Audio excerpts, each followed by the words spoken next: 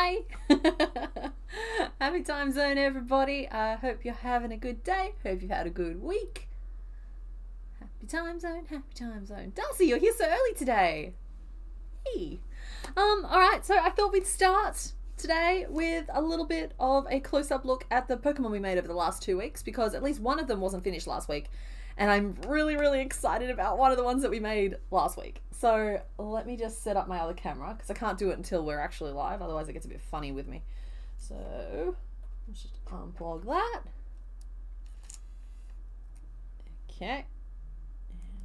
And come on. There we go. Thank you.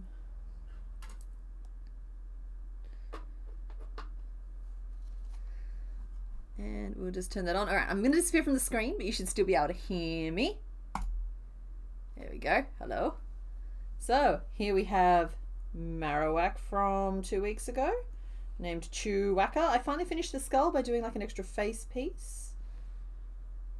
And quite pleased with how it turned out, even if the eyes are a little bit eerie.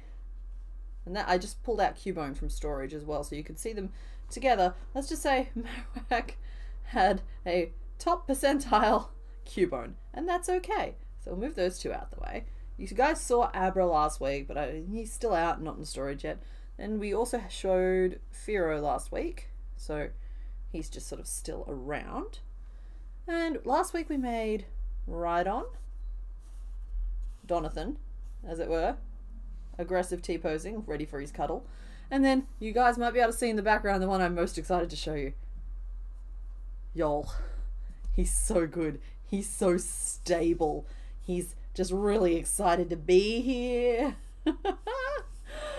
His name is Feral Microwave. Oh, a joke I'm going to have to now explain forever. But that's okay.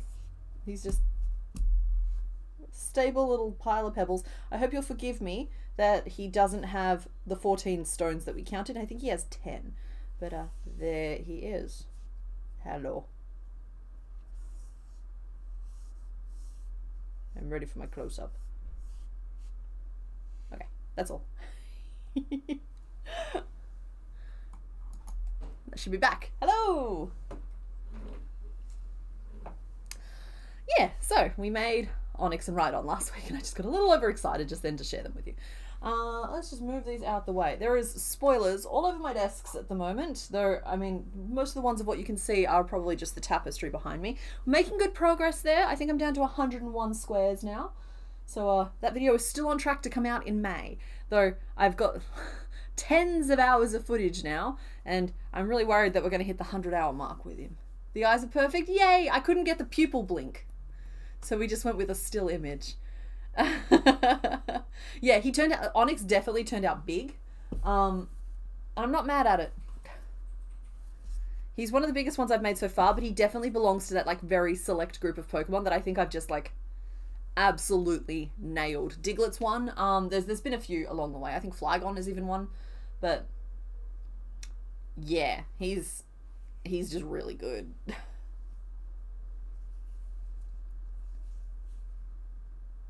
Yeah, okay, anyway, we'll pop that off to one side.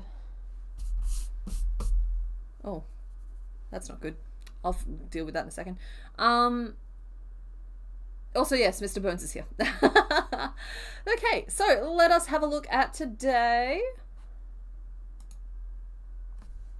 Pictures, not colours. Enjoy. There is still a theme for the Pokemon, it's just they are being expressed as emoticons. So, yeah, let's get today's vote started. For anybody participating in their first ever vote, welcome. There are 5 options on the screen, but we'll only have 4 options in the first poll because YouTube only lets you have 4 options in a poll. And sometimes we get up to 3, 4 Pokemon. I mean, it hasn't been 4 in a really long time, but normally we get 3 done. It's nice to still have options by the time we get to the 3rd vote. Depending on who you pick today, there is a chance we'll get through 3. But depending on who you pick today, there's a chance we'll get through 1. Maybe 2. So choose wisely. Also, I would love in the chat if you want to leave your guesses as to who they all are, because that's just never not entertaining for me, and also, frankly, it's quite validating for me. So while you guys have a little guess on that, I'll turn on the little mini. There's the mini. And I'll show you the Pokédex, where we're up to. Okay, so part of it's covered at the bottom, and I think you'll all forgive me for that. But yeah, that is the old Pokédex, and this is where we are up to now, because I hadn't had it updated last week. So there we go. Wow. Feeling quite pleased with it. Thinking I might move this mini player over chat, so we'll all just get over it. They're going to be over chat for a second. There we go. Yep, and yep. It's very full now. We only have like, what, 28 to go? So we might have only 25 at the end of today. Krabby, Blastoise, something, Starmie, something.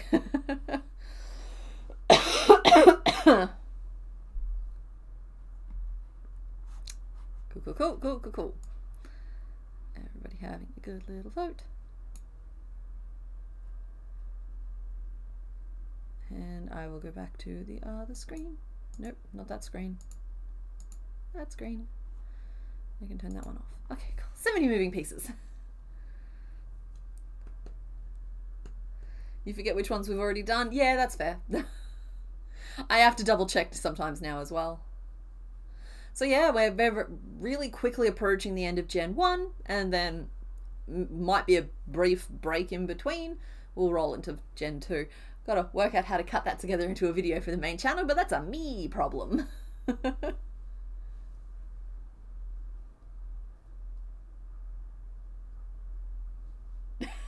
Sorry, the number of people in the comments right now going, car, boot, foot? Car, boot. What could it be? Okay. Alright, you guys are being very decisive here today, and I wondered if you might be, and that's okay. We like that. I'm going to start rummaging through some colours while you guys, the final votes come in, but I think we already have our answer. So, let's just... Because I'm pretty sure the people voting have worked out what they're voting for, so it's not like there's like a big secret for today. I'm interested to know if any of you pick out what the theme is overall, but it's not even a super sneaky theme. It's just kind of like, yeah, we're doing a thing. Welcome to the thing that we are doing. Rummage. I'm still here, I promise. I'm just going to keep talking so that y'all know I'm still here. I'm just rummaging through a bucket.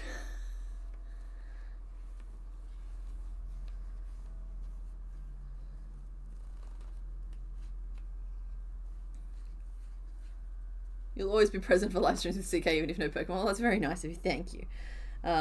We have plenty of years of Pokemon left to go though, so that won't be an issue for a while.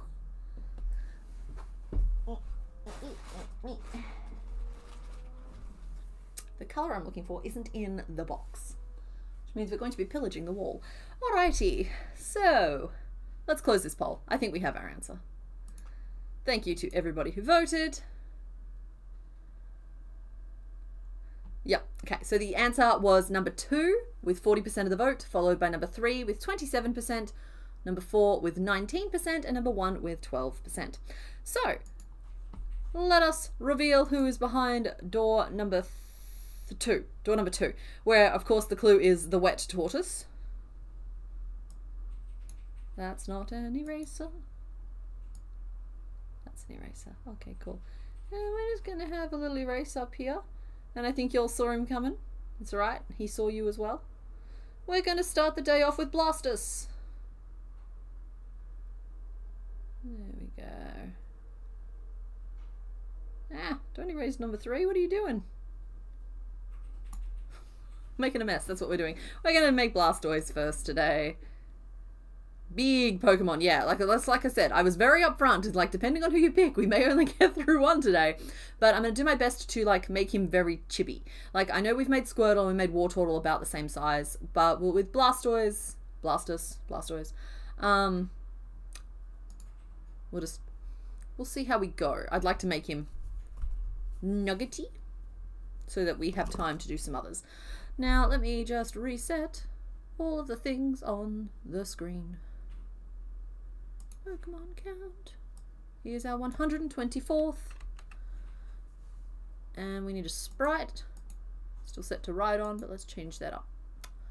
But you, good sir, showing off your shell. Okay, so we definitely need, what we need is this color blue, I think, is the perfect color blue, which is what I was rummaging looking for. What? Sorry, I'm getting artifact on my camera and it's bothering me a little bit, so please just bear with me a little bit, guys, and then we'll get this thing going. He's easily sized up to be the size of Rhydon. He's easier. There's a good chance he'll end up bigger than that if I'm not careful. I'm going to change the way I do the shell, because like on Squirtle and Wartortle I used the same shell and it was made of like piecing pieces together, and I can't be bothered dealing with little scrappy pieces like that today. So we're gonna try a different approach. Why are you like this? Sorry, there won't be flashing lights, but the lights are going to change a little bit.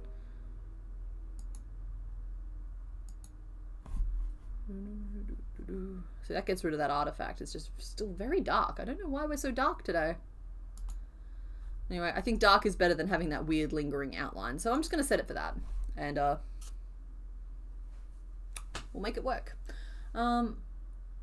We know the shell. I speak for only me when I say I'm good with skipping that part. Yeah, but just because I don't do it on stream doesn't mean I get to skip it altogether. Oh, wait, what happened?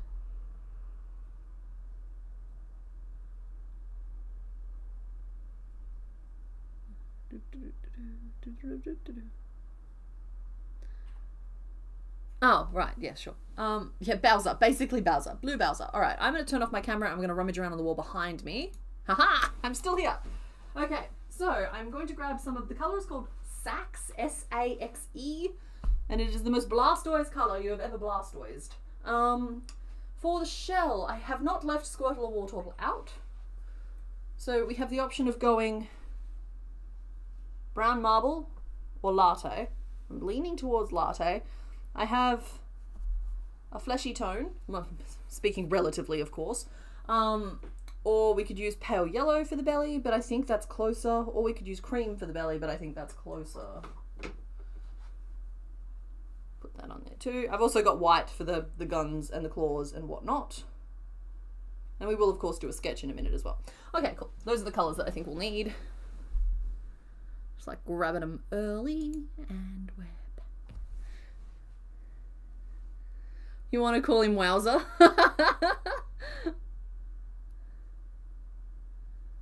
You know, Viola, I think you're right. A Blastoise with bright multicolored granny hexagons with a shell would be fun. Not for the stream, but fun in principle. Yep.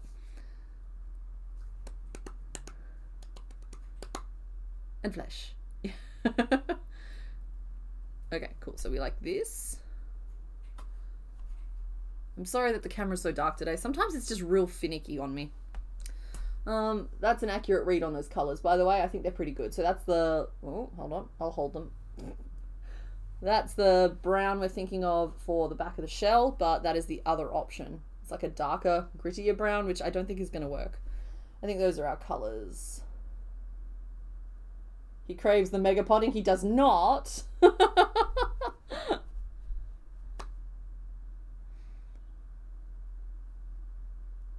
Alright, cool. It looks like we're all basically on the same page here.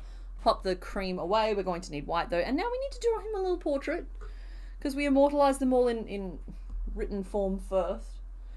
For not written form. What am I talking about? Helps me understand the shapes. I'm sorry, I can't find the good pencil. So I'm here with this nasty little 5H instead of my good HB. I think it's a HB that I like. But let's... Oh, thank you everybody for sharing the reference images with me. I appreciate you.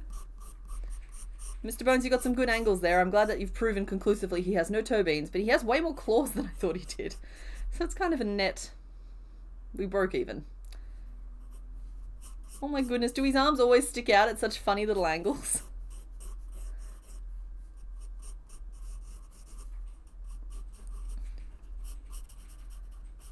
This is too cute. Your little arms. Wee. These 3 little claws on them.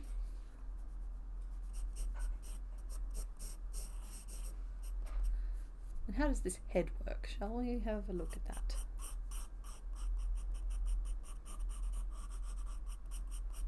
Something like this.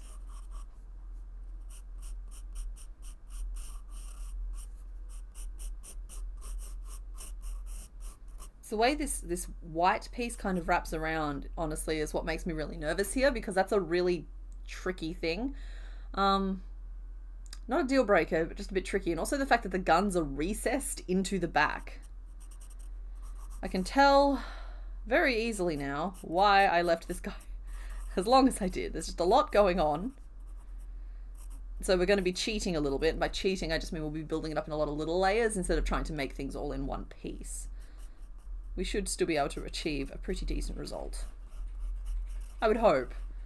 If I can do, like, Onyx has me a little bit full of myself, so like we nailed Onyx. And so like, yeah, this is fine. He's only made of one ball this week.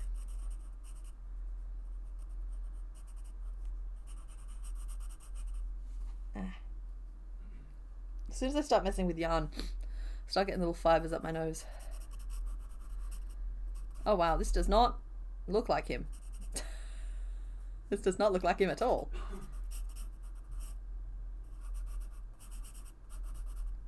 This is the drinking straws coming out of the turrets on his back.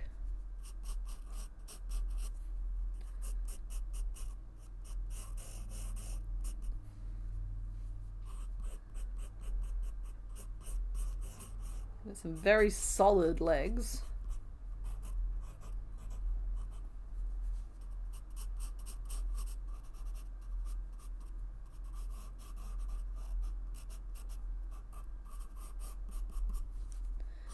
And at least his shell is like nice straight lines, so I don't have to worry too much about the detailing there. Does he have a tail? He does have a tail. Not a big one, but a little bit of one. Just need to draw another reference for the back of his shell here. So he does have one large hexagon in the middle.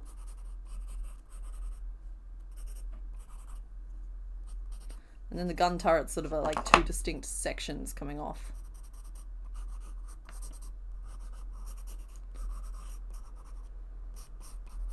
But I'm going to cheat this. I'm going to cheat this by making a big round piece, two attachable like turrets, and then an attachable hexagon in the middle, just to kind of cheat the texture a little bit. So he's beautiful. Oh, I'm glad you approve. So far, the names that I like the most are Wowzer and Frank the Tank. Those are both great names. Could I pop the guns back like I did with the skull eyeball guy? Hypothetically, I could also just make the, like, the casing. Because, like, it has, like, I don't have to cheat the anatomy because it's giving me really explicit anatomy. So, like, I can just make, like, a little brown piece that goes over the top and then, like, a bendy straw tube gun thing. I might chill it on using the actual weapony words. I don't know how YouTube feels about them, but you all know what I mean here. So I'm going to probably call it the bendy straws. And then just like literally sew this down and then sew the little casing over the top. I think it'll be fine that way. What are the names for Squirtle? Oh no, we've already, okay.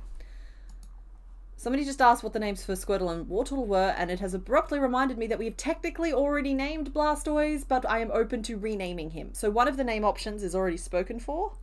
I wish my nose would stop itching, that'd be great. It is, so Squirtle was Arthos, Wartortle was Porthos, and Blastoise is meant to be Aramis because they're the three Musketurtles. Now, all that means for today's poll is that Aramis is going to be one of the options. And then you guys can still pick from whatever other names you suggest as well. Yeah, I'm not naming him Bowser, but I'll absolutely name him Wowzer. You feel like Blastoise is perfect shape for holding, but he's mad about it the whole time. Yeah. Absolutely, that is a good vibe to have. So with this white edging piece that's going around the whole outside, most of it I should be able to attach to this shell piece itself, like that base piece I was talking about, how I'll make like a base piece with the white edge around it, then the gun shape, turret shape, straw shape, straw. And then with these arms, we'll create like little blobby arms like I've done for a few of them now. But around the edge of them, I'll put like a white ring, just so that like I don't have to create an edge that actually perfectly forms to the edge. I can like cheat by attaching it to the pieces it's meant to be going around. And I'll potentially do the same thing with this head as well. Let's just see what we're working with here. Let's just have a look at this guy.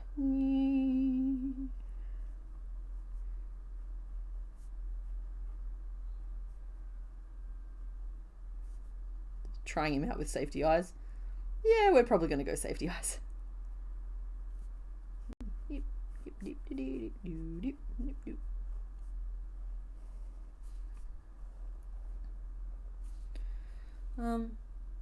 The legs. I think the legs fall on the inside of it, so they don't have to have it around the outside. Around the outside. So there we go. Got a little sketchy near the end.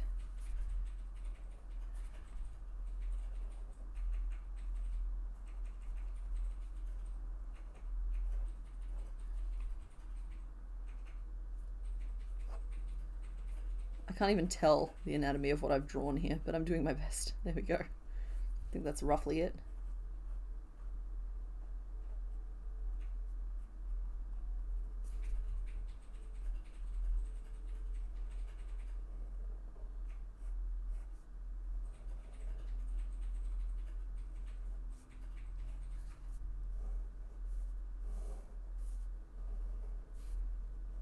So yeah, haven't quite nailed the drawing, but he's still pretty good.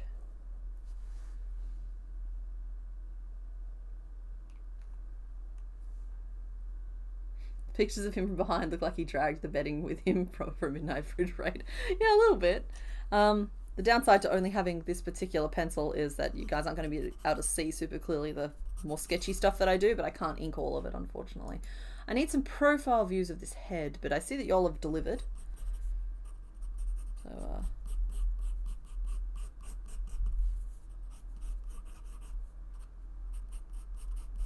there we go. And he's got quite a square jaw.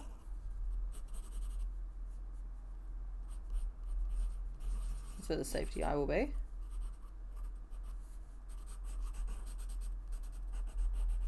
Alright, I think the ear, like the inner ear part, is just like an embroidered on detail, so we can get away with just making two little triangles just so on there. He has quite a distinctive like face marking thing happening where it's two different colors. Fun fact, the appendages coming out of Blastoise's shell are actually straws from where its babies drink milk from. Andy, we all could have lived without that. He is getting ready for his first day of school. He's a good boy. Oh, that's a very dapper Blastoise. I keep going to call him Blastus. I know it's Blastoise. It's just like, I realized recently he was a tortoise, and with tortoise you pronounce the T-O-I-S-E as tus, making him Blastus. But I also didn't realize that that was such a incendiary debate when I asked it on the Discord. So okay, yeah, I think the problem here is that I've made his head too small compared to the rest of the body, but I think we can address that. I actually think I'm potentially going to start with the body and then just make pieces to attach into it. So for that body, I've kind of sketched out like some back pieces there. I feel like we might even just be able to create it as a ball, starting from the back and working towards the front with that white around the edge, knowing that I'm going to have to like cut into it in various points. For the belly, I've got, because these lines run horizontal, I kind of want to make sure that my rows run horizontal. So I might just do whatever for this ball shape underneath just to act as like a base, and then I might still make a belly piece that goes over the top just to potentially, I don't know if I'm going to do that or not. The other option is I can create this like horizontal piece as a round piece, and then work around the edge to build up the shell. There's like, and then I suppose the middle of the shell is going to be covered by that hexagon anyway. My big concern is that my decreases always look messier than my increases, and so I like to have the decrease side of any piece that I make hidden away a little bit more, and then the center back of the shell isn't a good idea, but maybe that is an option. Creating like, he is round, right? It's not oval, it's round. Checking the reference images. It's kind of this shape. I can save yarn if I can get it all working together.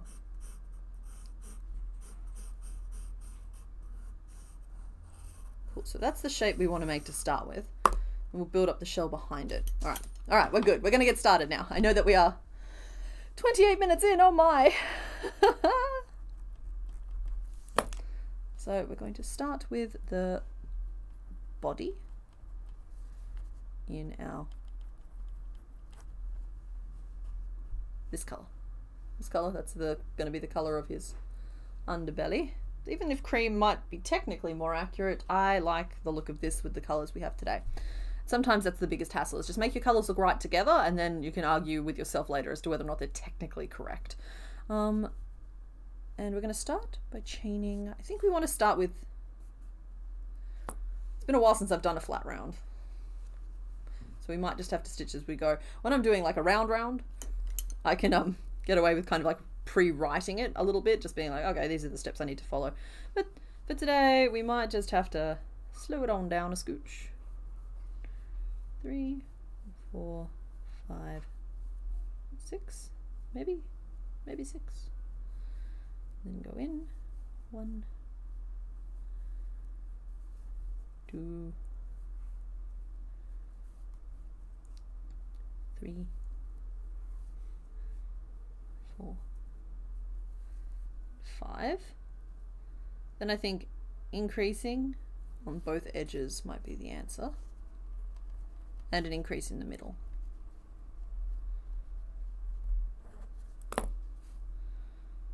And I'm going to be doing my like inserting my hook backwards thing because I like it, and I'm getting slowly better at it. The more I practice it, the better at it I get. I'm trying this because I think it makes my stitches look a little bit more uniform when I'm working on both sides, if that makes sense. Because like turning backwards, like chaining and turning your work means that and some of your stitches are backwards and some of your stitches are forwards. And if you just insert your hook, your hook through the back of the work when you're working quote unquote backwards stitches, then your stitches are still kind of facing the same way. It kind of minimizes the appearance of a little bit. It's something I'm playing with at the moment. There's probably a name for the technique, but you know me, I'm a crafting spelunker. So I'm going to reinvent the wheel instead of just like listening to the wisdom of those who came before me.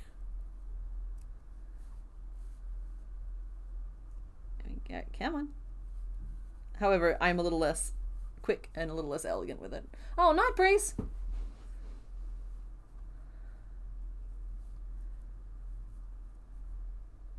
Thanks for hanging out.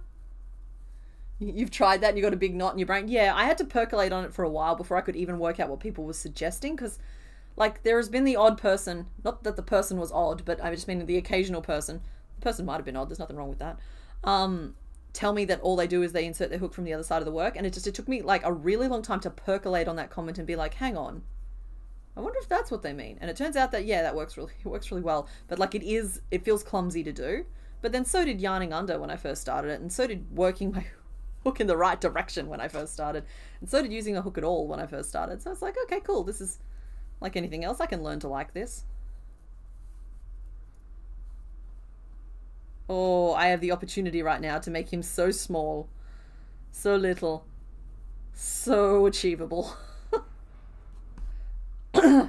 Excuse me.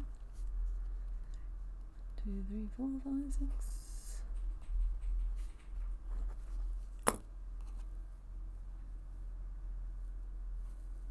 It's purling and knitting? Okay, I've tried knitting once.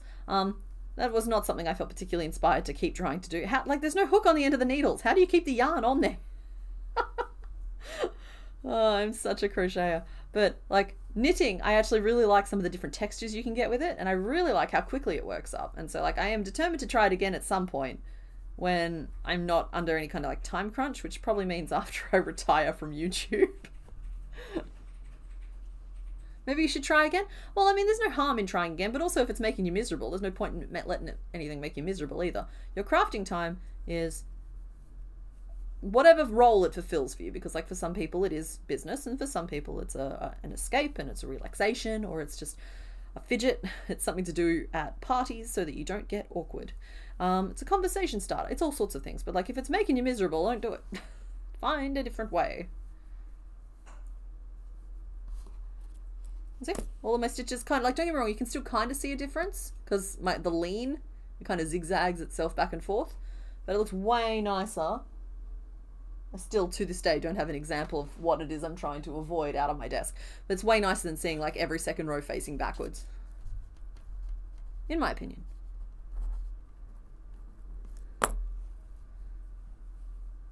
Okay, let's make him littlest little tortoise in the world.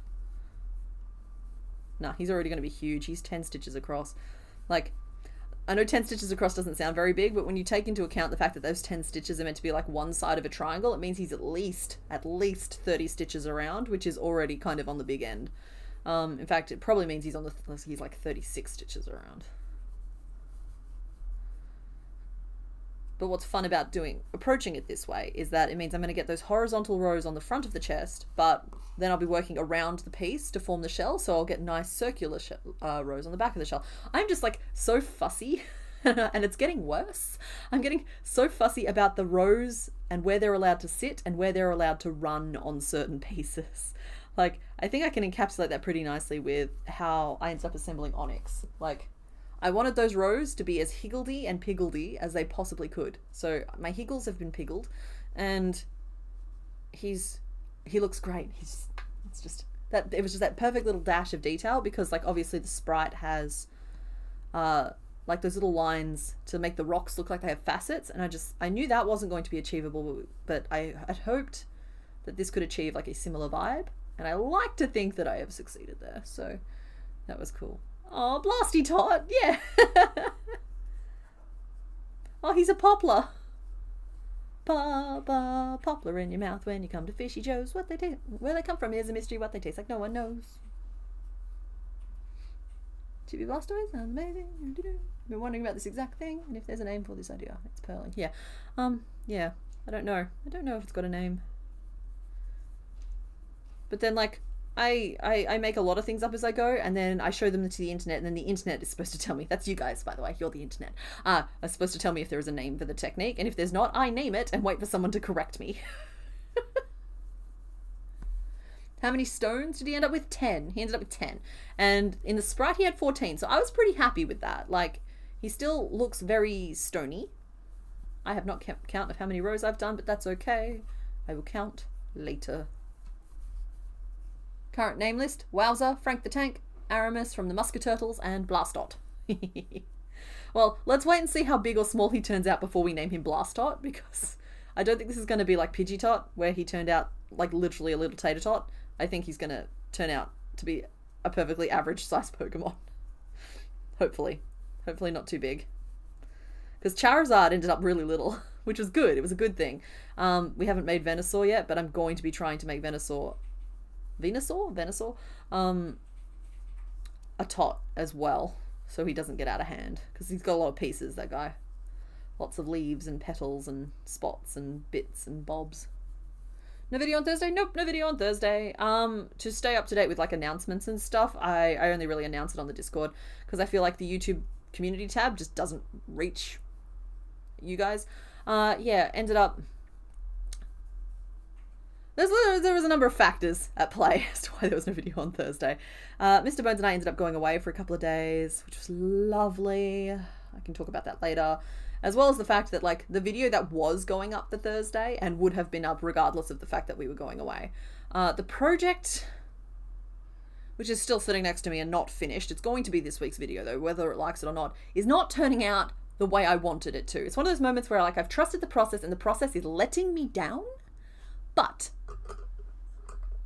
Sorry. Recognized a fire hazard where I see one. But I think I'm going to be able to pivot it and turn it into something else and still get a pretty nice result. So I just needed to walk away from it. And in doing so, I meant I couldn't get it finished that week. You want it to be Megatus. It's kind of like the crab stitch, but if it's worked in the same direction as a single crochet. Yeah, crab stitch was pitched the first time I talked about this, which I think was last week. But I think that crab stitch is a little different. which makes it hard because like I'm happy to adopt crab stitch as the name for it, but not if it means something different, because then it just leads to confusion. But yeah, you can see there, like all the stitches kind of look like, again, they zigzag a little bit because my work slopes pretty drastically with my stitches, it just does. But they're all at least facing the same way, which I think looks way more uniform. Look how good that looks. Blast diddle. Alright, I think we're nearly done here. I might do one more row before I start like finishing this piece off.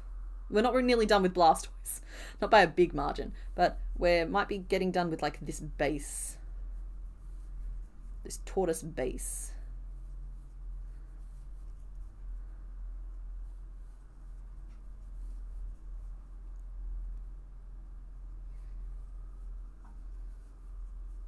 Trying to make him slightly longer than he is tall.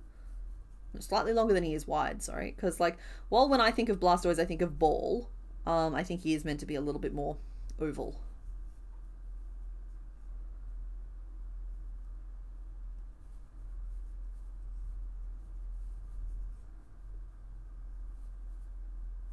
There we go. I should count how many rows I've done so I can actually make a note of that. Hang on. So that's 1, 2, 3, 4, 5, 6, 7, 8, 9, 10. 1, 2, 3, 4, 5, 6, 7, 8, 9, 10. Cool. And then we'll go decrease, 6, decrease, and then decrease, single, decrease, single, decrease.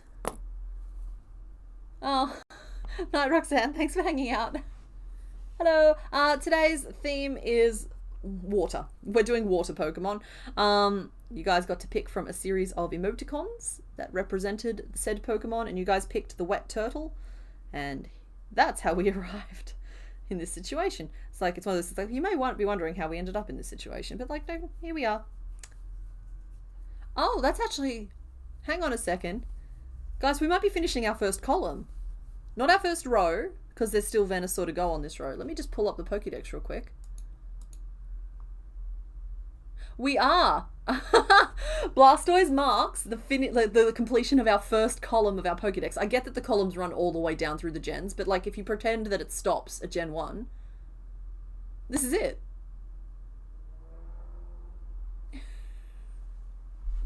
Anyway, I'm excited about that. Sorry, I just saw Confused Paladin again. Maybe reverse crab stitch totally won't be confusing because of how the crab stitch is also called a reverse single crochet. Yeah. Maybe it's like a mirror, like mirror single crochet, I could call it. Something like that, because like, yeah, if a crab stitch is a reverse single crochet, but I call this a reverse crab stitch, then surely you should end up back at a single crochet, but no, you're on the other side of the mirror. Oh, have I forgotten what I'm doing? No, I haven't. I'm good. I'm doing great.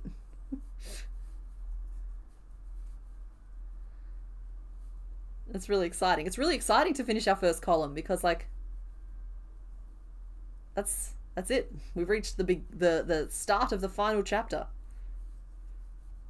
We're quickly approaching a point. We're not quite there yet, but we're approaching a point where every Pokemon we do will complete some kind of row or column. There are still a couple of rows with 2 or 3 openings in them though. So it's not quite a guaranteed thing, but we're getting very close to it being a guaranteed thing. Okay, so I'm currently on the wrong side of the work, which looks like that, compared to the right side of the work, which is lovely. And already this is kind of telling me which way up it wants to go, because like this looks exactly like where I would like pop the head, and this looks like where the feet would stick out. So that's cool. It's looking like what I want it to look like. So we are going to turn at the end of this row, and still in this color, I'm going to work around the edge, because that's just going to help me hide the color change. If that doesn't make any sense, it hopefully will in a second. So we'll go 1, 2, 3, 4, and 5.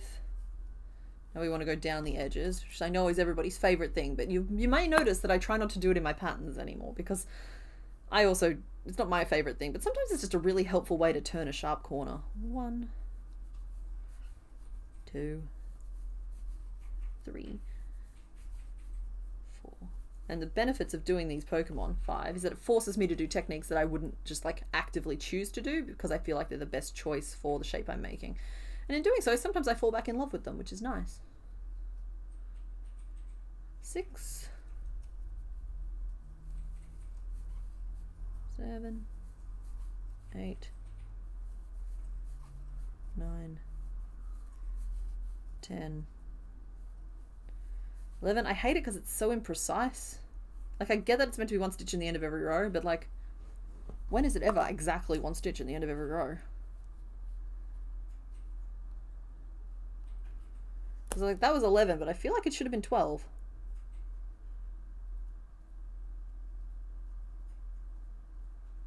I'm seeing, like, oh no, I kind of skipped one there.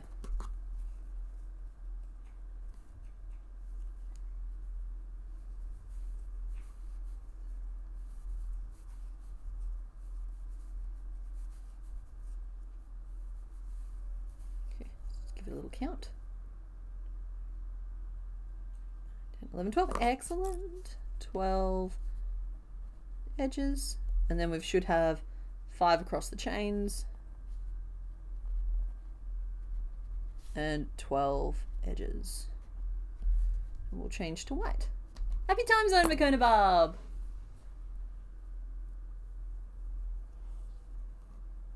Actually, you're going to campaign for reverse crab stitch because a half double isn't a single. That's true. That's true. I'm worried that calling it a reverse crab stitch makes it sound very official instead of like a name I am making up, and I have no qualifications to be naming new things.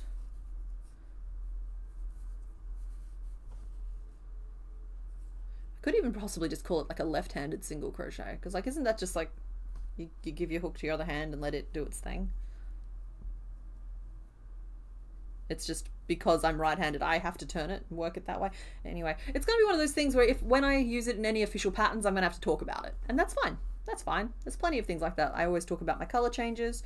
I always talk about front post. And those are way more standard things.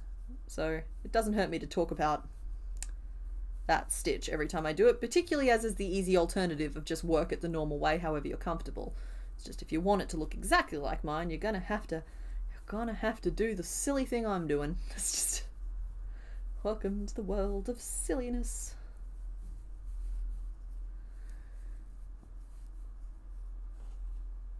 We can have stupid names as a treat. Just a little treat. Yeah. We worked hard this week. We can have a little treat. Let's see. So if I did that correctly, we should have 34 stitches around.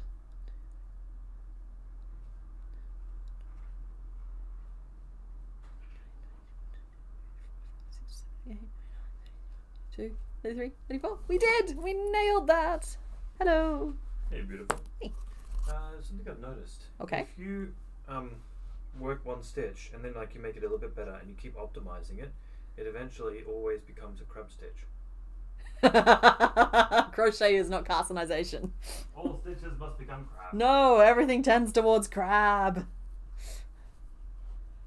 Backwards hook single crochet? Maybe? We could call it single crochet from the back. I kind of, yeah.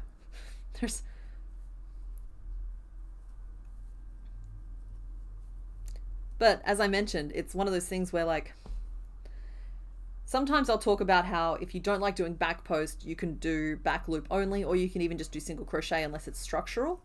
Whereas like, I feel like with this, it's kind of closer to invisible increases versus regular increases. There's literally no reason why you wouldn't just do the other one if you liked it better. And so I think names can be helpful. Don't get me wrong, names can be very helpful, but at the same time I consider it more of a technique for accomplishing a goal than I do its own distinctive stitch. Because like literally the goal is just to make it look like regular single crochet, but just like, yeah, just keeping everything facing the same way.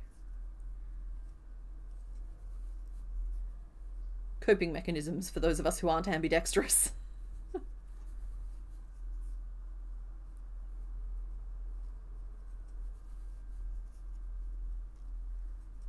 Hang on 1 second. So we could just call it Tekork L nis. That's single crochet backwards. It's my attempt at it. An attempt was made. So yeah, I'm now just front posting in white around the whole edge, and look at that distinct little color break. And that's why I did the original edging in the belly color, because otherwise this, you would have seen it like have little zagged inroads into it the whole way. Zagged, haggard and zigzag become zagged. And this way I can do my front post, first of all, really easily, because like there's already just like a baseline or like a foundation of single crochet to work on, but also it's going to make that color change really nice and crispy. We like us a crispy color change where we can cheat one, because like, I'm sorry, I get that some people have the skills. I've seen the finished result, so I know that the skills exist, but if I want crispy color changes, I have to pull out every trick in the book, and I have to like adjust and massage and all kinds of other nonsense. It's just like crispy color changes do not come naturally to me at all. Being ambidextrous isn't all it's cracked up to be. It's usually just easier to give in and do it normal for flow reasons. Yeah, my mum is left-handed. Actually, Mr. Bones is left-handed as well, but that's neither here nor there. My mum's left-handed, but because of the schooling she received, she gets kind of confused as to whether she should use her left hand or right hand for some things, and so like she'll like, there's always like that millisecond pause as she works out which hand to use for just sometimes. I just think it's interesting.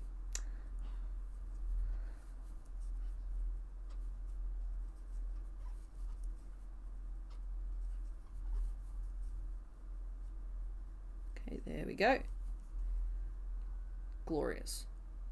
Glorious little belly. Slightly rounder than I wanted the belly to be, but I can make that work. And so now we just need to build up shell, and the shell needs to be kind of taller. So the question is, do I want to go straight into back post with my brown just to see what it looks like? I might just give that a little test run. It's been a while since I've done that technique, so we'll just see. I'm going to start trimming off colors any second now. Just like, you know me, I like to make a big old complicated knot. 34 front post single crochet, and then change to brown, and we're going to go 34 back post single crochet, just to really keep people annoyed at what I'm making them do. So, and oh, yarn's on the wrong side. There we go.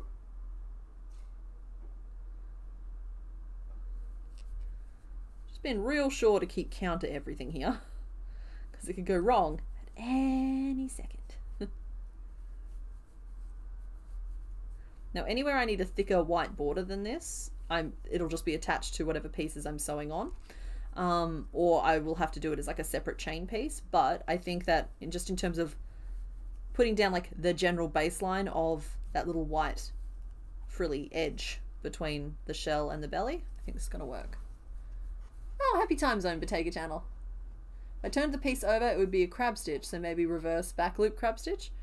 Maybe. But sorry if that's what back BL means, but like I'm not just working through a back loop either.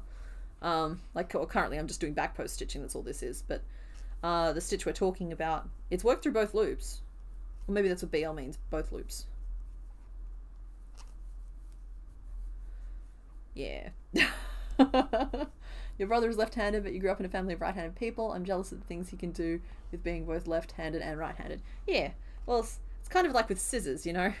You can get specific left-handed scissors, but right-handed people can use them. Whereas, like, I've seen the struggles and I feel the pain of the left-handed people trying to use our right-handed scissors. It's just not the same. The smearing of the text as you try and write in the notebook. Yeah. Spritz turtle? Spritzer? I feel like there is potentially a weapon pun in there somewhere, but I would rather not name him anything weapony.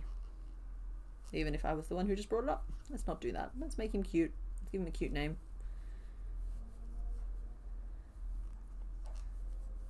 Didn't notice the both loops. Yeah, when working my hook from the backwards. The backwards? Good job, brain. Again, though, I am doing back post single crochet at the moment, so that's different.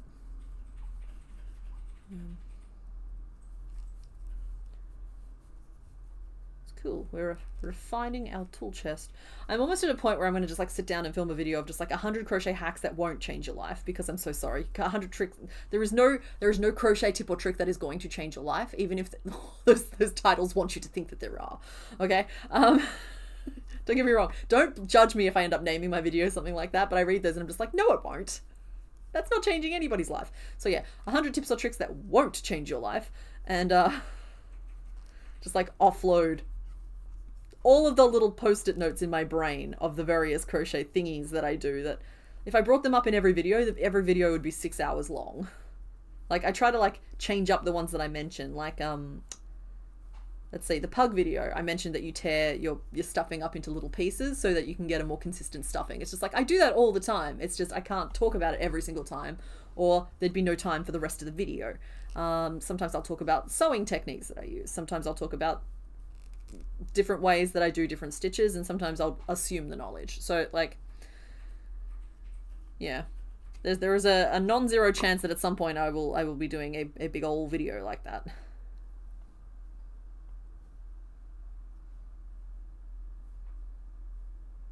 Tap faucet. Snuffles the tap tonk. Aww. Yeah, yes, I know that Skein Spider did some like that. And I've also seen like a lot of people do like art hacks from TikTok. I wouldn't be getting mine from TikTok. Like, yeah. If I was a TikToker, I would break it up into 100 pieces and make you watch them one at a time. But yeah, no, I would just compile them all as quickly as possible into like, it'd just be banal stuff like, okay, this is a magic ring. If a magic ring isn't working for you, do this instead. This is an increase. This is an invisible increase. This is how I do color changes. This is how I react when I'm playing Yarn Chicken.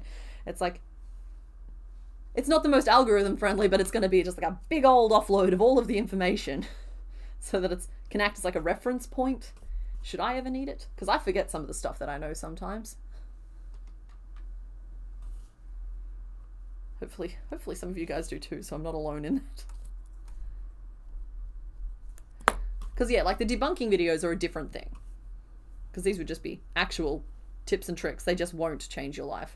Because, as I mentioned, like, while you can discover some cool and helpful things sometimes, it's like, it's just like, I think we need to just get our foot off the exaggerator a little bit.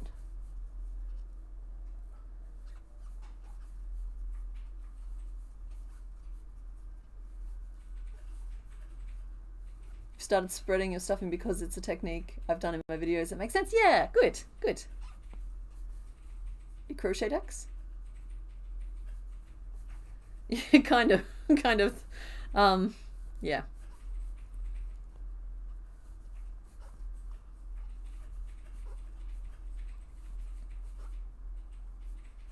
It's like my legacy in a video. But then it's about picking, okay, so what counts and what doesn't. Because there's like, how to do a magic ring, how to do a single crochet. Those are things that I'm going to assume people who crochet know already, but also do count as things that I know. So there might be a mix of like really basic stuff in there as well. Not everything I know is really cool. Some of the stuff I know is just regular stuff.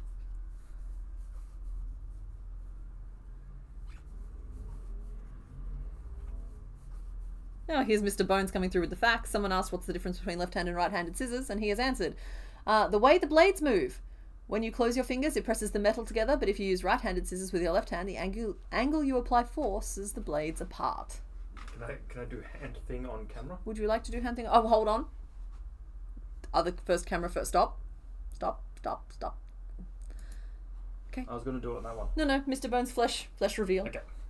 So like, you've got your two blades and they go like swish to cut the paper. Look how big his hands are.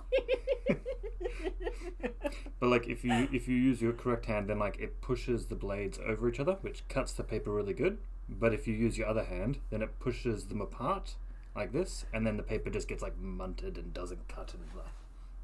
That's why. It looks like Blastoise is holding a pencil. Yes, he is. That is why. That is why.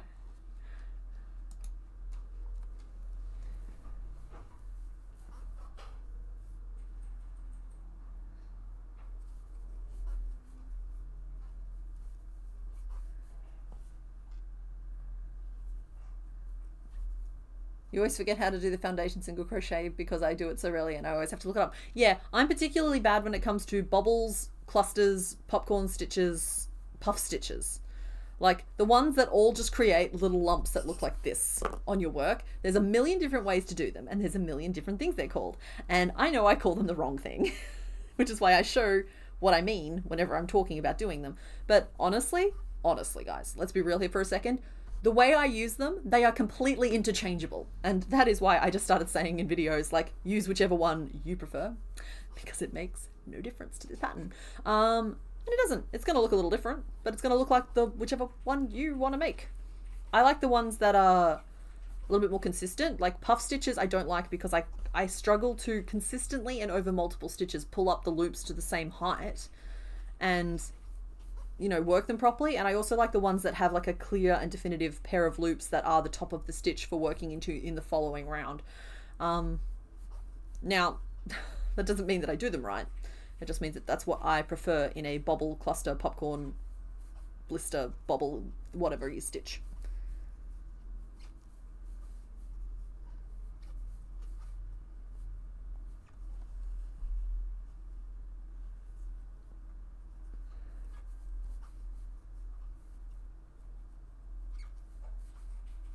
There we go.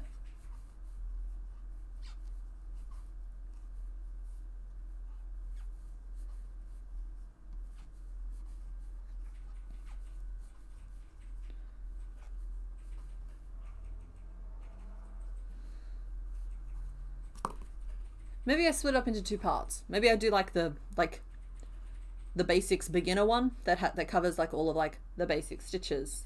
Why I like, because like one of the things is like, okay, why do I always size down my hook? I used to say at the start of every single video why I'm using a hook size down from what was on the label, and I just sort of stopped saying it after a certain point. But like I could lump all the stuff for like the people just trying to get started, and then I could do a separate one for things like invisible decreases. Because like the beginners, they don't need to be told that there's 15 different varieties of the same stitch. They just need to know how to do the stitch to start with, and they can go straight on to the more complicated version. I know I did, but like, you know, you walk before you run. I suppose I walked before I crawled. That's a whole other thing. Tetsu Donata?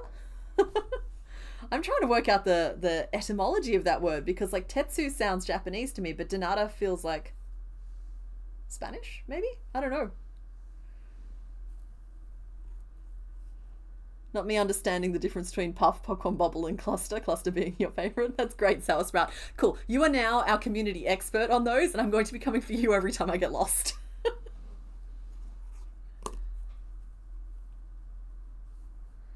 Also, occasionally, very rarely now, but I know it's in some of the older videos, project videos, not tutorial videos, I have forgotten to flip my camera footage, and so there are people out there who think I'm ambidextrous and crochet sometimes with my left hand, and that's not what's happening.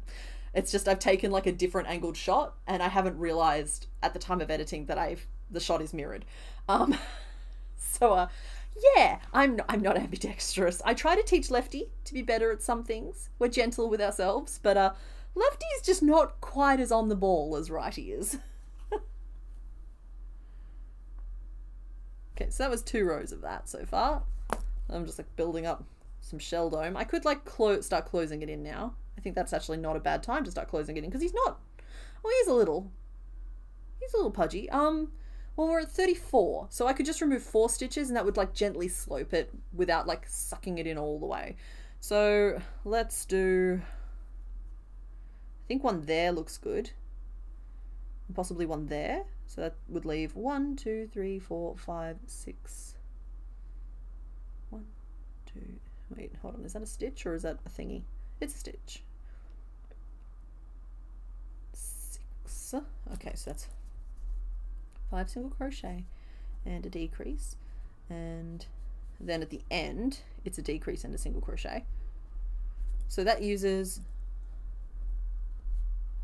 that plus the decreases. I should draw the little picture. So like that's the starting point. This is our round. I want to put a decrease here, and I know that's 5 stitches, and I want to put a decrease here, and that's 1 stitch, and then I know I want 2 more decreases there and there, right? So I know that I want 6 stitches between them here because there's 6 stitches between them there, and I'm deliberately going for something a little bit like, you know, the same. So I know that I have 34 stitches in my round in total, and I want half of what's left, half of the remaining stitches here and half of the remaining stitches there. So it's just this is really basic math at this point. So we've got 12 stitches plus 2, 4, 6, 8 stitches. So that's 20 stitches used, 14 remaining. So it's 7 here and 7 there. It's a little slightly more round than I thought it was going to be, but if it works, it works. Yeah, and that's how we work that out.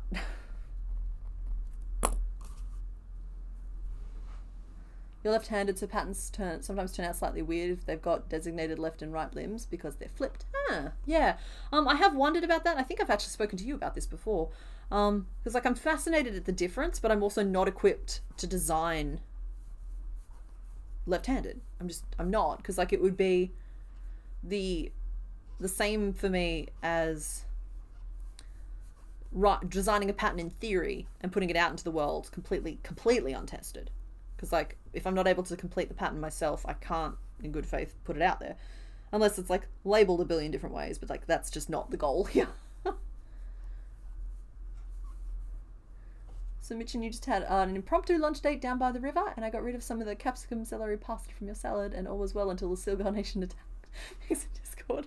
That's fair. We were just over on Rotnest, and they give you padlocks for your tent, and we thought that like they were just being like cute about the fact that there might be like, you know, a little bit of a crime problem. But no, they really were for the quackers. The quackers know how to get into your tents, and they are not shy about it. Oh, Night Confused Paladin, thank you for your discourse around stitches. I appreciated it. Generally left and right patterns turn out the same. That does seem to be the vibe I've gotten.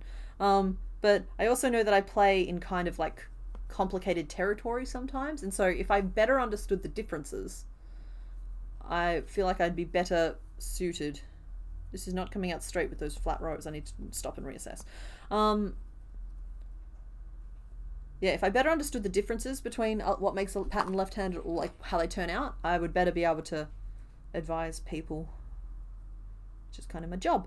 1, 2, 3, 4, 5. So that's the start of our row there. Okay, yeah, and if I put a decrease there and there, I've forgotten to account for the fact that I have a visual detail that I need to line things up with. So maybe I move that over 2 stitches and I start the row with the decrease as well. So now that decrease is there.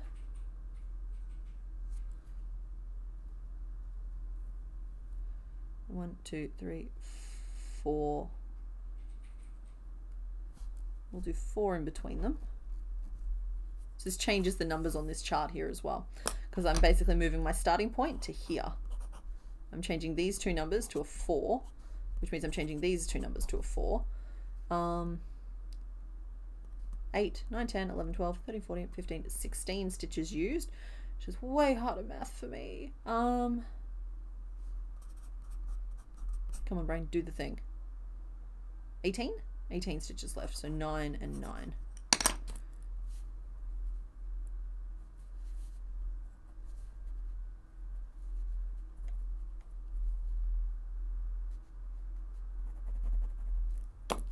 What's a quokka? Quokkas are adorable. They are think of like a tiny kangaroo that's kind of like a ball. They live only on Rotnest. It's where they evolved. They were completely protected by the ecosystem there because it's an island, and so that's where they live. And they sleep curl up in a ball. Yeah. Can I give them my description of what a quokka is? Sure. It's like a small squirrel, like the front half of a small squirrel attached to the back half of a much larger squirrel. Yeah, from behind they look like perfect balls. They look like this. This is a quokka from behind. And from the front they kind of have just like little faces, little eyes, their little fuzzy ears pointing straight up. They've got little hands with like full on, like picture little raccoon hands on them, right? Because they get into all kinds of mischief with it. They have like the long kangaroo leggies. This one here is a very fat quokka. And they have like a long naked tail. That's a long rat tail. So like that's an approximation of a quokka, not quite to scale. They're more like this big. But when they sleep, this whole part just folds down. So they sit on their tail and they tuck their little head in under here like this, with their little arms down and their legs in there, and they just fall asleep. And they fall asleep like that in the middle of footpaths and busy thoroughfares and the doorways to shops, and they just, like, when they decide it's time to sleep, they just go bloop, and they fall asleep. Increase 1, 2, 3, 4. Your youngest wishes to vote for Mewtwo. Okay, noted. Not one of the options, but the vote is noted. It is, yes, okay. Aussie critter that yeets its babies at predators is another way to describe them, but they're way cuter if you describe them my way. Complicated knots, complicated streams, no complicated territories. Oh, you want me to start a travel channel? Oh, no, that's like, okay, that is the first actual, like, non-visiting family holiday I've been on in years. And years. Yeah, no, but it was lovely. Lovely place. Quokkas are also very, very fluffy. They're very adorable. Like, they're big, like, they went huge on tour on Instagram for a while there because of the Quokkas selfie, because they look like they're perpetually smiling. Like, they've got this, like, little, like, very smiley little face on them that kind of looks like this. Again, big fluffy ears. These are fluffy. This does not look like a quokka at all. Picture that if this was cute, that's what a quokka looks like. But like they're constantly smiling. And they're really cute. And they're big on Instagram because of that. And because of that, they're also like a big tourism animal here. And they're used in like some health fund commercials and the mascot animals for things. But like people are sleeping on the sleeping quokka pose because everyone knows that the quokka is the smiling selfie creature. No one's talking about the fact that you can be walking around and like as you walk down a road, what you'll see is like quokkas sleeping in Easter egg formation. Hello, Pikachu fan 2000. You know what? I think everywhere has cool animals though, Makona Barb. I just think that like you build up a resistance to the animals you encounter all the time. Like I think that the possums you guys have in America are really cool. I love the mischief that is the raccoons you guys have. Sorry, you're probably not in America. I'm just referencing American animals as an example. But yeah, like quokkas are kind of the closest thing I think we have to raccoons here because they're full on like dexterous enough hands. They know where the zips on tents are. They're gonna break in. They'll like hop up on the balconies of the tents with you and just like, yeah, just they want to be where the people are, and they expect the people to go around them. They do lick the floor, but I think that's fine. 1, 2, 3, 4, 5, 6, 7, 8, 9. There were no berries on the floor. No, there weren't.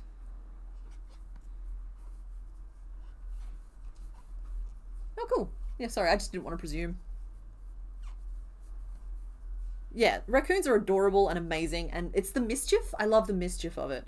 I also got to watch some like galahs galaring, and they're the birds with like the white poofy hats and like the pink faces and the grey wings, the pink and grey galahs. Real funny. I saw a bunch of crows literally just like hanging upside down out of trees because they could. This is like my favorite show. My favorite show is watching just like creatures be silly.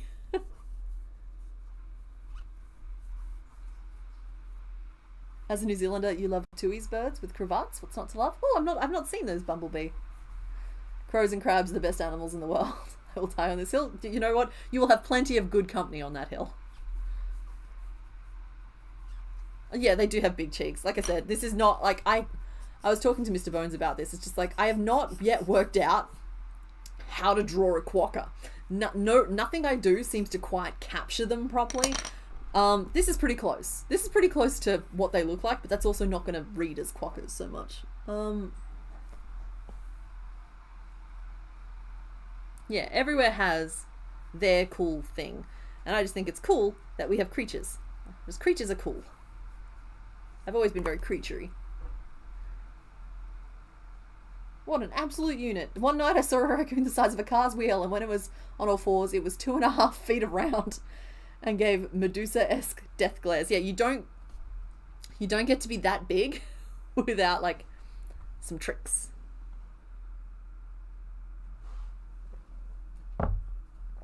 Okay, cool. I think this is going along. I don't know. It's hard to tell.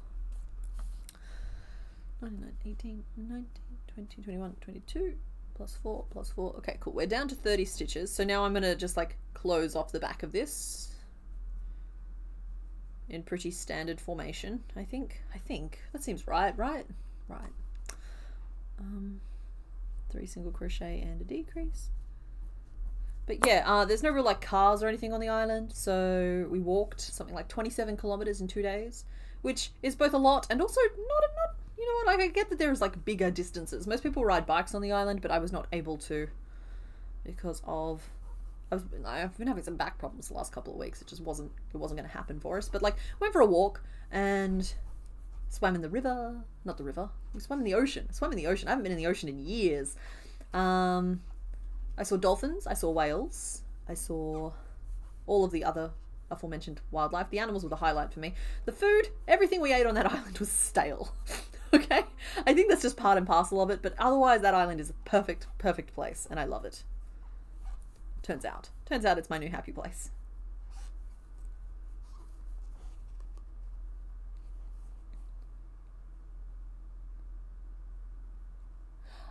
Fantails, are they like willy wagtails? Because they get fantastic eyebrows. I love me some little birds, like the little wrens, little silver eyes, some wattle birds. I like birds. I like birds a lot. You volunteered at a wildlife centre, and the funniest thing you saw was a baby raccoon screaming in a small crate, shaking the grey back and forth like it was a person in jail. Like, nah, let me out.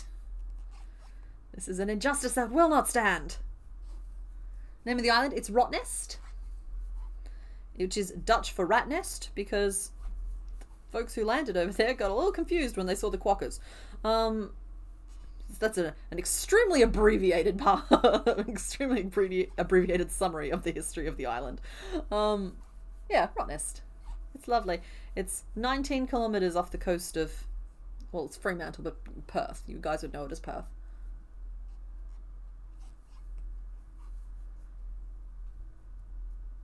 Yeah, the eyebrows. I love it.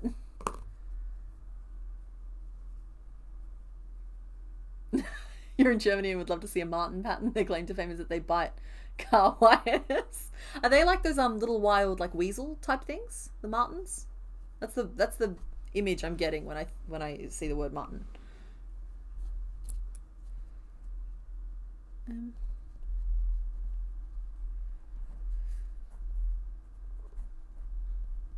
Okay, closing it off. Gonna stuff it soon.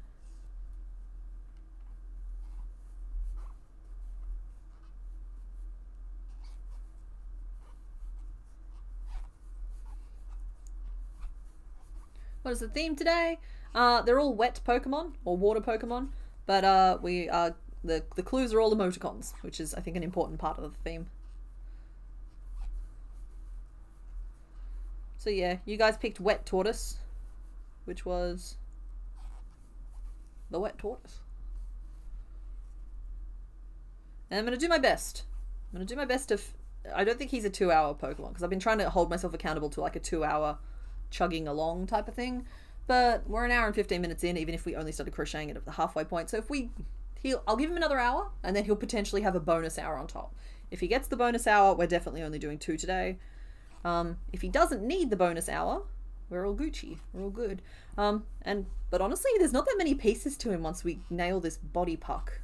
It's just like, we spent a good amount of time planning, which is actually going to save us time in the long run, I think. Okay, there we go. It's not time for stuffing. Pine martens? Yep. Oh, yeah, there we are. Tree ferrets. Phenomenal hunters. Yeah, I've seen I think they were just regular ferrets. Ferrets hunting before. It's fascinating. Very interesting.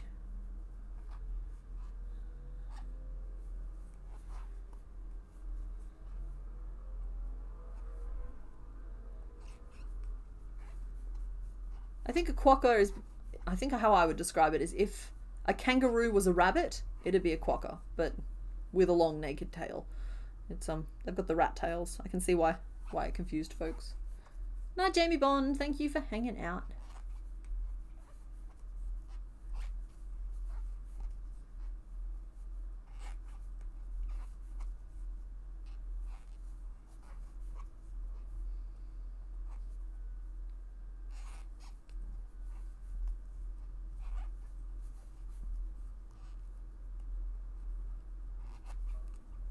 There we go. Let us. You know what? I could kind of get away with it. You guys wouldn't let me get away with it. But like, if we stuff this, I could just say it's a shy Blastoise and move on to the next one. Maybe attach like a little blue circle to 5 points. What do you guys think?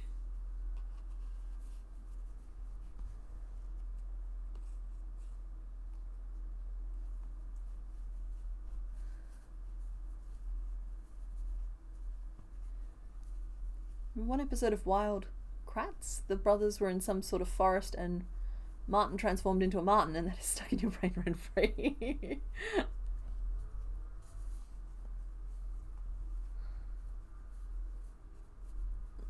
There, it's a shy Blastoise. Next! Really love the wrangling of the stitch direction. Like, that's good. We like that a lot. Okay, I am making sure that I overstuff this piece as well. It's gonna have a lot hanging off it, so the Blastoise used, withdraw. Just like we get to this entry in the Pokédex and it's just this. He was just having a no kind of day. Right, I could technically just stop here and then make the patch that go over the top of it, but we'll do the work. Here we go.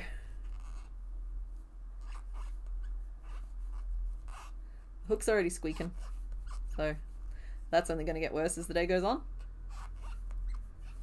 Shy toys. What Australian animal would I love to see turned into Pokemon? I can't believe there haven't been a platypus yet. Yeah, I thought it was odd that they picked the koala. And okay, I might be wrong here. Is there a kangaroo one as well? Kangaskhan. Of course there is. My goodness, come on. Come on, you're better than this. 1, 2, 3, 4, 5, 6. That was rough.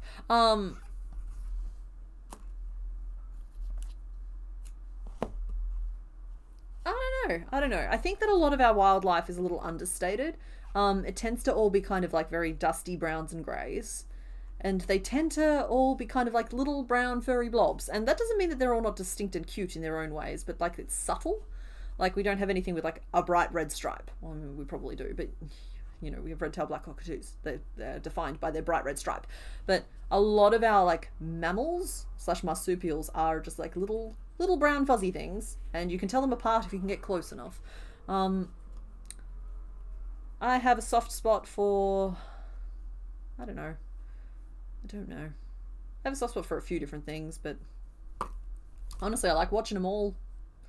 As I said, I just like creatures when they're not in that state of fight or flight. I like watching creatures being little creatures and being silly. It's the best. You thought it was a bit goofy that they introduced the koala Pokemon in the Hawaii region? We're all on an island. Close enough. I actually think that was a reference to the conspiracy theory that I'm neither confirming nor denying, that Australia is actually just an island off the coast of Hawaii and we are all just staffed by paid actors. Yeah. We just exist to trick the internet. Is there any Echidna Pokemon? I'm trying to think. Because I know that there's like a skunky one. But that's not quite the same at all, is it? Okay, I'm pleased with that. Very pleased indeed. Pleased. Pleased. Body / shell. Okay, so next let's decorate the shell a little bit. I'll make the little hexagon for the back. Shell. Magic ring 6.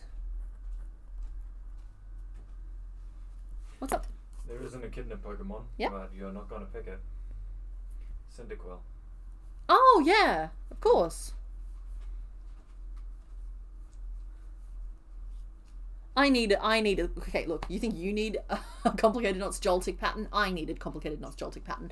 But it's Gen 5, which is outside of purview at the moment. However, once Gen 1 is done, and once we finish our Soul Silver run, the world's our oyster, friend. Because, like, if I want anything to be 4 gens in future, and I think 4 gens is a good number of gens to include in any of those playthrough type things, Gen 5 becomes...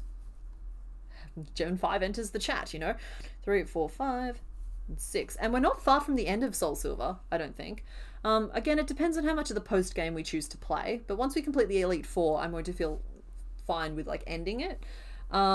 Depending, like if there's like a vocal outcry that it has to keep going, I will listen, because I listen, but I won't feel guilty if I ended at that point. And I reckon we have about 4 episodes if I don't need to include a training montage, you know what I mean?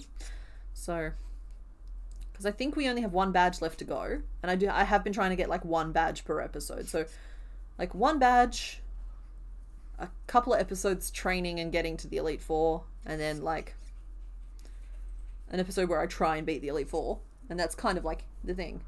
Heatmore is an anteater, that is correct. But Heatmore doesn't get a lot, because like there's also Durant, which is literally an ant. And they're next to each other in the Pokédex, which is Bleak.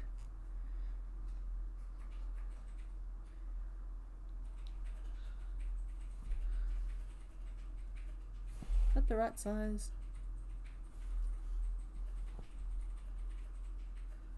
No, it must be bigger.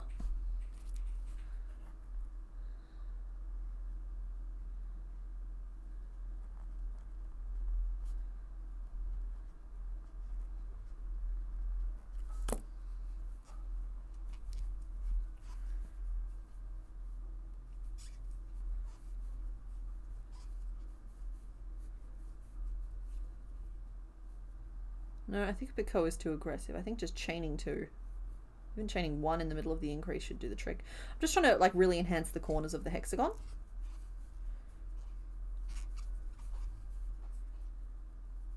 By just putting a chain in the middle of each of the increases.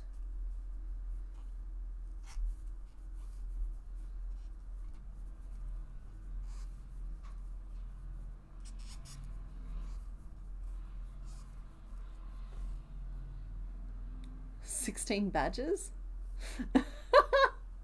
Yeah, I know Soul Silver has 16 badges. I know that there's the whole post-game content. That's what I'm talking about as post-game. So yeah, if we go through and we do the rest of it, obviously we're going to have a few more episodes. So I actually like Soul Silver for the fact that there's so much post-game content, because like building yourself up to an ultimate champion fighting team and then beating them and then just being like, okay, now what? That sucks. You want to do your victory lap, and Soul Silver gives you the chance to do the victory lap. Oh, hi Mitch, happy time zone.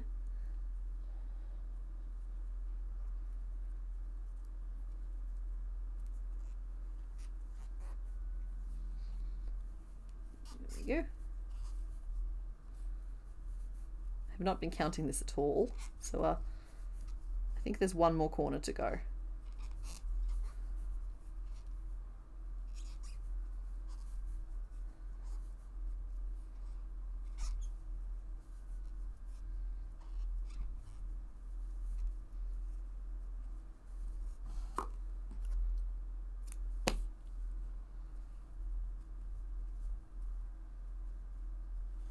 So we have our little hexagon. It's the bestagon. It's going to go there on the back, which means that the gun, the straw, has to go out this way. Where's my tortoise? There's my tortoise. Haven't even shown you guys the funniest thing yet. Tortoise. And so then, yeah, we've got segments,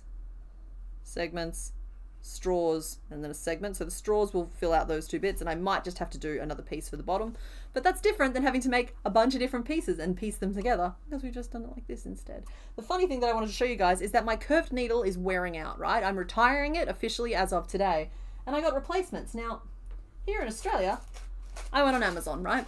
And I was like, okay, I can get 2 oh sorry, I didn't go on Amazon first. I went to my Spotlight store, and I was like, okay, I can get like 4 for like $17, or I can go on Amazon and get 200 needles for $25.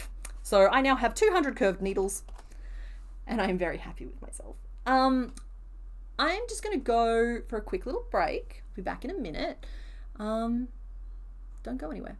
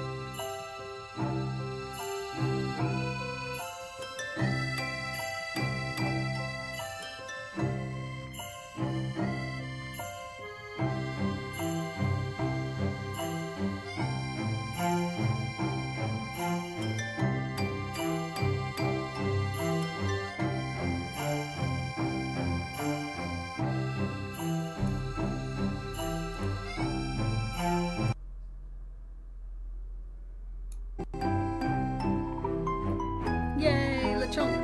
Go LeChonk! Woo! Yeah, boy!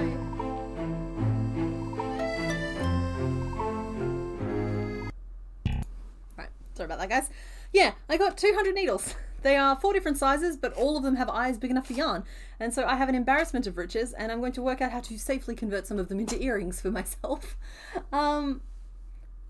What happens next after CK gets to 151? Possibly a week or two of doing something else, and then we're going to carry on with Gen 2. We've already made 25 of Gen 2, and there's only 100 to go, so we're already 25% of the way through Gen 2. Gen 1 will be turned into a video over on the main channel, which sounds like a lot of editing. Probably, and I expect that to be a, like, editing it through August, maybe up in September type of thing. Yeah, so I'll put, sorry. I gotta pop these away. It was so funny though, like starting a new needle last night, because like for the longest time I've only had access to the one, and I've just been like moving it from place to place, and picking up a new one last night and realizing that they're supposed to be smooth on the outside, whereas like my old one, retired one, my dignified one, which will have a place of honor, don't you worry about that, is very rough now because it's gotten very pitted after like so much use. Which, yeah, there it is. There's the puck. Okay, so next I should realistically I should do the head. I'm not feeling the head shape right now. This is meant to be, okay, that's better. I just curve that off a little bit more. Because like I could build this up as shapes and like do a separate eyebrow piece and separate ear piece, but like that's all just gonna get really big really fast. The theme today is wet Pokemon. I made, oh, it's not even really, it's water type. And it just sort of happened that way. Show us the old one. No, it's all the way over there. I'll get it later. I'll get it next time I stand up, okay? I will be putting it next to my retired crochet hook. That is exactly the plan. Leggies next, maybe? Or I'll tell you what, we'll do some armies. Let's do some armies. That's cool. Just like something to like keep us moving forward.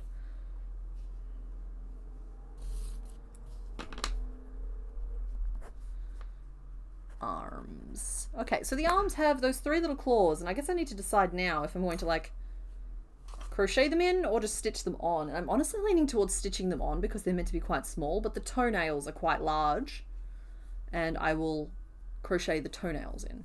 I think that's a good compromise because that gives us a nice like differentiation between the sizes. Oh, we're doing the cannons. The cannons will be done close enough. First I gotta damn it, I was gonna make a do the guns, then we do the cannons. 4,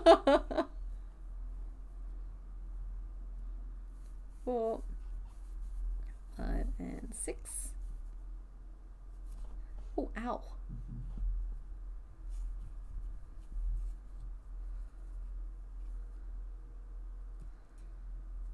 I don't know if 6 around is going to be big enough. We might have to... Oh, is it? Does he have just little arms? I'll go up to 8. I'll go up to 8 because I'm not a monster, but like I think he might just have tiny arms.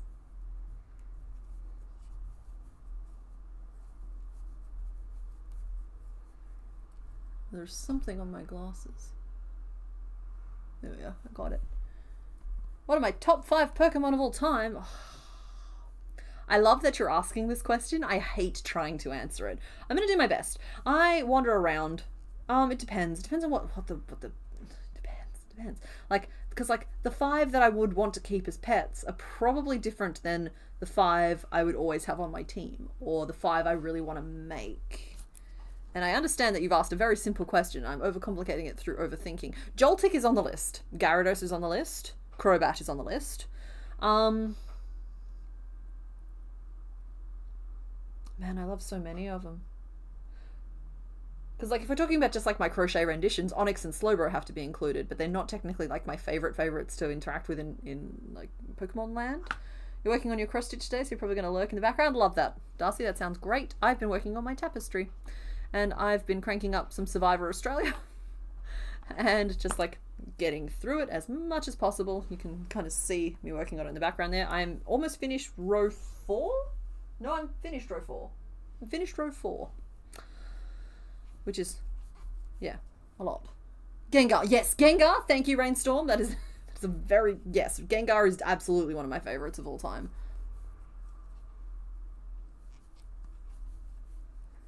Epic name Pones. CK half-drilled beads and a jewelry type glue, and the points need not to be pointed. Yeah, no, the one of the big things for me is the removal of those points. I have enough to experiment with a little bit at least, but yeah, I would not be wearing them if I did not consider them to be safe, because they're not like a jewelry metal, as Mr. Bones pointed out. They're not soft, and so they're not designed to collapse before they injure you, and I would never wear a needle that close to, like, we got some pretty important stuff up here, guys. We don't mess around with that. We don't make friends with salad, and we don't mess around with that. So yeah. So yeah, I was thinking about either I'm going to try and like see if we can file off or nip off the point to a point where I consider it to be safe, like completely can't damage yourself with it. And then I was going to try and just attach one of those little hook, like, because I've done a little bit of jewelry making before, because of course I craft a little bit of everything. Get some just like hooks and try and attach them through the needle, the eye of the needle. Failing that, I have a few other plans, but like that's plan one. What would be the best Pokemon to keep as a pet? Oh, where do we live? I'm so sorry. I'm so sorry. I am just unable to give a straightforward answer to these questions. Because if we lived by the ocean, then Gyarados, or like by a big body of water, Gyarados for sure. Would love one of those as a pet. They just look lovely. But a pet is more than just the utility, and I think that like in general, having a little Joltik, like a little shoulder Joltik that just like can keep your phone charged and keep you company, like there's something very appealing about that. Though Crobat's hard to beat for me. Like I disliked Zubat and I didn't get Golbat, right? But then they brought out Crobat, and something about it just, I was just like, yes, that bat, that is my bat.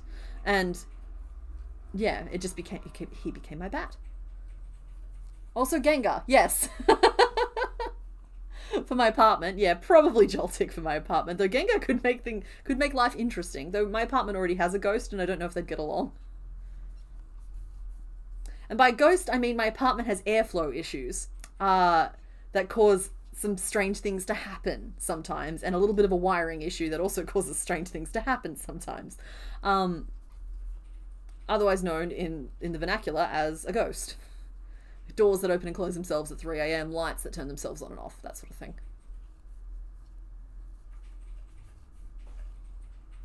I'd still attempt to trim the tip blunt, but a bee would ensure safety. Yeah, and as, yeah, first the, yeah. Sorry, I'm flipping what you're frying. I appreciate the advice.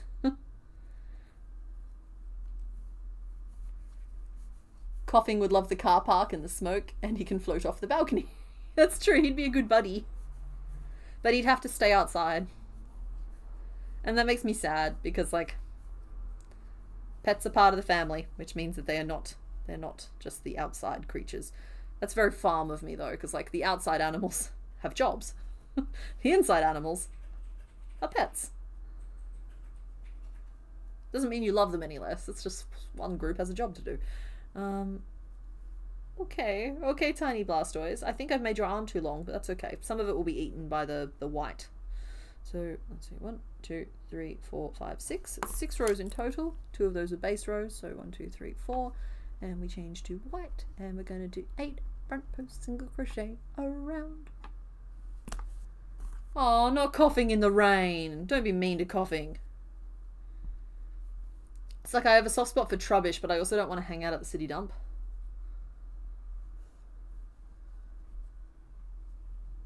You went ghost hunting last night. Nifty. Did you find anything?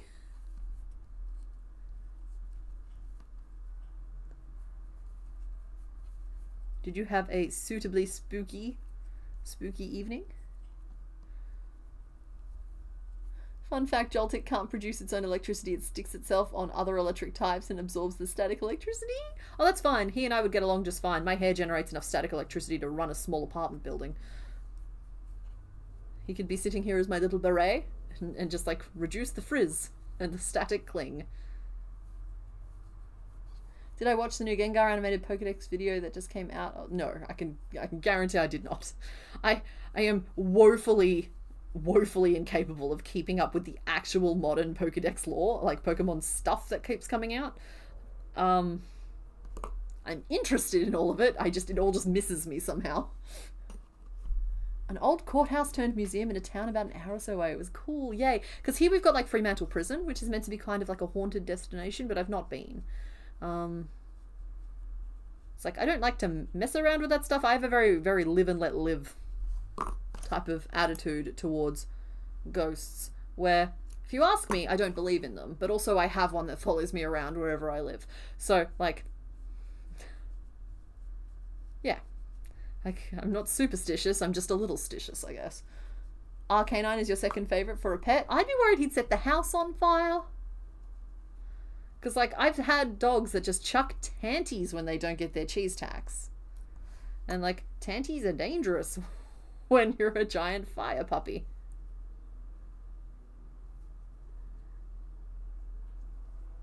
My goodness, you're going to be so, so cute. I think I've overstuffed that arm, but I think we'll all learn to live with it. Eh.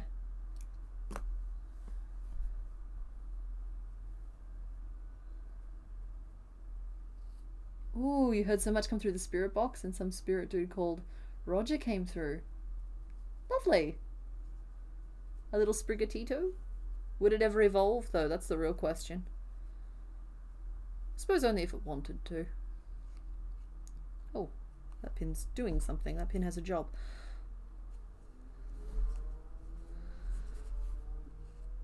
Okay, we've got an arm. Whip up another one real quick. This is one of those ones. Sure, Raven Dwarf. I'll have to look it up after stream, though. I'll pop it in the live stream chat. Mr. Bones, could you remind me to share the needles thing?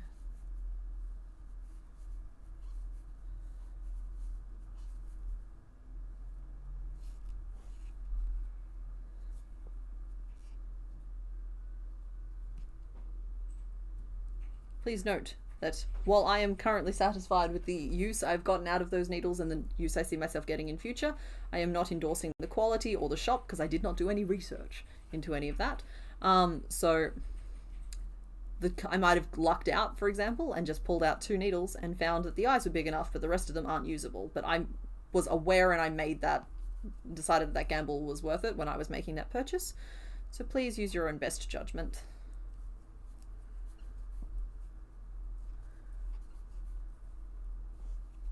Don't believe in ghosts despite your love for spooky things, but also not willing to tempt fate.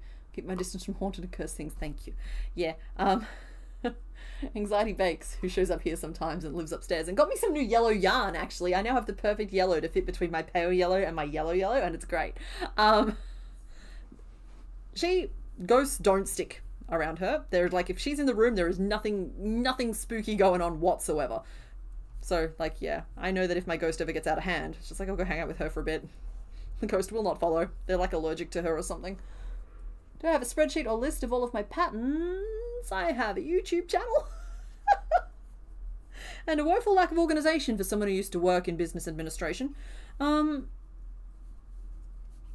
no, I don't think I have a master list of all of my patterns. I just kind of know what I've made. I also have the pile behind me, so, like, there's that.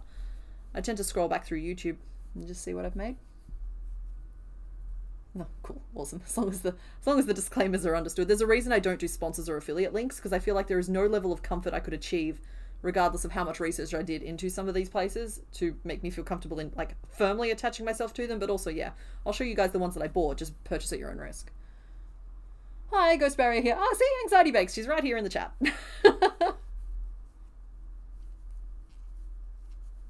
We had to stop cheese tax with our pup as he had too many pounds. Oh no.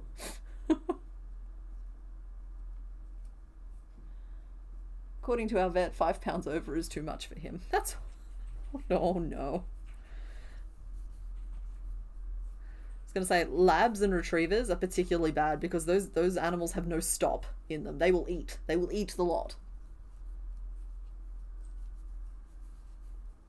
Now, Anxiety Bakes, you're not allowed to tease me like that. You're not allowed to talk about making Wagon Wheel Slice unless you're going to share 1, 2, 3, 4, 5 with the class. That's the rules here. I understand it's probably for D&D tomorrow, but, like, there's rules here. Mr. Bones is already all over it. 1, 2, 3, 4, 5.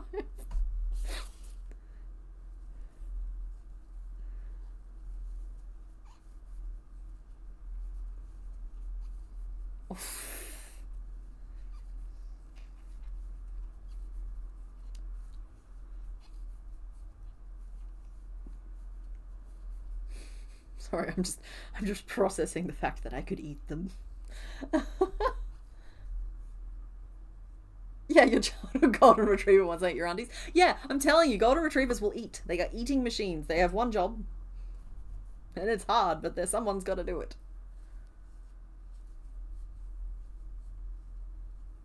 They got to lab test everything. That's just the way it works.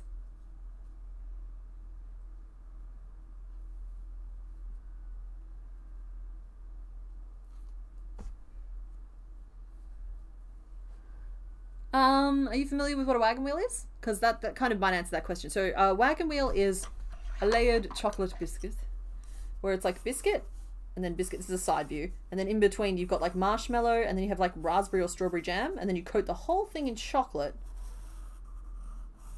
and then from the top it's just a circle of wonderfulness. That's a wagon wheel. And real wagon wheels are like this, and then you can buy like packets of mini wagon wheel biscuits. It might be an Australian thing. And so I'm assuming that a slice version is basically that, but you know, slice.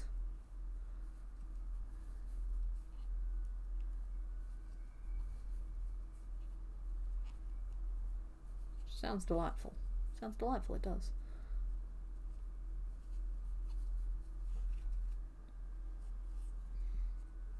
We have lots of dogs that come in with having eaten something, almost always a lab or a beagle. I'd believe it. I grew up with blue heelers.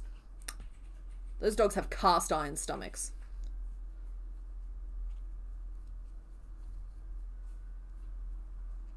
Wonderful, wonderful, loving animals, but they're dogs that need jobs to stay, like, engaged and... what's the word I'm looking for here? It's like... entertained is the wrong word, but it's the right vibe. Or it's the wrong vibe, but wrong word, but you know what I mean. Like, it's just... they need to stay... entertained enough or distracted enough. There's a word for it that means something else, but so yeah, they need stuff to do. So they're not a pet I would ever have out of a farm context, but very, very loyal, very, very good dogs. Good dogs. You have wagon wheels in Canada? Yeah, I feel like Australia and Canada, I feel like we're bros, you know? Like, you guys seem to understand our relationship with our wildlife and our relationship with our snacks. And I just think that those are both great things.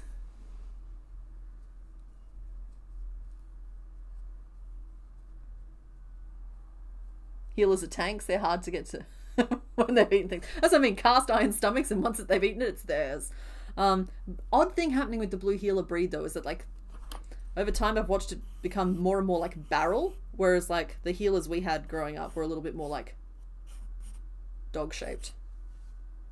You can't see that because it's behind the Blastoise. It was just a couple of sketchy lines. Don't even worry about it. Blue heelers are very, very smart. Very, very smart. They were good cattle dogs. We had them as cattle dogs, but they were like living at the house cattle dogs. Then I got my little Shih Tzu poodle. Because I had a pet dog. It was a little Shih Tzu poodle, a little fuzzy, a little fluffy thing. His name was Sam. And I loved him a great deal. He was a good little boy. He lived 14 years, which is a long time.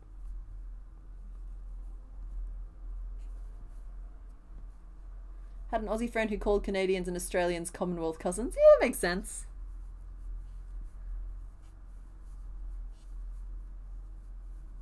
Wagon wheels were popular in the 1970s and 80s in the UK. I don't think I've eaten one as an adult. I don't think you can even get, like, just regular wagon wheels anymore. You can only get them as, like, a pack of biscuits here now, like the little ones.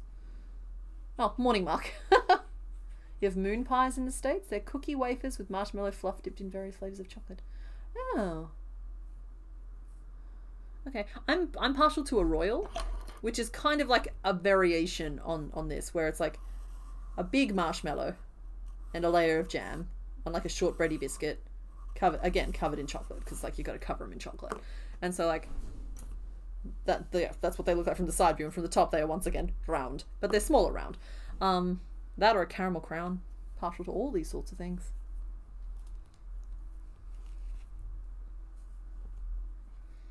Do love us some snacks. What am I doing here? Feet. I'm making feet. Feet. Let's see. I actually need to do some planning here. So for the foot, it has three claws at the front and one claw at the back. That's 4 claws. That's a lot of claws to fit in. So I could go up to 9 stitches maybe. Ideally, I'd fit a stitch in between. That might spread their claws out too much. 4, 5, 6. It doesn't work with 9. It works with 8. If I put 1 here and 1 here, but then they're 2 equidistant, which isn't right either. Ideally, I'd have 1, 2, 1, 2, 6, 7, 8, 9, 10.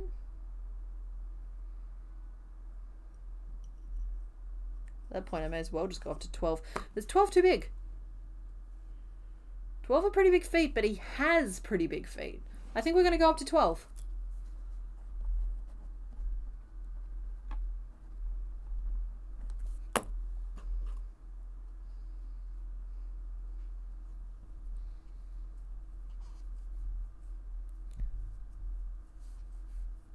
You call those mellow puffs? And have been contemplating popping out and buying a pack since the Bicky talk began. Sorry. Like, it's been a few... I feel like it's been a few streams since we talked about food. Yeah, the Bickies. Well, last week they were on special here in Australia, but I don't know if they still are. And by special, I just mean the price that they were just normally 3 years ago.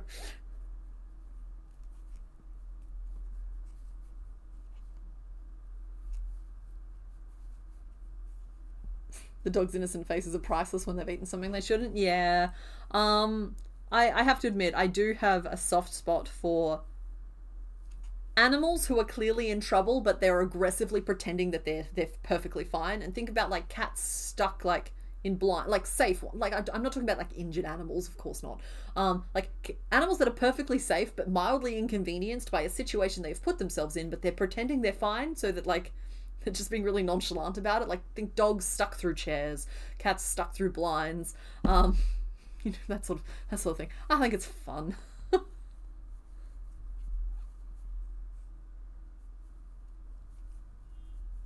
That and the fact that like when you put socks on some dogs and cats, they kind of just like lose access to their legs.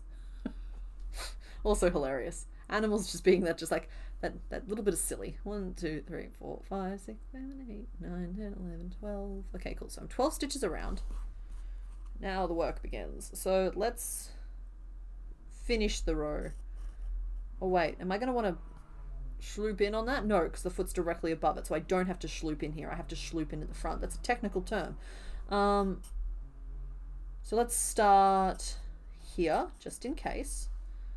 So we'll go 2, 3, 4, 5, 6, 7, 8, 9, 10, 11, 12. Cool. I've got the right number of stitches on the page, which is always helpful.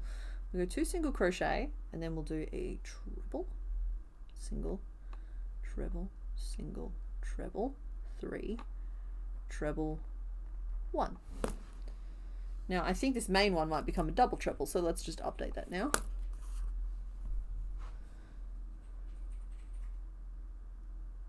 What is everyone watching at the moment? I've been watching Gossip Girl for the last couple of weeks, but started the new Interview with a Vampire today. Okay. I'm wondering if that's any good, because I read them at one point. The Interview with the Vampire, but it didn't really stick with me. I was in high school and I was like, you know, busy and distracting. You know how it is. Sometimes you have to like have the attention span to give to a story. But I've been watching... Watch as every name of everything flees my mind aggressively quickly. I've been watching some people on YouTube whose names have just abandoned me. I can see her face. She's the girl who used to be a crocheter and now she's building a house. I watch her aggressively and regularly and I never miss an episode, and dang it, what is her name? That'll come to me, or one of you will remind me. But I've also been watching I've just been watching Australian Survivor. Really excellent background noise when busy doing things. Total Drama Island, that's fun. I've never made it past season 2 though, if there is any more after that, because I always enjoy the first season, but somewhere around the movie set season, I get thrown off. Just check your subscription. Yeah, I'm logged in on a different account. Southsprout. Jenna Phipps, that's the one. Thank you, Jenna Phipps. Amazing. They're just like rebuilding this house from scratch. It's the best. Also, her and her partner are super cute together, and I love that as well. Oh, they did a reboot of it. I didn't know that. I should look that up again.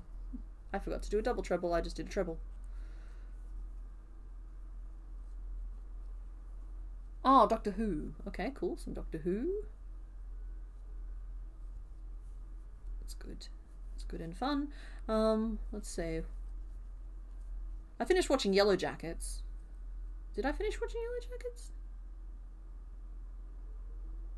I think I finished watching Yellow Jackets. I think I remember there was like a final episode coming out, but now I can't remember if I watched it or not, but surely I watched the finale. I liked that show once I realized, like, I enjoyed the show at first. I really enjoyed season 1. But then I couldn't enjoy season 2 or 3, but then I realized that it was because I was expecting the show to be something it wasn't, and the show was that in season 1, but as the story unfolded, it became obvious that it was something else. So that's on me. I just changed my expectations and then I could enjoy the show again. I may have just stopped watching. That also might have happened. I did just stop watching at one point, but I think I did finish the season. And if they get a season 4, because I think we're still waiting on if they get a renewal or not, I will continue to at least follow the story. I don't know if I'll watch it. It's kind of like Game of Thrones. Like, at a certain point, it's just like not for me. Neighbors of yours on YouTube. If you click south. Delicious James on YouTube. The ridiculous Pokemon content makes me laugh so hard. I also saw Drawing with Waffles new video. She seems to be back. I hope she's back. I hope she's doing okay. It's nice. It's like we've reached that point on YouTube where like the digital ice is thawing and we get to see which channels and whatnot have like survived winter or come back. It's like I'm seeing a few channels like reviving themselves after a few years of hiatus, and I'm seeing a few others kind of like quietly peeling away. I'm like, that's fine. I think that's all just part of the ecosystem. These feet are huge. I think I'm going to get away with them, but they are not small.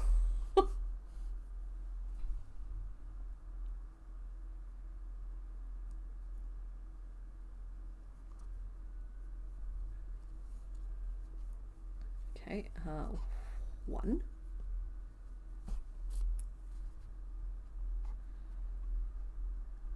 Sorry, writing some notes down real quick because I want to decrease across the front of this foot, and I'll be right back with yous.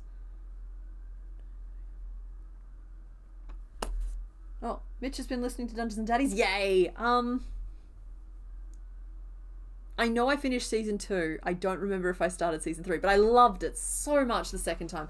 The first time I tried to listen to season 2, it was coming out episodically, and I just don't work that way.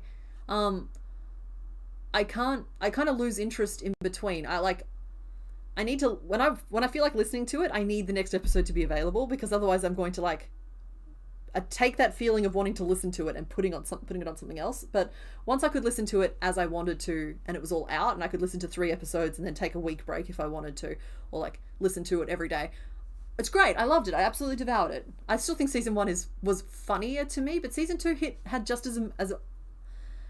was just as good of a story.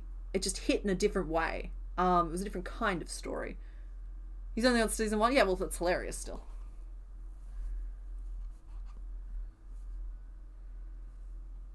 It's good. We love it. In fact, you know what? I could happily go back and start re-listening to season 1 again. Season 1 is the season I'll listen to over and over again, just because I just think it's so funny. Like, actually making noises out loud funny.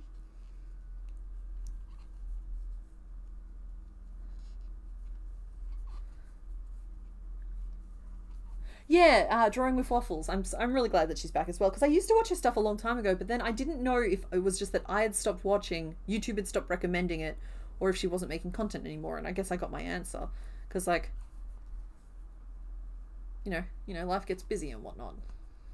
You'll know the experience of wandering away from a channel just to wander back and find that home is still exactly where you left it. Though I don't like some of the user interface changes. I will not criticize the overlords, but I do not like some of the user interface changes they've made.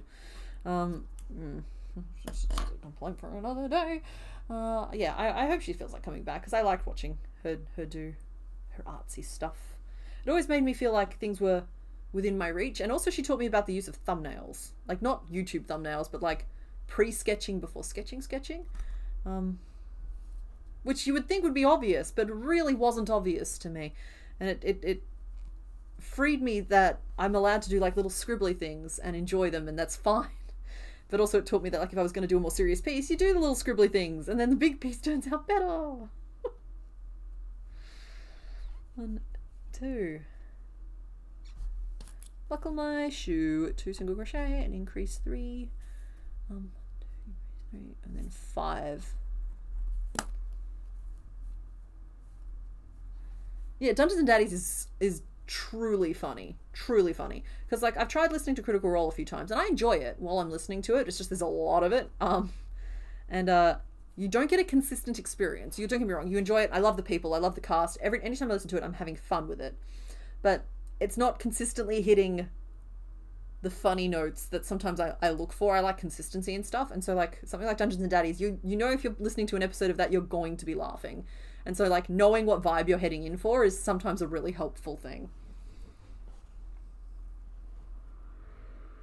I did watch that. I did watch her coming back video. I was just trying to be respectful and general. If people want more information, they should seek it out on her channel and give her the view.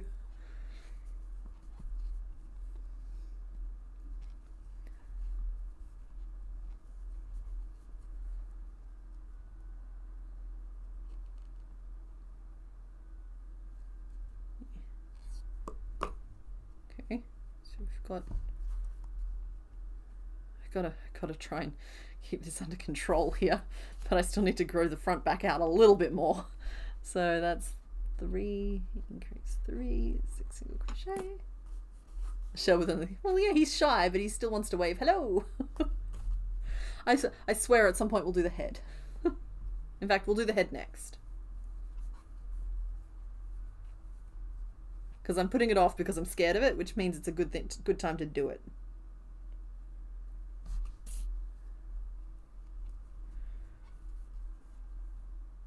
But I'm just growing some kneecaps right now. 1, 2. Your sewing sister trying to eat your hands? No, no, no. You do not feed the scissors. Once they've had a taste of a blood sacrifice, you're kind of done for.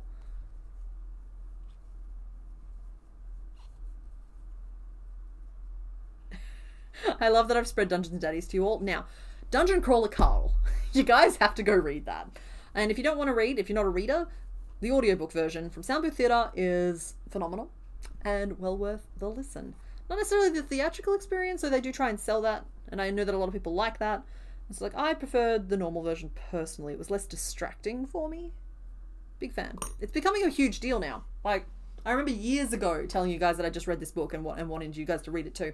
But like, now it's become like a huge deal. It's got like a TV deal, and it's got like hardcover books coming out through like a proper publishing house. It's in like Barnes and Noble and stuff. It's like, it's just really cool to see somebody who's like worked really hard on their writing and like was posting on Royal Road and just like very slowly built this following, just like hit that mainstream.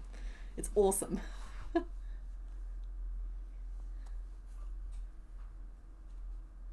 Okay, and now 9, 10, 11, 12. Oh cool, we're 12 stitches around. We're going to do 12 stitches around.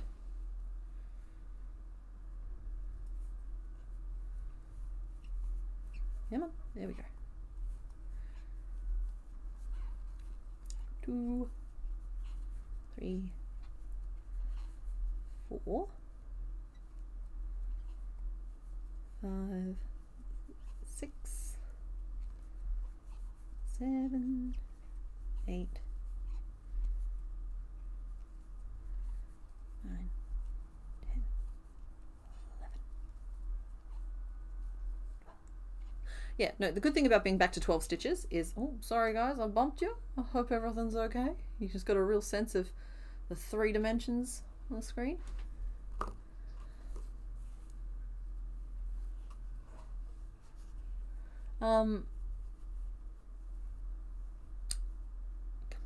Yeah, 12 stitches is great because I know I can get it to be closed off in just one row, so I don't, like, I can build up the height as high as I need it to be, and then I can just like cut it off. Did I hear that there'll be a new non-DCC book by Dinnerman in February? Is that the Operation Bounce House, or are you talking about The Grinding, which is also coming out on audio? I might be up to date on this news. Yeah, I'm actually really excited about the Operation Bounce House book. I think it's going to be interesting, and I think the concept is really interesting because it's like remote controlled warfare type of stuff, but you do have to be careful with Matt Dinnerman because like while Dungeon Crawler Carl is very funny, even though it deals with really intense themes sometimes, he definitely is erring on the side of crowd pleasing and funny and interesting that way. Some of his other stuff gets real dark, and he is not afraid to play with pretty, for me personally, intense body horror type stuff, which is not my cup of tea. And so you do have to be careful with him that you know what you're getting in for. So I'm waiting to see what kind of body horror and like what the internet says about that before I'm just going to go and read it, because Kaiju Battlefield Surgeon, I actually had to, like, I love Matt Dinnerman as an author, I do. I couldn't finish that book. I reached a limit and I couldn't go any further. I am excited though, because Operation Bounce House does sound like it's going to be a really fun one.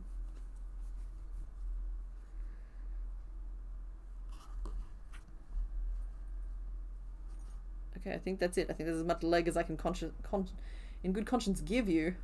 But it's a lot of leg, guys. He's got a lot of leg. Oh. It's gonna be a problem. Maybe all of his other parts are just like more like in the shell at the moment. Hi, Coletti Spaghetti. We're making Blastoise. Yeah, you should sleep. Congratulations to your brother on his wedding. You should get some sleep, and the replay will be here, and hell, we might still be awake. Oh, sorry, that's a swear in some places. And heck, we might still be up and streaming when you wake up. Who knows?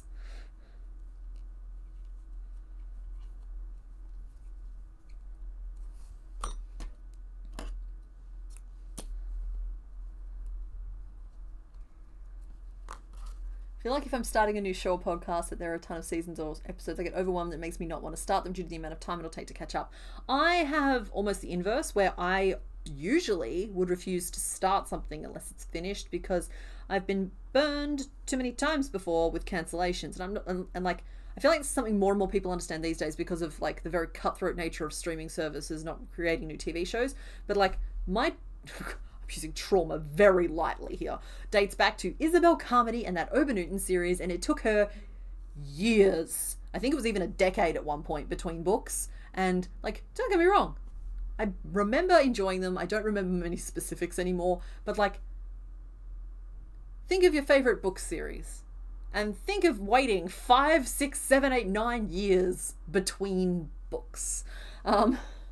Yeah, I've been burned by you before. It's like, no, we don't play that game anymore. We will wait and see if they finish it, and then we will read it. And I bet there's a whole lot of, like, George R.R. Martin fans out there who wish they'd adopted that theory.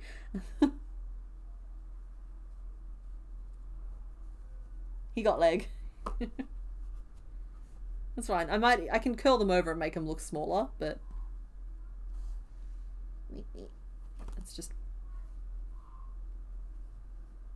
The good news is that the leg doesn't need the white bordery bit around it, and so they're allowed to look a little bit bigger. Leg, diddly leg. Okay, now it's my responsibility to balance that out with the rest of the pieces. So I saw the vote go out for head. You guys want me to make his face?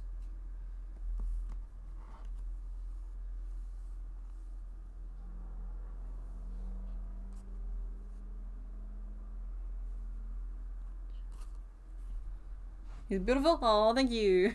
It's good. I need the constant validation. It helps keep me going. Okay, the head is tricky because like his mouth clearly goes over the top of that chin piece, but I don't want to make the whole thing in cream and then make a massive blue overlay piece. So I don't want to do color changes either. So the way I've been getting around it recently is I just... You are wonderful. You are strong. You are powerful. I feel like you're making fun of me a little bit. Oh, sorry, you're saying you need constant validation to keep going. I was coming to give you validation. Okay, well that's cute then. Yeah. No, you're fine.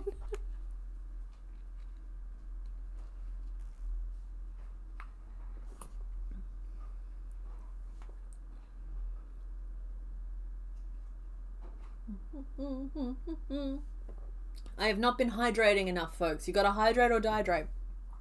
It's for the good of us all.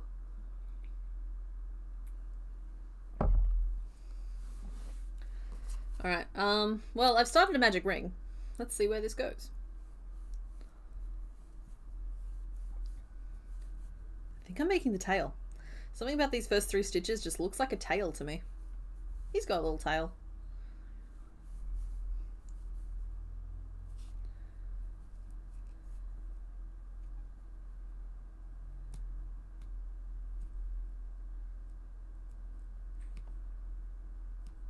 Come on, there we go.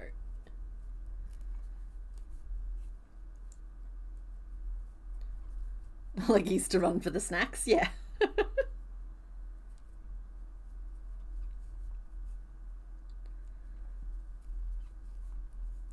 4, 5. There's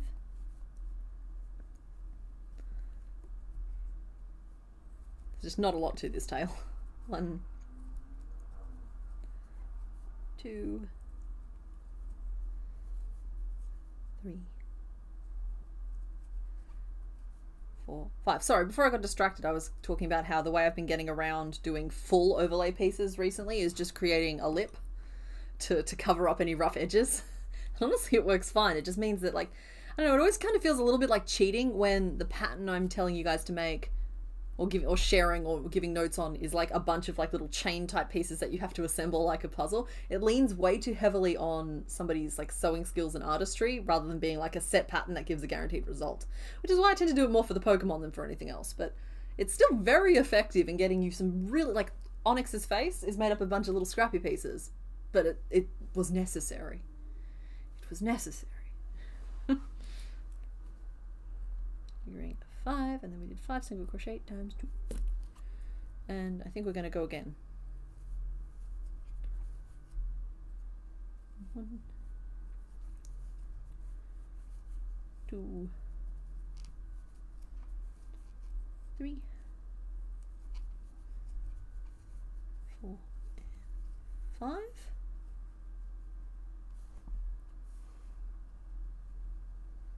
Okay, yeah, that's cute.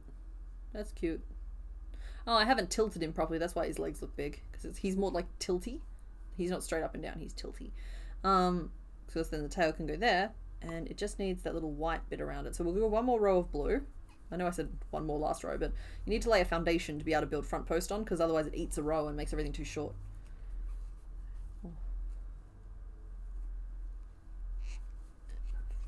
I think that was 5. If it was 4, don't tell me. I don't want to know.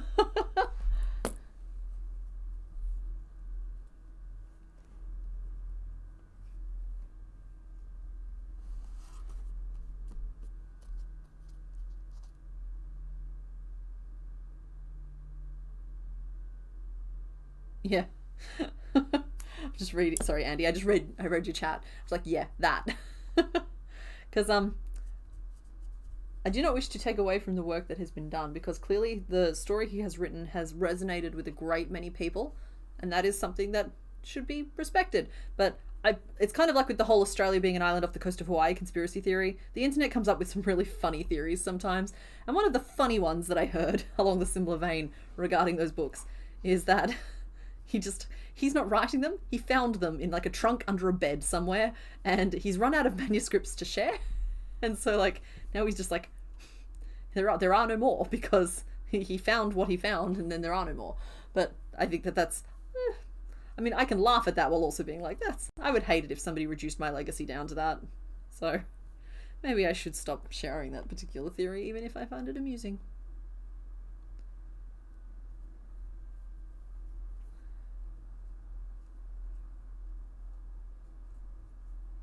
I think 3 might be enough. So I've just done like a little tiny white rim, because like it's not meant to be white at the bottom. Snip, snip, snip. White. 3 front post single crochet. Oh, Night Haruchi crochet.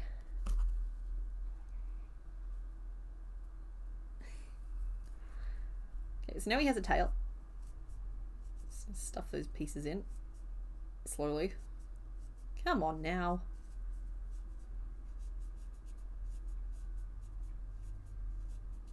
There we go. So the white has to be at the top. And it just goes here like this. And as I said, I forgot to tilt the rest of him. He won't just be sticking straight out the bottom like that. I'm going to tilt him right now because this looks real inappropriate. We are just not that kind of channel. Here we go. Here we go. Rotate the leg and there we go. That's better. That's better.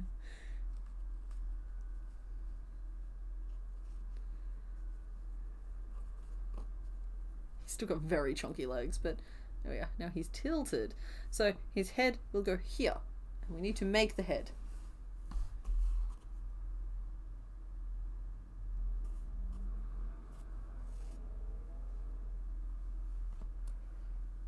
So this is it. We're making the head properly this time. And I am going to do the thing where I do the main head all in blue, and then I create an underjaw piece that will get sewn on, and then a lip for over the top.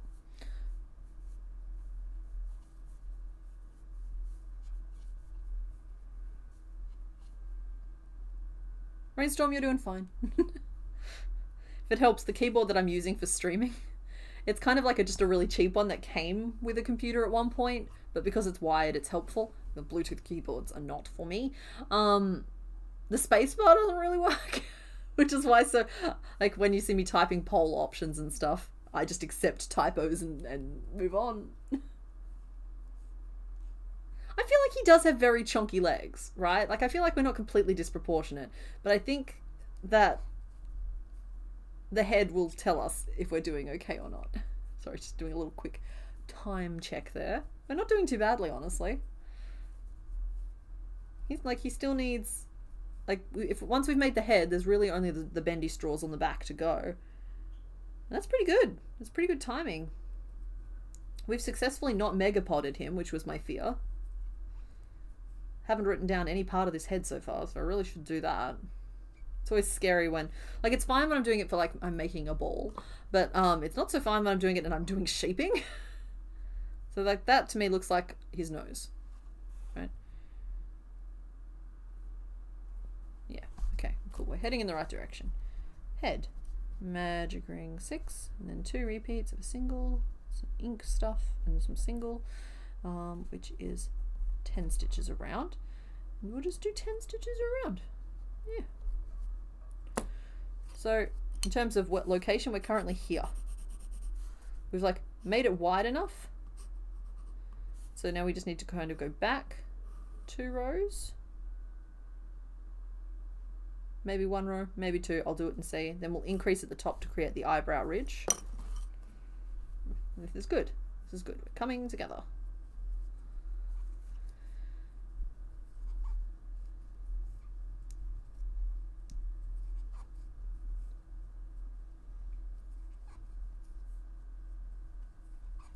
Five.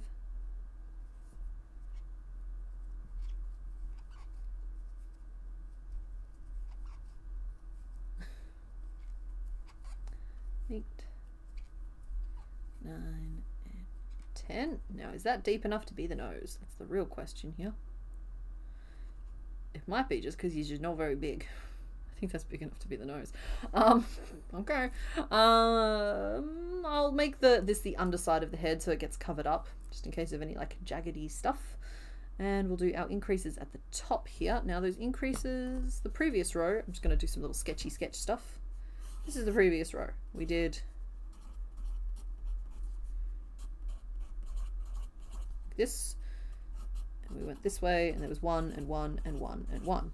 So that's the current layout of our stitches, and I want to increase here, this being the top of the head, even though I've drawn it the other way up. Like, that just happens sometimes. So if I'm going to increase, I increase here and here, and then just do single crochet the whole way around. So now I can see really easily it's 4, then my increases, and then 4. Were there other ways to work that out? Absolutely, but I'm confident now that that is what I wanted to do.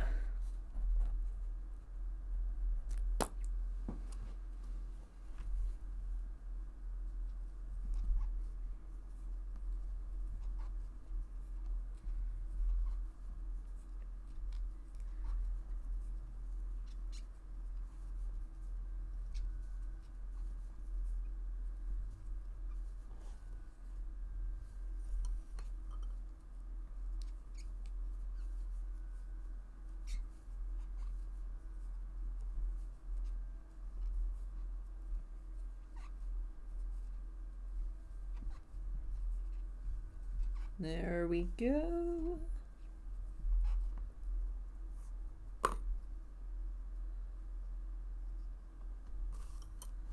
Okay, good. So we've headed up this little ridge. I might have to do that again to lock it in, because if I start just working regular single crochet now, that'll be smoothed out and just look like a slope instead of a proper corner. So we'll be doing that again. It's just we'll be doing our increases here in the middle stitch of each of those to keep them spaced nicely. So now there'll be 2 single crochet in between and 5 on either side. I just let my diagrams evolve with me. Evolve like the Pokemon.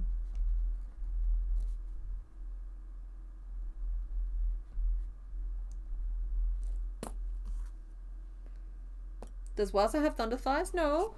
No, he has sturdy trunks.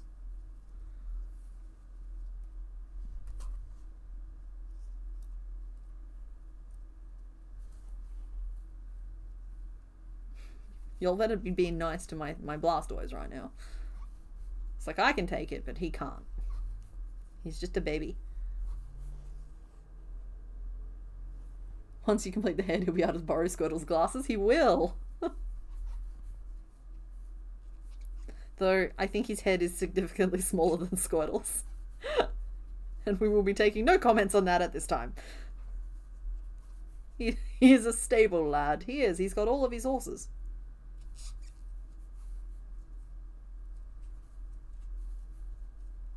I'm worried that I haven't grown the cheeks out wide enough, and I've been focusing too much on the profile instead of the 360-degree look.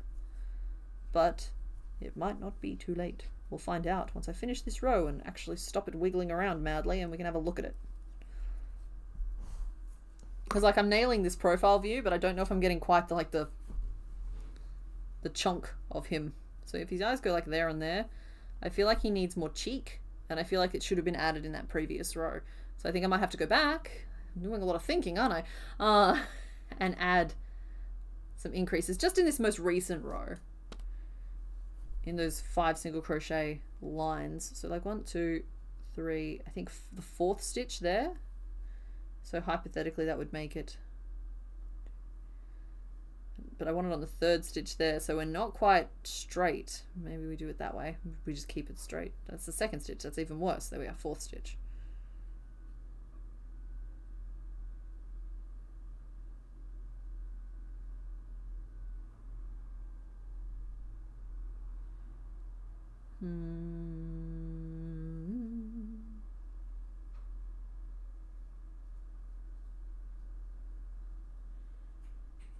One and then there. Oh no, that's good. That's right. Never mind. I'm a genius. 3 single crochet. We'll do an increase 3. Increase 3 might be too aggressive. Maybe a regular increase. Yeah, just a regular increase will be fine. Single crochet and then an increase 3. 2 single crochet. Increase 3. Single crochet, increase, and then 3 single crochet back to the start. Weeb, weeb, weeb, weeb, weeb.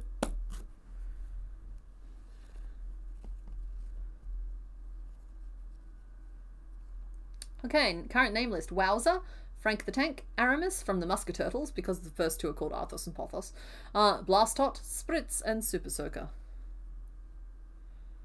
It's a very solid name list today, guys. I appreciate it. I think my favorite is still Wowza, because he's a watery Bowser, but Frank the Tank is cute too. And Aramis does have tie-ins with the other 2. So like there's no wrong answers here. No wrong answers.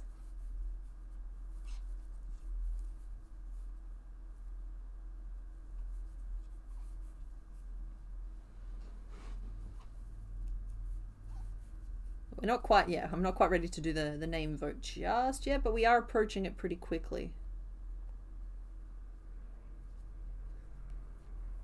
Once I'm finished the head and any pieces I need to make for that, we'll do the name vote while I make the bendy straws.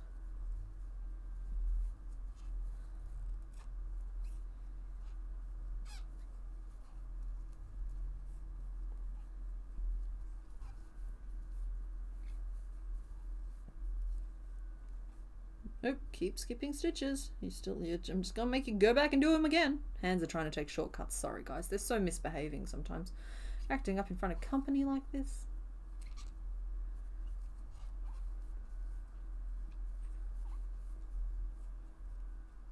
Your OCD will annoy you so much if Aramis doesn't win. Well, we could always combine some of them, make Aramis a surname or a nickname.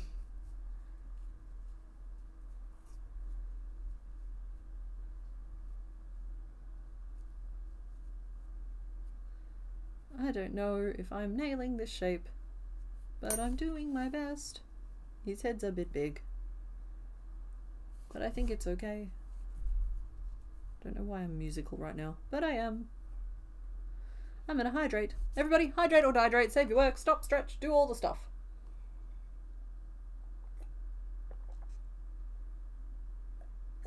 Yeah, Darcy, the reserved name for him was Aramis, as in like the Three Musketurtles. We had Arthos the Squirtle, Porthos the Wartortle, then he was meant to be Aramis the Blastoise, but by then we'd already had the name suggestions of Frank the Tank and Wowzer, and we really liked those. So we're using Aramis as one of the name options in the poll, and you guys can vote if you want to keep it or not, and then I will probably incorporate it as some sort of nickname either way. Aramis Spritz sounds like a cocktail. It does sound like a cocktail, but like a really fancy one. The Hydro Cannon break, exactly.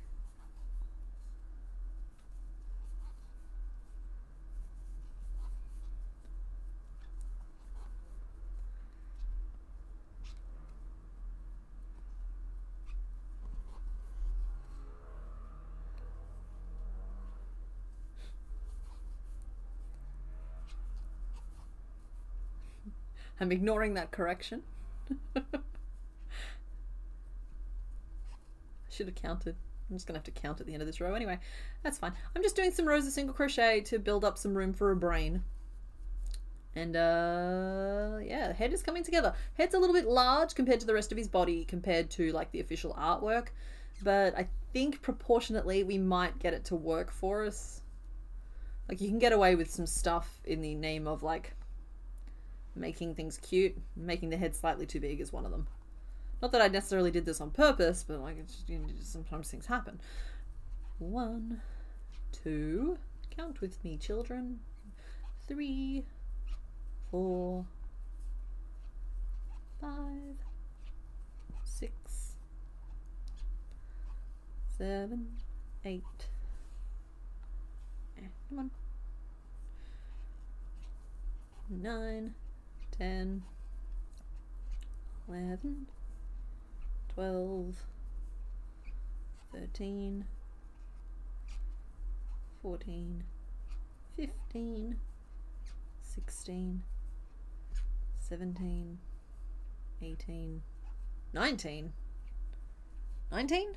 Is that what it should be? Because I did 14 and then it's 1, 2, 3, 4.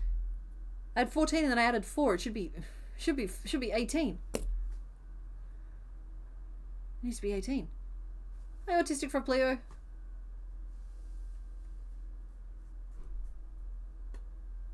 Pinky and the brain. Oh no, you didn't split your pants at work. There are easier ways to catch the stream. Like in the replay, which will be available in perpetuity. And requires no clothing sacrifice.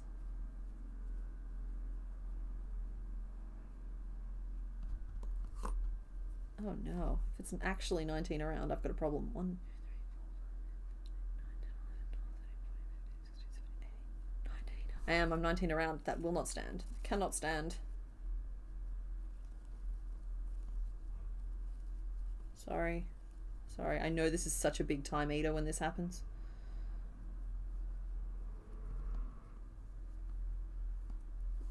Okay, so at this point it should be 18. 1, 2, 3, 4, 6, 7, 8, 9, 10, 11, 12, 13, 14, 15, 16, 17, 18, 19. I bet instead of doing a regular increase, I did an increase 3. No, those are both regular increases. What is going on? Did I miscount a previous row? 1, 2, 3, 4, 5. Times 2 is 10. 10, 10. 4, 4 and 8. 9, 10, 11, 12, 13, 14. That adds up. The math all adds up. That means the execution is flawed, which makes it a me problem.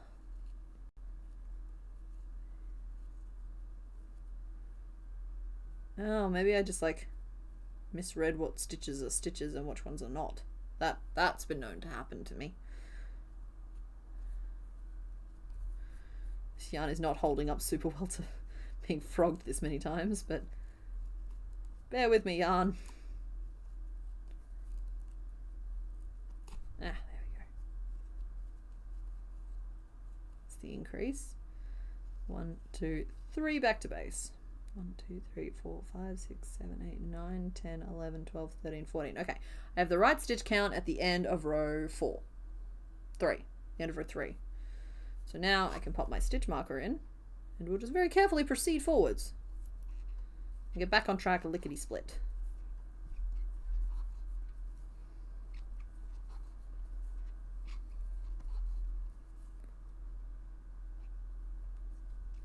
Darcy, that makes me wonder.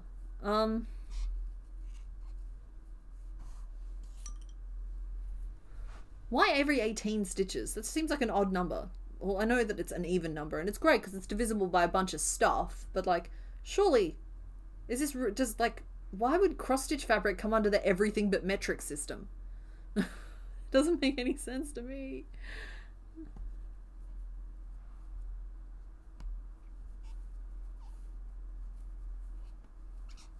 Okay. 1, 2, 3, 4, 5 on track. 6, 7, 8, 9,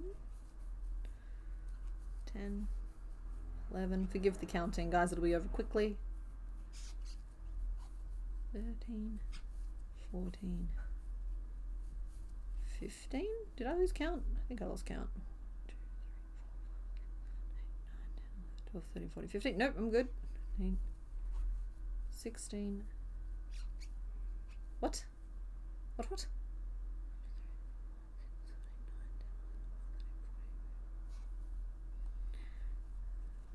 Something went weird again.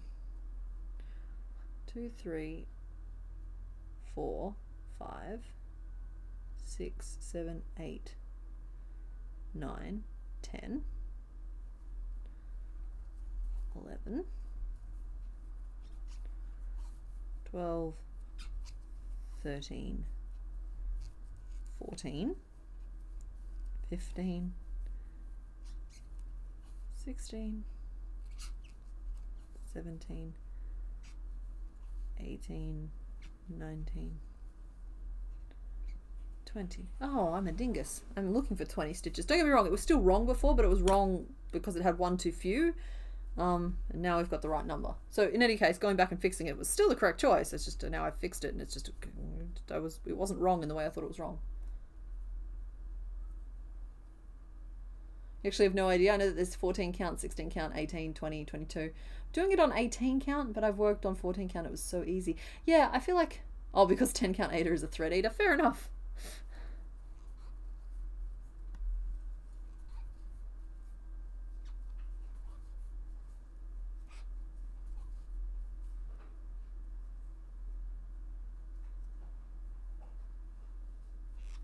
I like that because I like teeny tiny details. I've always been a fan of teeny tiny details. So like working on like 20 count or something, make teeny tiny little stitches. I find that a very appealing notion. You're doing one of those Pokemon generation cross stitches? Be careful that you line up your pieces correctly. I saw on TikTok recently somebody who's been working on one for like a really long time. I think it's all the Pokemon in it as well. Like it's huge. Realized after working like the whole say that this is the thing, right? Say this is the whole picture. It's carved up like each one of these represents like an A4 page size piece. It's not, this is not the right number of things, but like basically this person had done like all of this and like this and like all of this just to find that like this whole top section was like 3 stitches misaligned on one side. I was like, I hurt for this person. There's complicated but easy solutions to it. And I think that I personally agree with the decision she made not to unravel it and instead just to like one Pokemon at a time adjust the pattern along the border, and then they're just like, yeah. I feel like that's the easiest and best result she's going to get as well. So I agreed with the experts' conclusions. But like, oh, I hurt for her in that discovery. It's like it's way worse, honestly, than getting like 50 rows into a blanket, just realizing that you've skipped a stitch or staggered a stitch like 30 rows ago.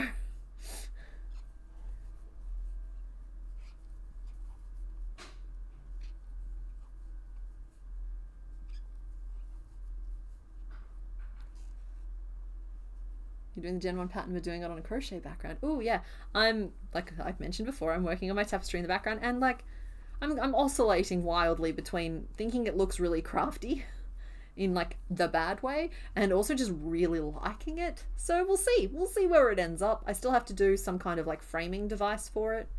I think I'm just going to go with like the equivalent of dowling or broom handles, one on top, one underneath, just to help it like stretch into position.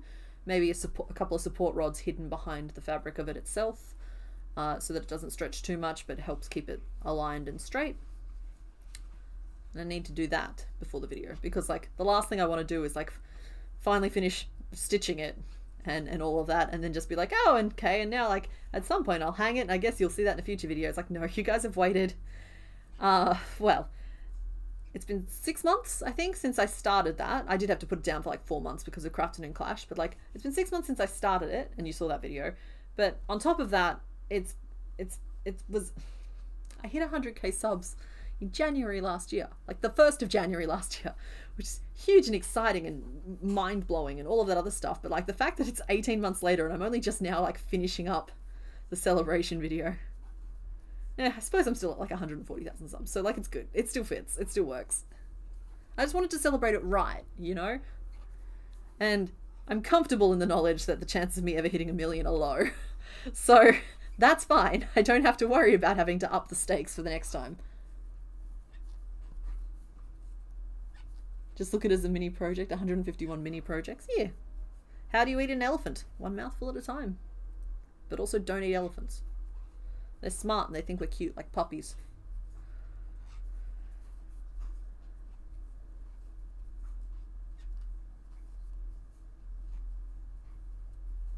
Okay. Don't know how many rows I've done. We'll count in a second. His head is starting to get a little big.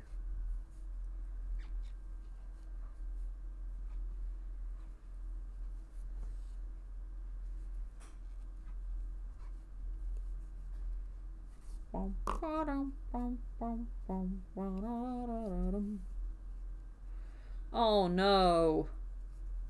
My dude, your head is too big. This is just too big. It's just like I can't save that proportion. That's way too big. Okay.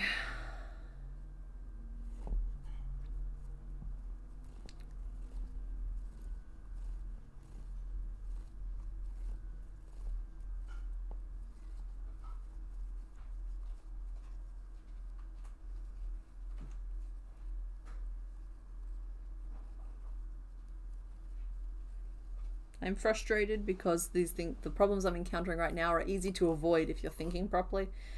So I'm not thinking properly.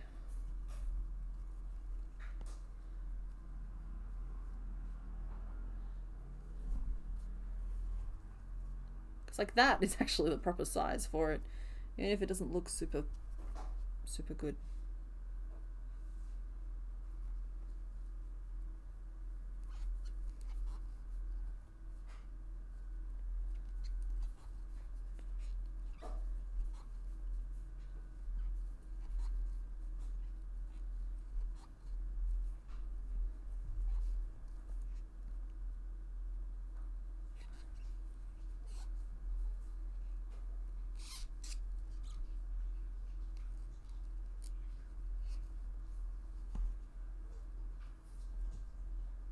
Yeah, he would have been mega potted if I'd done the head first, which is why I didn't do the head first. That's okay. We're pulling it back into line. I just apologize for, like, I feel like I waste you guys' time sometimes when I take too many attempts at doing something, which I know is not at all the vibe here. But nevertheless, it's how, you know, feelings are tricky things, and sometimes they happen whether or not they make any sense or not. Have I crocheted the 3-headed dinosaur yet? No, I have not. In fact, I don't think I've done any in that line yet. I may have done Dino? I don't recall. I feel like I've put a lot of thought into Dino before. That doesn't mean I've made him though, because like I've been thinking really a lot about Onyx for the last 6 months. So which is possibly why he turned out so good. I've percolated on how to design him so much that just like by the time it came time to actually do it, I could just sit down and do it. But when there's 151 or 1,000 in this case, sometimes there's not time to percolate properly on all of them.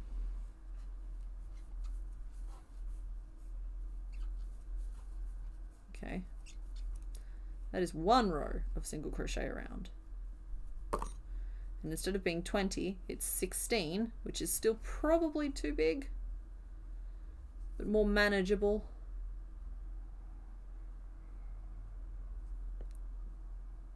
Yeah, that's more manageable. Don't get me wrong, his head's still too big, but we're making it work as best as we can for ourselves here. The ears. The time has come to do the ears.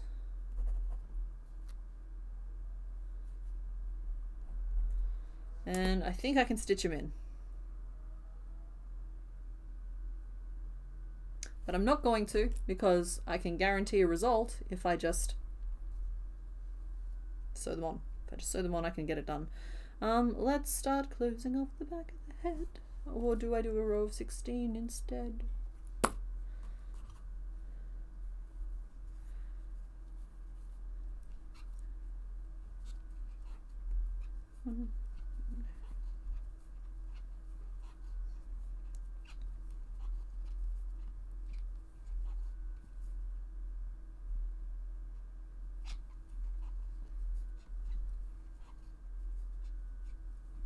Yeah.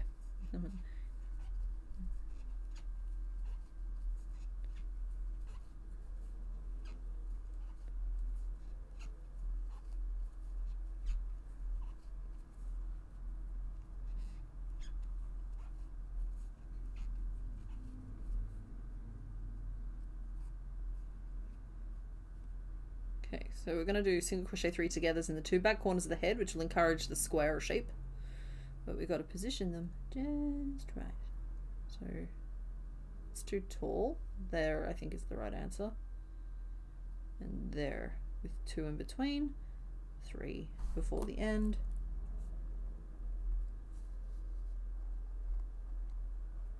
Two, single crochet 3 together.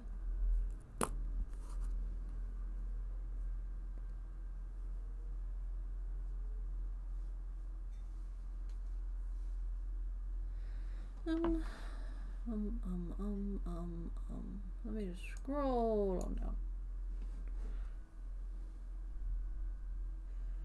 Okay, so if that uses 1, 2, 3, 4, 5, 6, 7, 8, 9, 10, 11 stitches, and there should be 5 more at the start.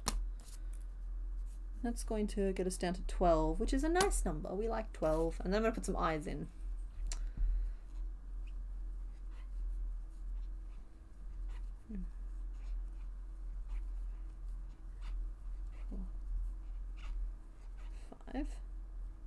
Feels too low. I kind of want to go up to 6. That could throw the whole balance of the force out of whack. We're going to do it anyway. 6! What can I say? I'm a rebel.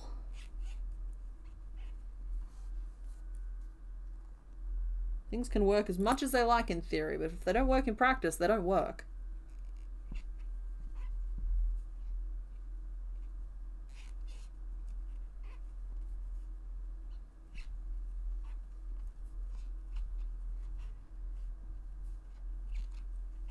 Go. Tortoise head, tortoise head. Does whatever a tortoise head does.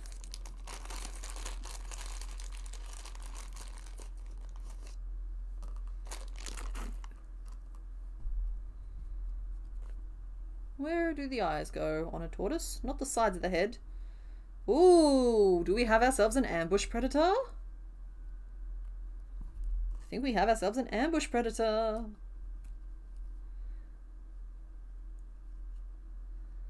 Exciting. It's exciting to ambush predator ourselves.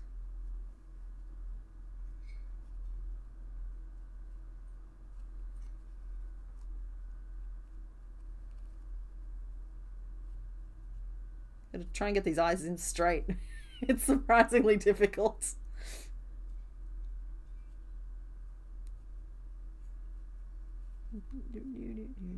Because like one just seems a lot higher than the other, even though they're in the same row. Oh, am I gonna have to move you down? Okay, that looks... Oh my goodness, he's a baby!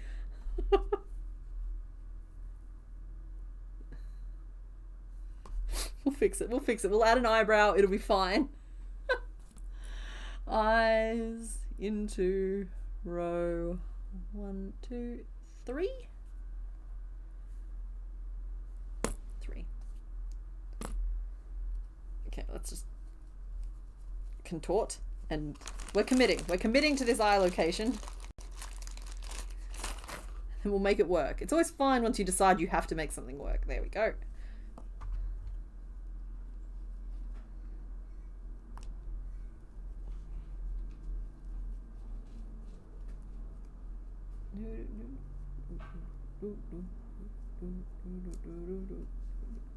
That's a copyright song you're humming right now, friend. You got to stop that.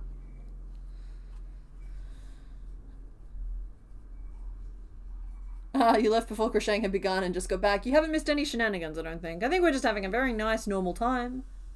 Like some perfectly reasonable people. Oh my goodness, those eyes are so close together. Friend, I'm going to do my best for you, but you might be beyond saving. Wait. Let's close off the back of the head. Because otherwise all your thoughts will escape. It's not a cute look. Yeah, okay, cool. Stop saying Yeah.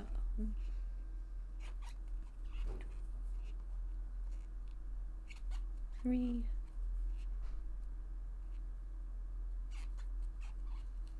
4. 5. 6.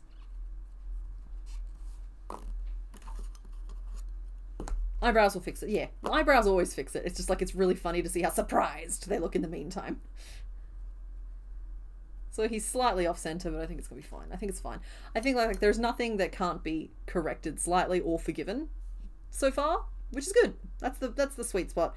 You're just like, if you can't make it perfect, you got to make it at least so that it's forgivable.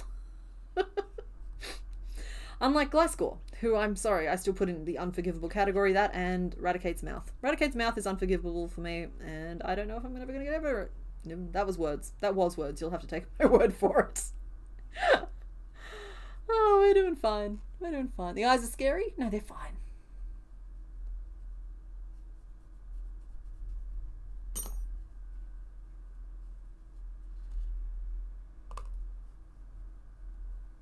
Okay, here we go. So his eyes are kind of sliding off one side of his head. We're going to wrangle them. This goes here. The angles are tricky because like they're not intuitive, because like the instinct is to sit the shell upright, right? It's not, it's crooked, and then the head has decided placement based on where the outline of that shell is, and so does the tail, and then the arms and legs kind of have to like get in line. But he's very tilty forwardy. Okay, he needs an underbite, he needs an eyebrow, he needs some bits and pieces. Dude needs some accessories. Oh, he needs a bendy straw. I'm gonna hydrate.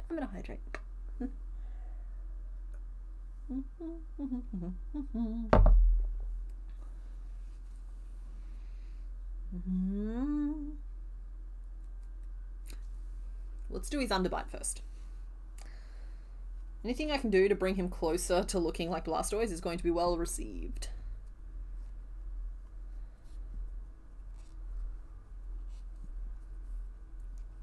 Oh, I don't want it to be round. Yuck. Ugh. Ugh.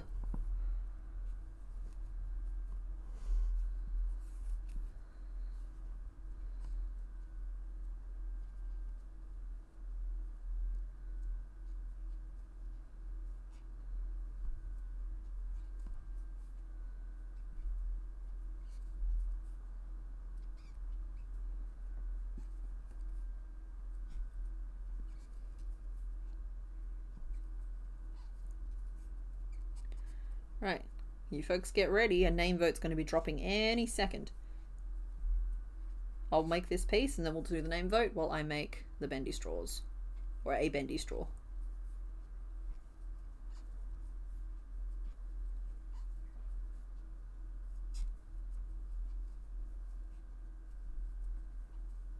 Oh, I forgot to work the stitches backwards. It's fine. It's fine.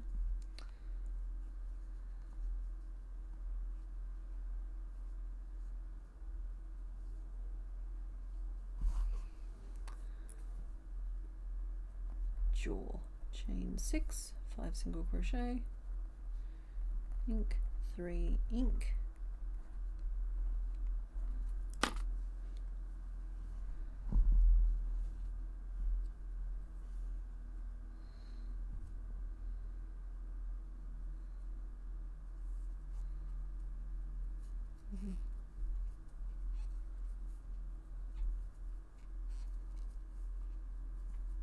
He went from Frank the Tank to Frankie the Tanky. He is sort of Frankie the Tanky. Hope everybody else's projects are coming along nicely. We're all just having a very productive little crafternoon. And if productivity isn't what you were looking for today, I hope you're having a very unproductive afternoon as well. Anxiety Bakes, I hope that wagon wheel slice is coming along nicely. We might have to go and inspect that later. Almost finished sewing the bat. Yay!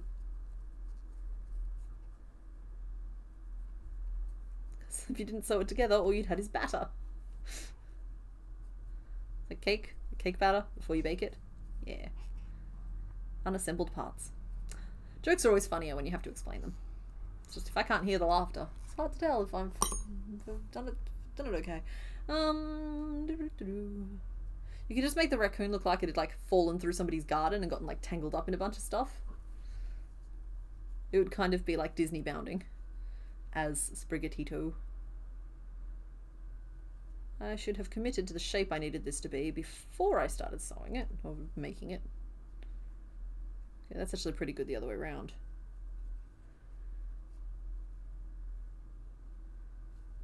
Then just a little lip over the edge would blend it nicely. I just think I need one more row of these stitches. So 1, 2, 3, 4.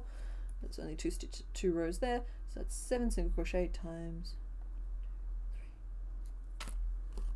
I've got the yellow submarine stuck in my head, which is funny because this guy's a big blue submarine. Your yellow raccoon was very lemony, so it's getting a leaf to go with it. I love that. Is it like a little hat, or is it perched within its little fiendish grabbers?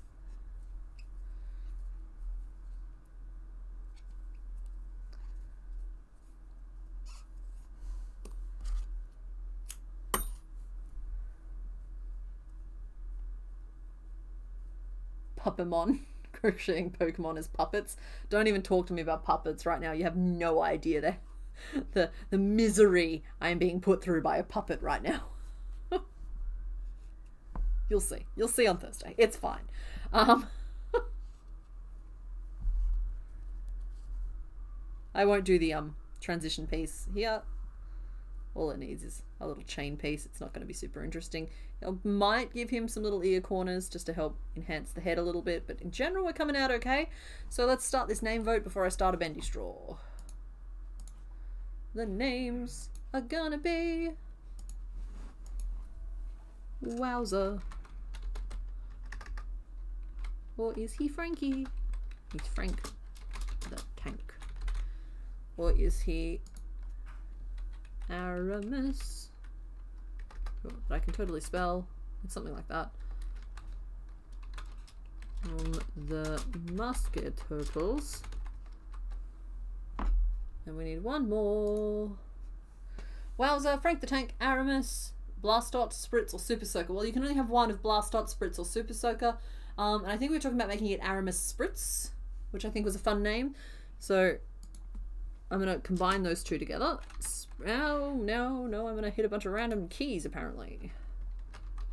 That's fun for me. It's always fun to try and undo all the stuff you've automatically turned on afterwards. And we'll use Blastot, because Super Soaker I don't like. Sorry to whoever suggested that one. Blastot.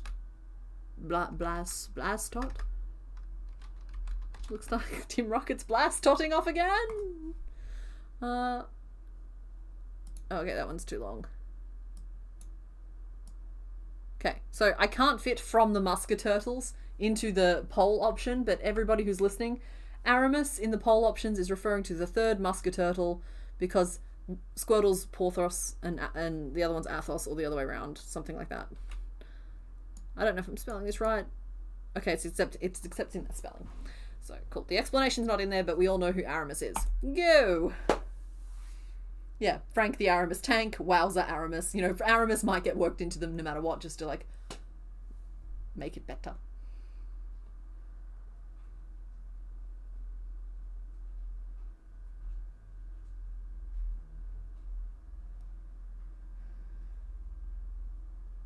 He does want uppies. He's just a little guy. The crochet version also wants uppies, but I'm less inclined to give them to him. Right, bendy straw time. So we just need a tube. I get that, no, his guns have a little bit more shape than just regular tube, but I think we're going to give a good impression just by tubing them. And we might even whip out the black yarn, which is something we don't do very often, to make the middle of these little straws. Because that will save me, like, it's just a cheaty way to achieve a third dimension without having to worry about it so much. I'm sorry, Bottega Channel, if that was your name. It wasn't it was a bad name. It was just like of the four I could pick. I picked four of them. 1, 2, 3, 4, 5, 6.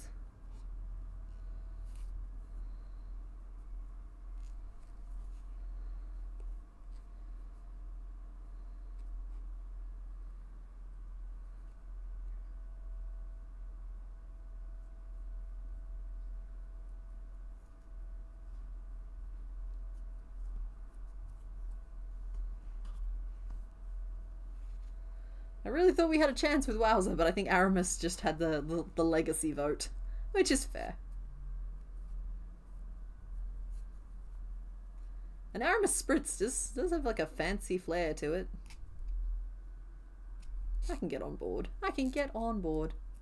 Help, I'm a turtle and I can't get up. He's a little bit like that, yeah.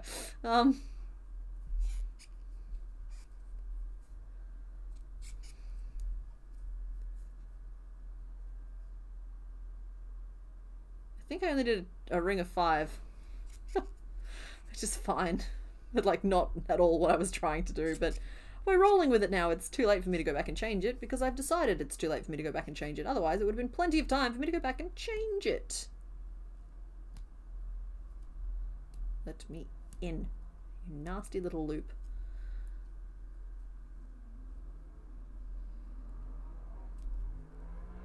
Oh, what am I trying to do there? That's not the right loop. This is the loop.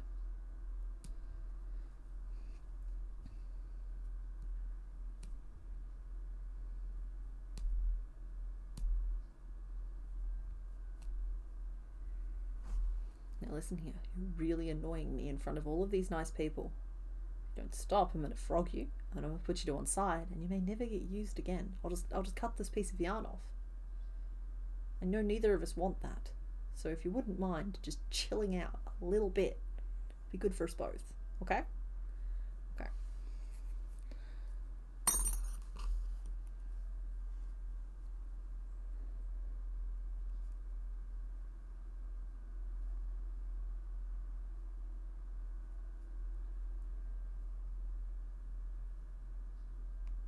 Fun fact, if you can't find a loop, a stitch marker or a bobby pin can be a helpful way to help yourself. Because now I can just like grab this and wrench it over the top of my hook and I have a little bit more leverage. Not quite enough hands, but a little bit more leverage. There we go.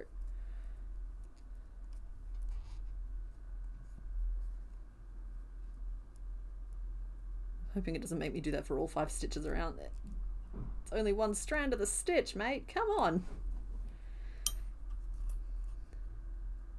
Get it. You're not feeling this method of construction. Right, we're coming off camera for a second so I can see what I'm doing. The black yarn is not helping. This is why you normally mark loops as you make them. Wait, is that the next loop I'm looking for? No, there's definitely one here. Like, definitely one here. For some reason I can only find one piece of it. There we go. That's enough of a piece to use. Okay, we're back. And we're front. We're both here. Probably won't even like the look of this anyway. I'm sitting here whinging. I'm whinging on the internet. That's a cute look for us all. The rest of these should be easier. It's just because it was a magic ring.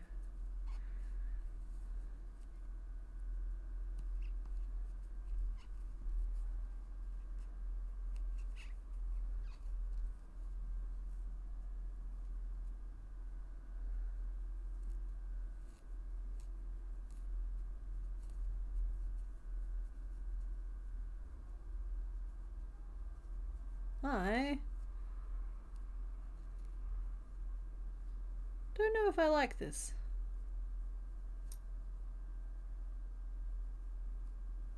After all that, I might change that.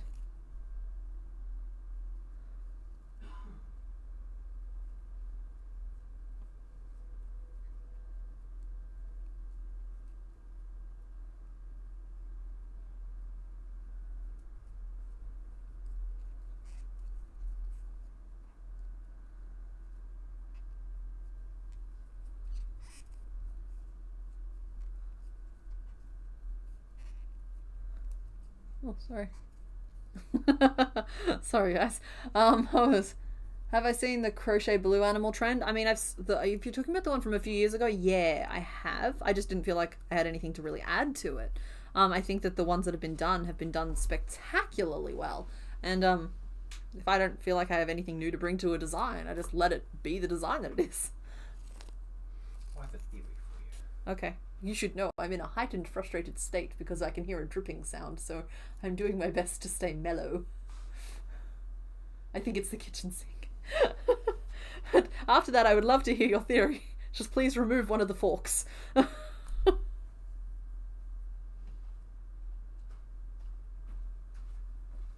Lovely. Thank you, honey.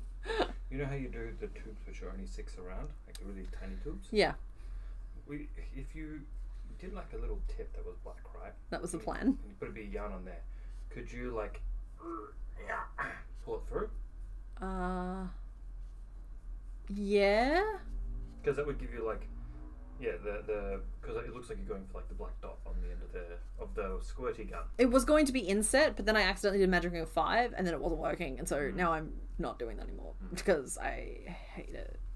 So I'm just going to give him a tube, just for the sake of argument here, and then I can stuff it with black later. We can stuff it with blue. It could be squirting water. It'd be cute. I feel like you're at the point now where you're trying a new technique. Yes. Best of luck. Thank you. If you want a drink, let me know. Thank you. I appreciate you. I'm probably going to stop for like a proper lunch break soon. Because like, I'm getting a little aggravated.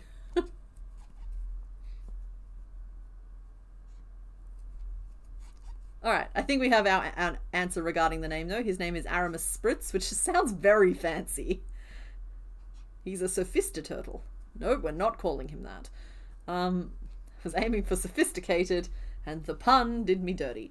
Yeah. We don't need a D'Artagnan. Okay, no, sorry. You guys can name anyone you like D'Artagnan, but choose wisely. Wait, did we already make someone who was like did we have like Ducktanian or something for like Farfetched? I feel like D'Artagnan in some form of pun has already come up. What did we name Farfetched? There's Farfetched. Oh no, we named him Vicious Quark.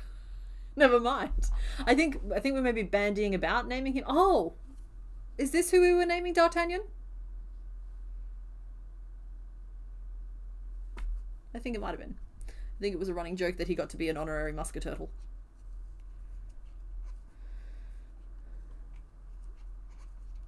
It's not really a new technique, honey. I'm literally just crocheting a tube. It was just a different technique than the one I was using. Night, Makuna Barb. Thanks for hanging out.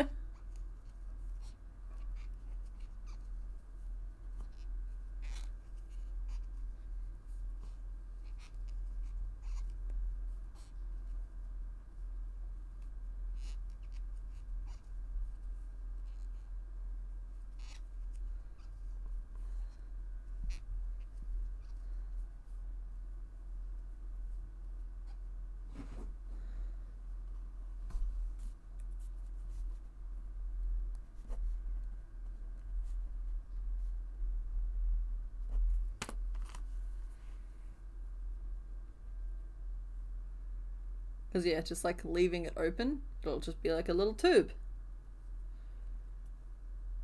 You can be a little fancy with it. Once I've already used post stitching in a design, I'm way more likely to keep using post stitching in a design. So I suppose that's a warning. Because I've used post stitching in this tortoise. And what has it taught us? Nothing!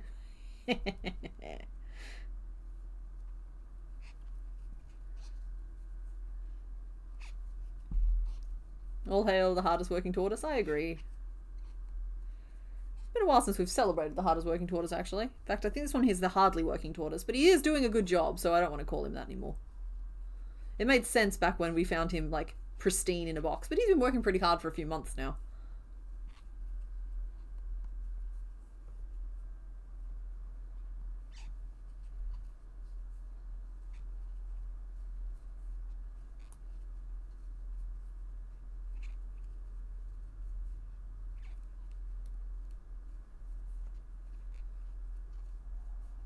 Right, nearly done with the straw, with straw.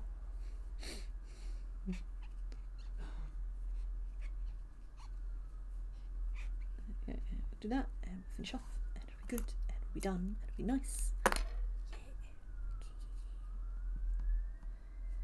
First of all, you get back down in there.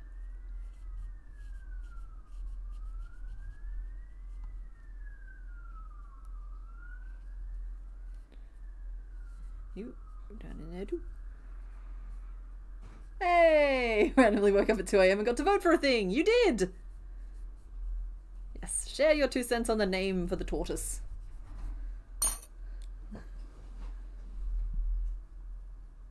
Yes, this is a straw. It's a bendy straw. For firing bendies. My goodness, look how crooked these eyes are. Like, again, I'm going to fix it in editing. And by editing, I mean the way I sew it. But still, those are some crooked eyes. There we are. So there's a straw. And now it just needs, like, the panel over the top of it to cover it up a little bit. Which I will still do. I will leave the vote open until I have done that piece. And then that is all of our pieces. And we will move on to the next one. Now, this did take us 3 hours, basically. It took us 3 hours. Versus our normal expectation of 2. Come on, brain. You know how to do this. So I don't know if we'll get to 3 today, but honestly, it depends on who you pick. There's one that if you pick it, we're going to be here for the next 5 hours. But I'll find new and interesting ways to punish you if you pick it. No, that's not true. Pick whoever you feel like picking. That's the important bit here. And we will adapt and work out what we need to do to make it work. Afterwards. Sorry, I'm talking about as though the poll is currently active. Yeah, what'll happen is I'm going to finish this little straw cover. Then I'm going to go for a lunch break, which is normally about 10 minutes. So you'll get to see the Pokédex a couple of times. I'll come back and we'll see what you guys voted for at that point. But yeah, we're still a couple of minutes from that. Swords might get pretty privileged, but never forget that the pen is mightier. So the pen has a better marketing campaign.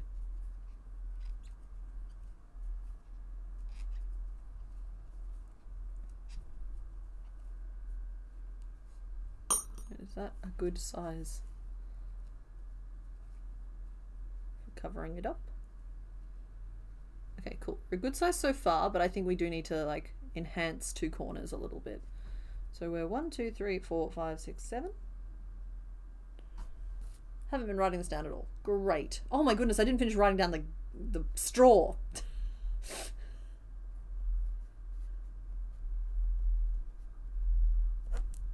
Okay, we magic ringed 4 and turned 4 increases, and then we turned.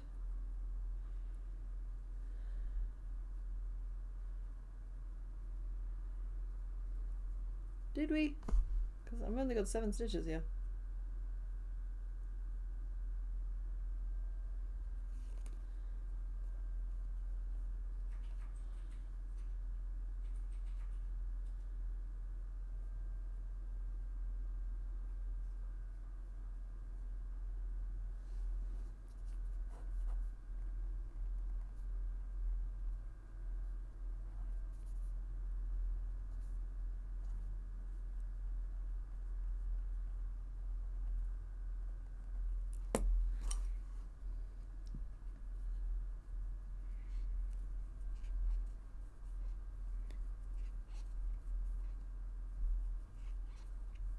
You want a Musketeer movie where the Musketeers are played by muskrats? Can their trusty steeds be turtles? Because then they can be musketurtles.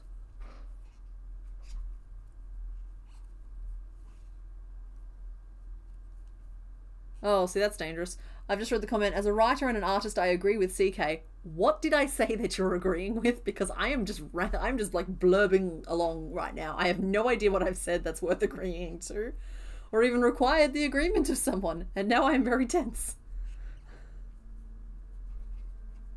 Because I thought I was just prattling on about lunch.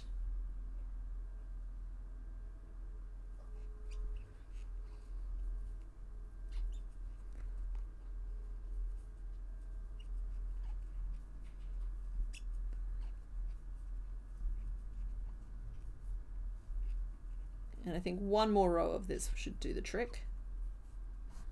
But I gotta stop and write it down.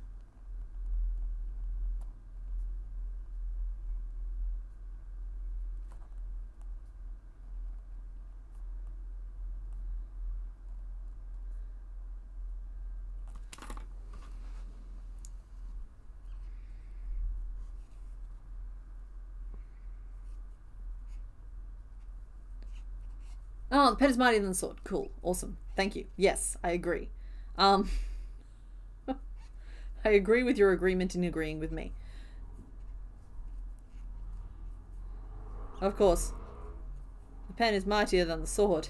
Only really applies if you do not have a sword pen. The pen is mightier than the sword feels like one of those expressions where like we've only remembered half of it. You know, like blood is thicker than water, whereas that originates from the like the blood of the covenant is thicker than the water of the womb. So like blood is thicker than water seems to suggest that like, you know, family first basically. But actually the original intention of the saying is the family you choose is a closer bond than the family of biology. So like I think that's interesting. I think that's interesting that the meaning has distorted over time. There's a lot of sayings out there that are like that. Curiosity killed the cat, but satisfaction brought it back. Imitation is the highest form of flattery that mediocre minds can, I think it's muster? I can't even quote that one properly. Which is very funny. So it's like, I'm wondering if the pen is mightier than the sword is just one of those ones where we've forgotten half of it.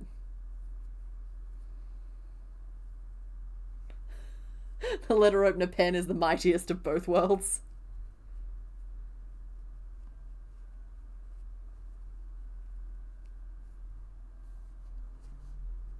Okay, this is not the most elegantly shaped piece. I'm really hoping that I can stick the landing with the sewing, but for now he has a little straw cover.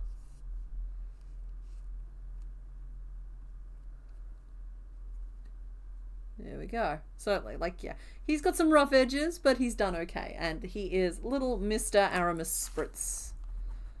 Aramis Spritz. Refreshing. Alright, cool.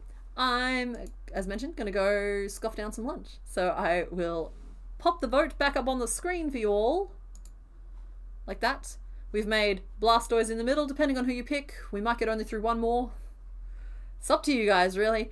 So those are the options. We'll be swapping to the little mini in a second, and I'm going to go on break. So you guys have fun picking. Make sure to leave your guesses in the chat. I have a great time reading them. Okay, cool. There's that, and there's that.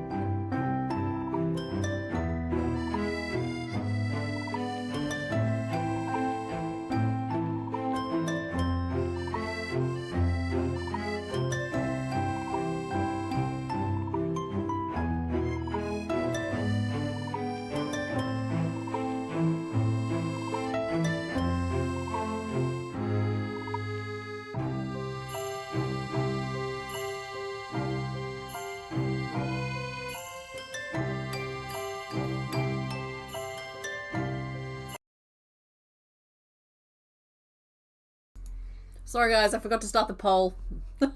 I glanced at the screen just then like, oh, I wonder how everything's going. It was not going. My bad, folks. My bad.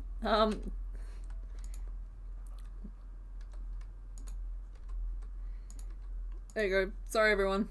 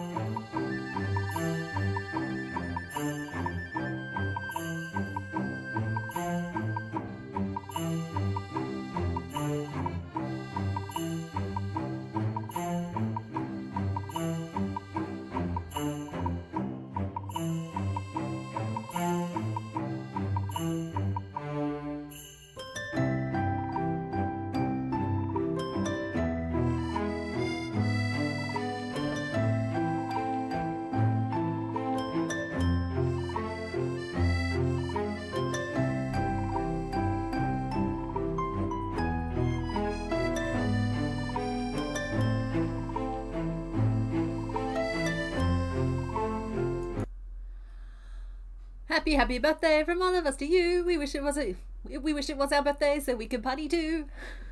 Happy birthday, Melissa. I hope that startled you guys as badly as it startled me. It's like, whoa, I made a loud noise. Alrighty, so I think we have, wow, we've got a lot of stuff happening on the screen right now. Let's chill that out a little bit. Let's get rid of you.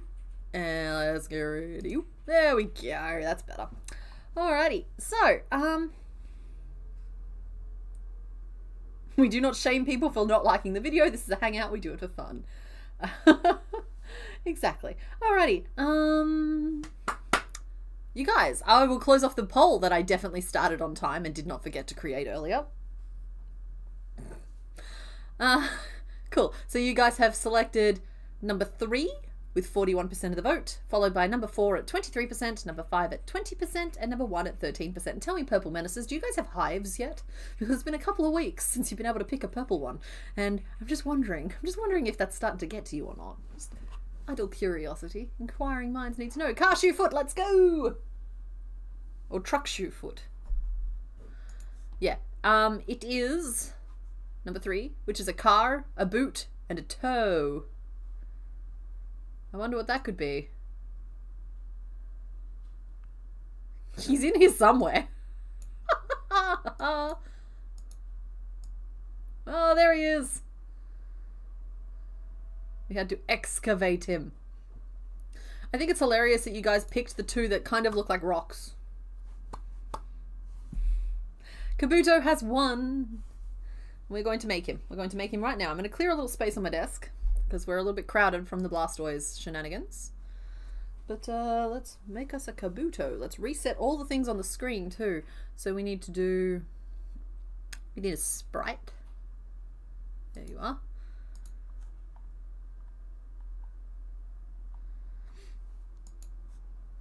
Excuse me. Okay, I'm going to turn that on. And we've got to update this count. Kabuto is our 125th Gen 1 Pokemon. I don't think we'll need that brown. We need the gold brown. The goldy colour. Ah, here we go. This is the Kabuto colour, right? That's the one. And then we need bright yellow for his fiendish little grabbers. And we need some, like... I think that's two... Oh, wow, that's not working on either camera today.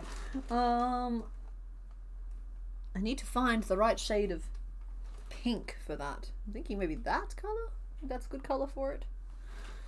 And black is nice and easy. He's kind of got laser eyes. He does have laser eyes. And Darcy, I'm sorry you didn't get the crab rave. Not crab rave. But there's always next week. And the week after. And okay, instead of the crab rave, we have rock and roll. How's that? I think that's pretty good. I think that's a pretty good combo. This is actually a really juicy, happy color combination. Look how tasty that is. That tastes really good. Yeah, actually tastes really good. I might have to make something out of those just so I can look at it. Alrighty, let's turn the page. And we're gonna make a little Kabuto. What did you guys think of my emoticons? I did my best. I thought I did pretty well on this one here. Oh, bye Cat Sammy. Thank you for hanging out. We will rock you. Yeah. Surely that can't possibly be copyright. All right. I was just gonna stick eyes on. I don't think the anatomy of this particular creature lends itself to a recess. But I'm going to refer to my reference images, and I'm sure I'm going to be showing some horrible things to do with horseshoe crabs, aren't I? No? Good. Oh, he wishes to speak to the manager. He's such a little guy. Those... Honey, I appreciate your efforts, but that's not helpful. I'm trying to work out if he's just a dome, or if he's more than a dome. Because, like, that's him upright. But I kind of need him in, like, his flat position. Because, like, I'm tempted to just, like, make him as, like, a little half disc. But I don't know if that's quite right. He's kind of got a blobfish hat on.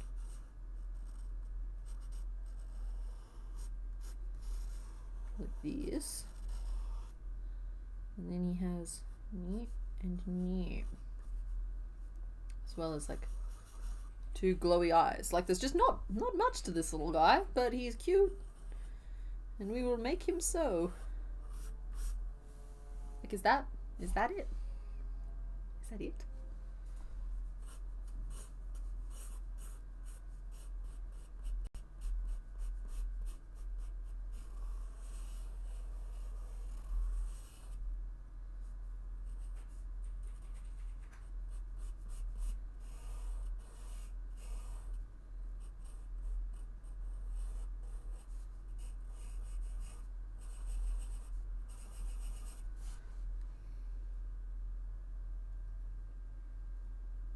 So many of his details will be hidden underneath him. No toe beans, thank you.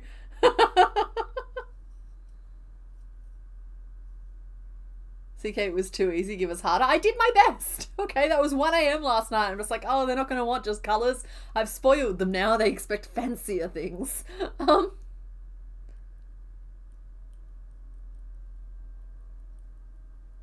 So will it be totted or potted? That's the real question, because we could make one the size of a cushion. But if we like totted it, then we would be just, thank you, Loot. Like, thank you, Mr. Bones, but thank you, Loot, as well. I hope you're having a fun time at your games night, day, whichever it is. Your game time zone. Okay, smooth the booty. Smooth the booty. Because like so many of these details are just like hidden underneath. Yeah.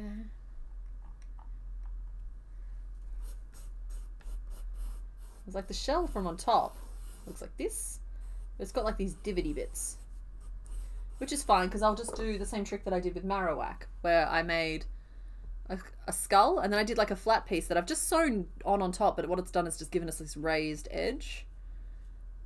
And like it gives us this nice little architecture to it. So like that's easy enough with a shell piece as well. So we'll make it like a jock strap over the top of a round piece.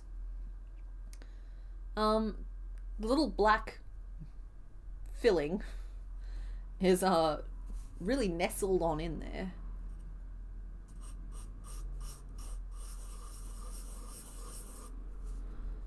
And like those little yellow legs could just be stitched on, or we could make them as like little separate pieces. But there's just not a lot of pieces to this, which is kind of nice. Depending on the size, I'll either do those eyes as like two-toned or just one-toned and it'll be fine. Shh, don't wake Nat, yeah. I have one of my residents at work singing the Addams Family theme song, and she does the boom boom clap as well. She usually counts all the time as behavioural response, so we give her songs, so that's good. Thank you. Yeah, you've had a minute while he takes care of something. It was a perfect time to look at Kabuto. Yay, good. Thank you. I've gotten accustomed to a certain quality of reference images from multiple sources, and you are one of my favourite sources. So I appreciate you taking the time. Mr. Bones is, of course, my ultimate favourite source.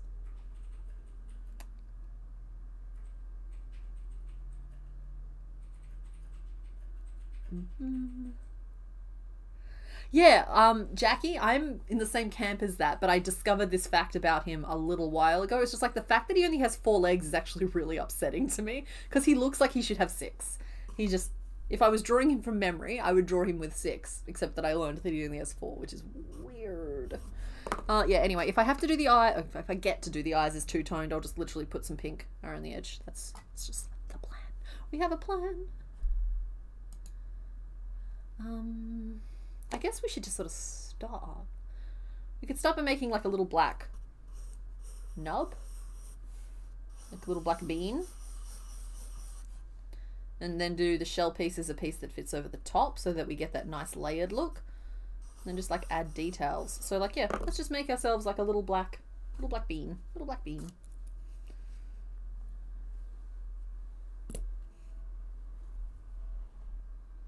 You had a compliment, so your reaction is minor explosion. Aw, samesies. Good. We're just talking about the mechanics of clicks versus claps. Yeah. Okay, cool. So we're just going to see how big this bean turns out. And from there, we'll know if we're totting or podding. 1, 2, 3, 4, 5. Or just being perfectly rationable. Rationable? Do not ration your humans. Don't do it. It's not allowed. It's not okay. 1, 2, 3, 4, 5, 6. Rational humans. And just making a regular sized one. They come in 2 sizes. Extra small or 12XL.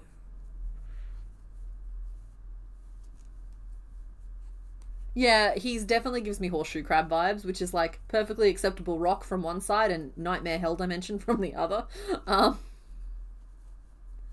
No in between. Horseshoe crabs. 0 chill.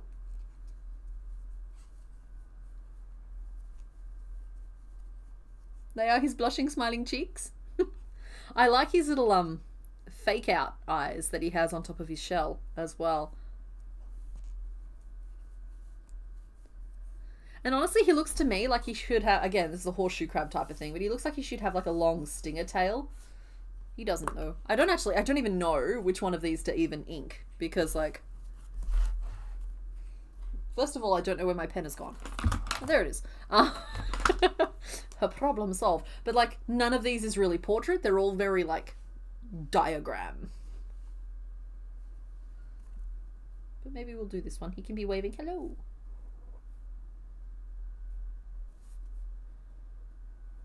But he's shy, so his other leg is all tucked up.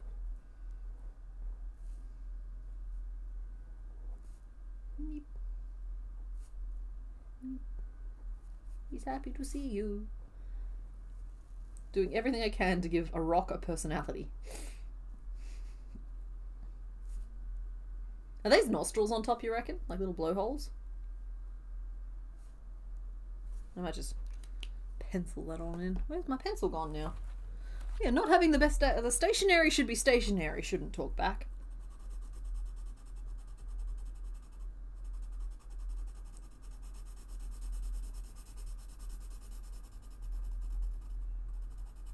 Here we go. He's just a little guy. He's a little mushroom guy. Also check to see if it's stuck to my leg. Me?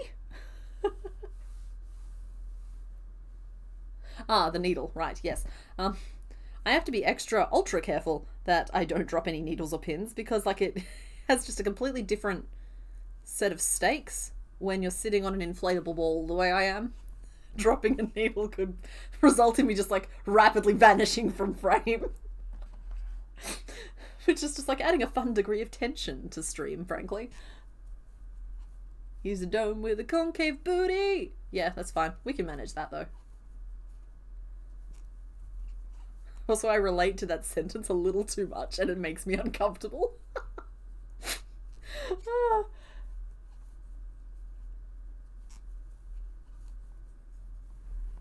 Yeah, these are in. He's an innie, not an outie.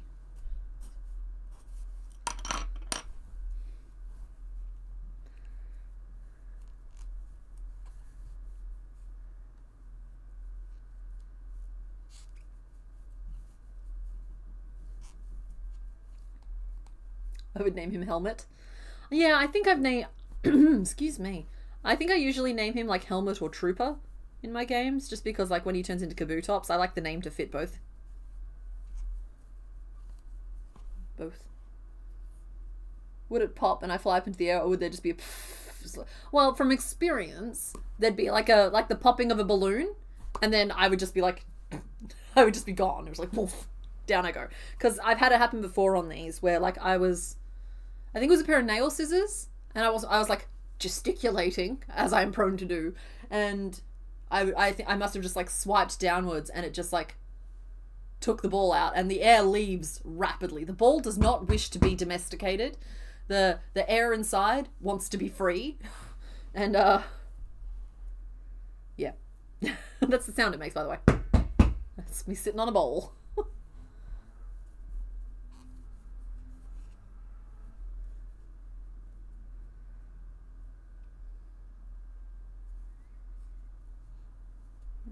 I haven't been keeping count. Oh my goodness, can you imagine a little totted guy who was just this big? He was just a little fella.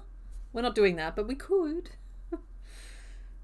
2, 3, 4, 5, 6, 7, 8, 9, 10, 11, 12, 13, 14, 15, 16, and 17. No, we're going to do him properly because I know that there are folks out there who love this little guy. And so we do this for them. That's why you got to do every Pokemon to the best of your ability, because someone out there has been waiting for a long time to see their favorite made properly with the dignity they require. And so yeah, we're gonna put as much effort into Kabuto as we just put into Blastoise. That's just how this works. There's just fewer pieces and they're a little bit more accessible for me. So I get to be a little bit chiller as we make it. Doesn't mean I'm not taking it seriously. The ball is a feral microwave. No, the Onyx is a feral microwave. This guy could be a toaster if you wanted him to be. Little toaster strudel. Do not eat the Kabuto, even if he kind of looks like he tastes like crispy wafer with like chocolate filling. That's what he feels like he tastes like. No. Leave Nat alone. I know we all miss her, but these streams are not at an appropriate time zone for her.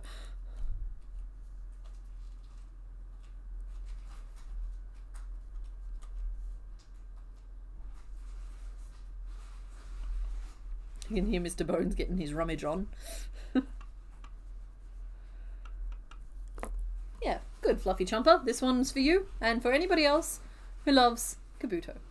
Yeah, he's totally a little Snickers pod. Exactly. Hello to Freezing Melbourne. We've been having some really delightful weather over here, not gonna lie. Sorry. I'm ready for it to be a little bit colder.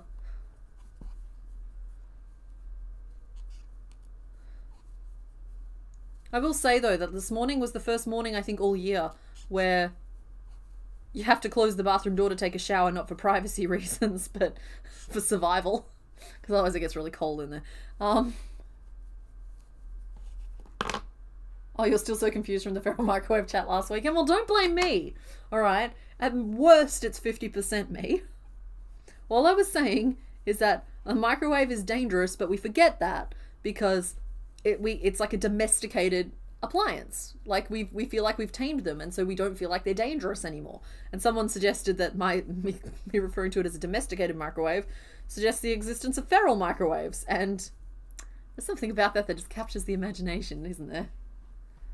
I like Kabuto, but Kabutops is upsetting. I actually agree with you, Bumblebee, but I think Kabutops is also somebody who is just a good little guy doing his own thing. He's bopping around, and we're not mean to them, even if they make us super uncomfortable. 1, 2, 3, 4, 5, 6. Yeah. I have never eaten a Snickers anything. Peanuts. But I can appreciate that they're probably great. Because, like, everybody else seems real enthusiastic about them. So, like, that's cool, guys. You do you.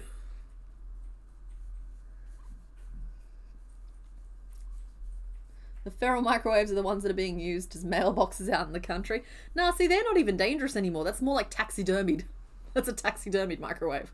I was just like, microwaves are dangerous. Treat them with respect. Okay, cute little nugget. Do we go one size bigger again? No, because then the shell's going to be quite large. He's going to be a nice little handful, I think. Because we could stop there. I think it's still a little on the shrimpy side. I might go one size larger and then regret all of my choices when I have to go up to 42 stitches around for the helmet. No, we're stopping there. That's good. Look at me. Self-control. It's almost like I've learned something. Kabuto and Blastoise share a category name, the shellfish Pokemon. Yeah.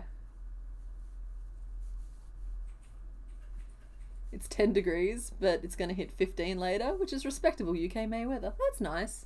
We've been hitting like 23, 26, that kind of thing, which is like not as cold as I'd like it to be, but it's also kind of nice. It's like I'm sitting in front of you like as like pearlescent as ever, but I actually just got back from spending like 2 full days in bright sunshine. It's just it doesn't stick. I managed not to get sunburnt because I have my sunscreen protocol down, but yeah, this is what 2 full days of sunshine looks like on me. I do not tan. It's not a thing that happens. 30 degrees is too hot. We're reaching the medium, like the upper levels of what can be comfortable there. I'm ready for the rain. I'm hoping for a nice rainy winter. I find it soothing. It's kind of like, yeah, the audio jitter drowns out some of the like electricity noises, which is makes it easier to relax. And plus it's fun to walk in. It's like there's purer pleasures in life than walking around in like cold rain just to know that later you'll come home and you'll have a hot shower and you'll put on some track pants and like just be warm and cozy. But like the getting cold and not miserable, but getting really cold and wet is part of becoming really warm and cozy. You had to explain feral microwaves to your girlfriend. She now wonders how to care and feed the kitchen mimics. You know what? They are kitchen mimics.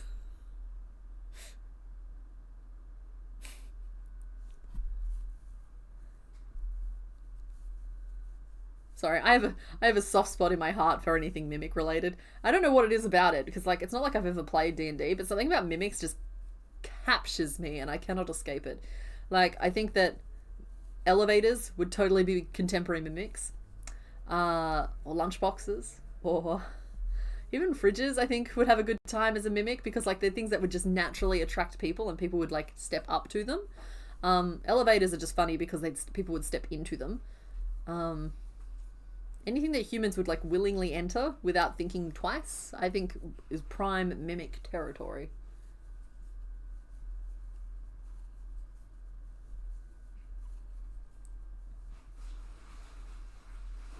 What is my sunscreen protocol?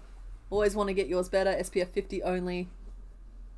Only use so much. Yeah, I don't like to apply too much because I end up with like a weird skin reaction from it. The trick is to find out which one works better for you, a chemical sunscreen or a mineral sunscreen. I am not equipped currently to have that conversation because it's the kind of information that I learn, I make my choice, and then I forget it after I've already made my purchase, and then I just purchase the same thing. So I have no idea which one I'm currently using, but I know there's a difference, and it's actually a really important, critical difference for if you have sensitive skin, which I do. So this is the headline. You should look it up. So that's probably the biggest change you could possibly make if you were looking to make one. For me, it's just if I'm out sweating or swimming, you reapply every 2 to 3 hours. If you start to feel any kind of sting, retreat to the shade, and reapply. Just reapply. I only had to do it every 3 hours or so while I was out there, but I was also wearing my hat and wearing my sunglasses, and I also wore, even though it got uncomfortably warm at times, a long sleeve shirt the whole time as well. So it's just like, skin cancer is a real serious thing here in Australia. You can't risk it, even though they were relatively mild days we were outside for, admittedly. There was sunshine, there was barely any clouds the whole time, but like, that doesn't necessarily dictate UV, and I know that there were mild UV kind of days, but yeah, you just got to take that stuff seriously and be prepared. Carry that sunscreen with you. A toilet, yes! Grim Squirrel, that is an excellent and horrible suggestion. Oh, the tongue. Ooh. Okay, Anxiety Bakes, who has also experienced Australian sunshine. SPF 50 is the base layer for the second layer of SPF 50.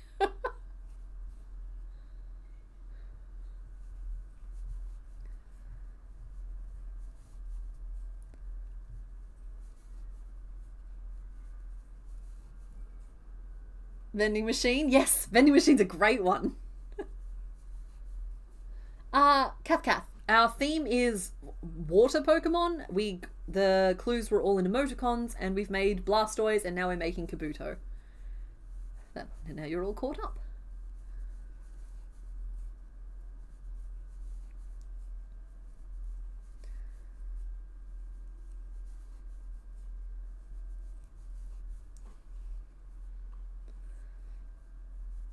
And we do need some cool name suggestions because I don't think we've had very many yet. That's not me dissing your name suggestions, that's me saying that I don't think we've had very many name suggestions, full stop. You can also get UV protective clothing nowadays. That's true, you can. Honestly, the baseline is just keep sun away from skin.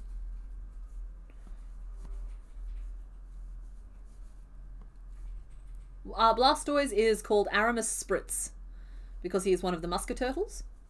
So we have Arthos and Porthos, who are Squirtle and Wartortle, and we'd loosely agreed to name Blastoise Aramis already, and you guys kind of decided to hold true to that, but we added Spritz to the end because it's fancy.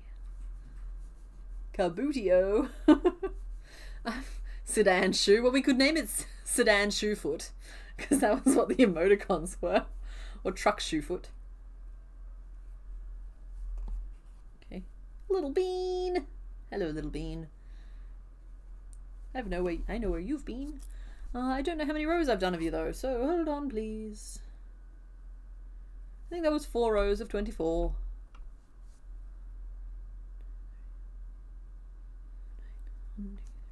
Yeah, the perks of doing this under this really harsh ring light is while you guys can't see the individual stitches, I can. Oh yes, Snickers. Snickers is cute. Somehow I missed the giant Blastoise drawing. Yeah, it's like I keep the drawing out across the thing, but like I also fully understand like brains edit out details. So yeah, it makes sense to me. Oh, that looks awfully grotesque to me now. I might just excuse me for a second while I just like neutralize what's happening here. Is it making it better or am I making it worse?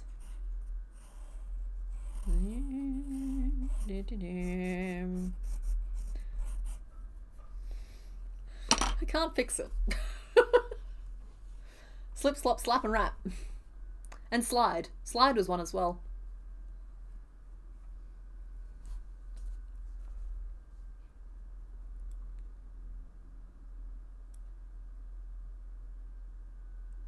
worst mimic I ever had to run into during a D&D campaign was an outhouse mimic. We lost the rogue that way. Oh no! That's so awful. Oh, I'm sorry. I'd say that tickles me, but I think he got tickled too.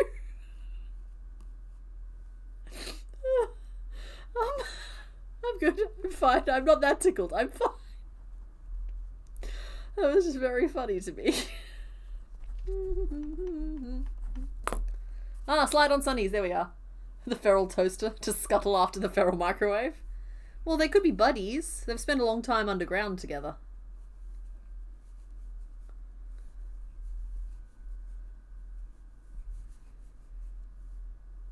Okay, so the whole slip slop slap thing is something that's actually stayed relevant in my life, but I do feel like there was an unnecessary emphasis on stop, drop, and roll growing up. Like, I feel like they were training us as though we were going to burst into flames every couple of days, and we had to be ready for that at all times. And I, for one, have just never caught on fire. Not personally. Which maybe I am one of the fortunate ones, in which case I am blessed. But yeah, I also thought quicksand would be more of an issue in my adult life, based on the movies and books I was reading. But like, yeah, just just like I feel like slip slop slap is one of those childhood warnings that actually stuck around, became relevant, gave useful advice, actually helped.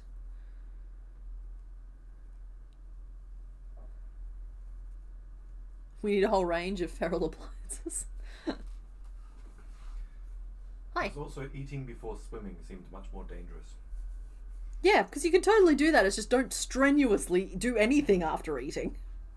Go for gentle walks after eating. Or gentle naps. Even gentler naps, in fact.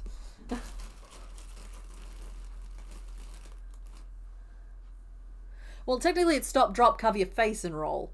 At a certain point they decided we needed all of the information. Though, okay, yeah, like I've spoken before about how like we went away for a couple of days and like they had like a fire emergency plan on the wall. Great. I was on board with this fire emergency plan. It had a little acronym. I can remember the letters of the acronym and I can remember what the steps were, but I cannot remember how they're related at all. So, step 1 of the fire emergency plan was basically get people out of the area that was on fire. Cool. That sounds like a perfectly reasonable course of action. Step 2 was call 000. Fine. That also makes sense. Step 3 is inform reception and staff so that they know that there's an issue. Like, cool, all right, I'm on board with this plan. Step 4 is where it lost me. Step 4 of this fire emergency plan, after we've activated all the people in the area and gotten them to safety, we've called 000 and we've let reception know. Step 4 is, if safe to do so, put out fire. And I kind of feel like that should have been step 1. It's like specifically because of the provision of if safe to do so. I feel like before you scare everybody and activate professionals and tell reception, if it's safe to put out the candle, put out the candle. Yes, that's the acronym, RACE. But like, I think maybe they just explained it badly to the point where I could not take it seriously anymore. Because it was like put out the fire fourth. I'm just like, no, if you could put out the fire that easily, just put out the fire, right? And I say this from someone who's like, I have like volunteer firefighter people throughout my family, rural upbringing. I've been up close and personal with way more bushfires than I would ever be comfortable admitting. Those ones there, you get out, right? And you get out early enough. You get out as soon as they tell you to start getting out. But like, the way they were talking about this, it was very much like a candle on the table. It's like, let's stress everybody out and do a bunch of stuff and then blow the candle out. That's true. There's a difference between electrical and oil fires, but like, it's just like, if safe to do so, put out fire as the fourth step just feels like a very strange underreaction. Yeah, try putting out the fire after you've been on the phone for 5 minutes calling everyone. Like, I believe it is just the phrasing. I do not believe that there is, like, the plan made sense to me perfectly. And also, I feel like I get a little pat on the back for actually reading the fire and emergency plan. But, yeah, it was just, I was on board with the plan until they made put out fire step 4. It just, I was like, okay, but if it was that easy, why didn't we do that first? Well, why didn't we at least try that first if it was safe to do so? Because like that's the kicker here. They did specify if safe to do so. So I'm operating under the assumption that it is safe to do so, and I have the know-how to do so. If I'm out of my depth, absolutely do the rest of the plan. People to safety, let people know, all that jazz. I'm on board. Yeah. Yeah. Also, yeah, and also I'm no longer there. Exactly. We've removed ourselves from the situation. We left the fire with the rest of the fire, and we moved away.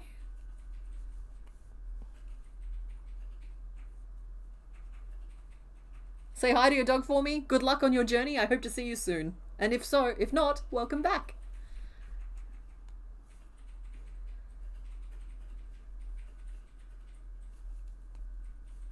Name suggestion, do me.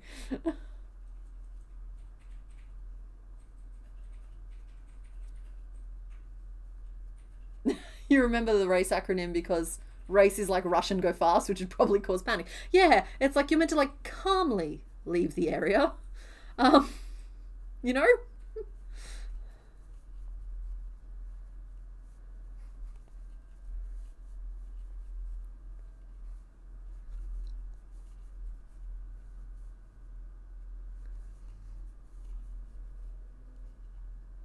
Or like in Buckaroo Banzai when he filed the fire away under F in the filing cabinet. I was thinking the IT crowd when he put the fire with the rest of the fire.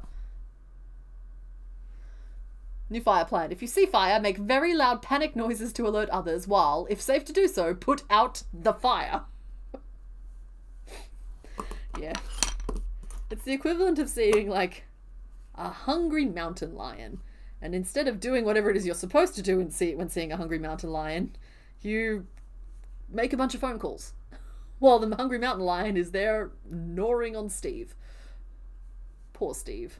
Steve always gets eaten in my examples. I was taught about grease fires at 5 years old because your brother accidentally fell asleep. Oh no.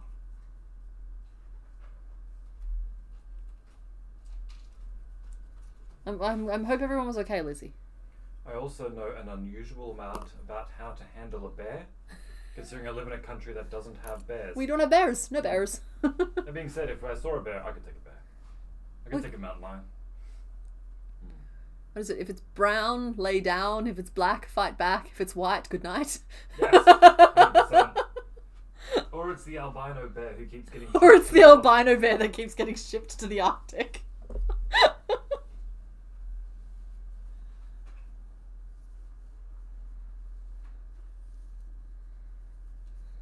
I don't know where the end of this yarn is. It's very spaghetti monster on me right now. I know it's in the middle there somewhere because it's been cinched in at the waist, but it's also been tossed around so many times. That's the hazard with these colours that I really like but never use a lot of in any one project. There we go. So they just have a tendency to get a little bit more neglected than others.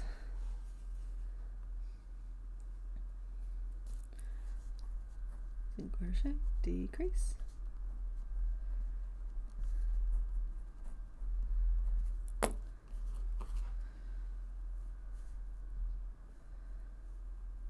Oh, hi Nat. They didn't wake you, did they? Ah yes, you see our void ball. Oh, you need to see the boy. Look.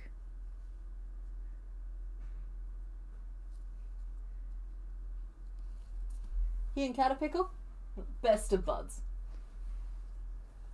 Look. They fit directly under his chin. It's very cute.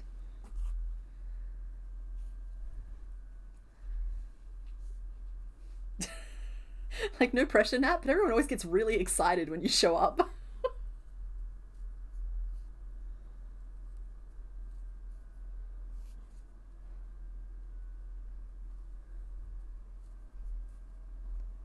Everything was okay, we just had to air out the house and paint the fridge. We told him years later.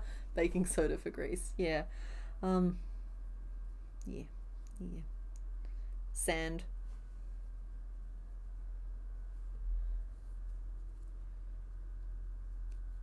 It has to be smothered, right? Something like that. They are siblings. They are buddies. They both know the secrets of the worm. Rock-a-pickle and cat-a-pickle.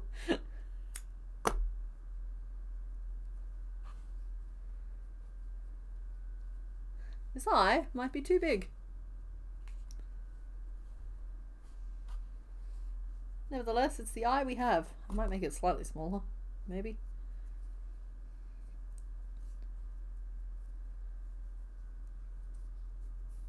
Well, I mean, technically his name's Feral Microwave. So, he's not Rock-a-pickle, but... Which, I'm sorry, it's too late in the stream for me to react to a name like Rock-a-pickle with any kind of dignity.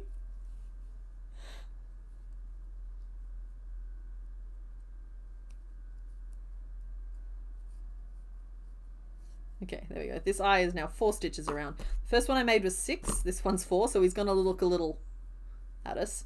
I'm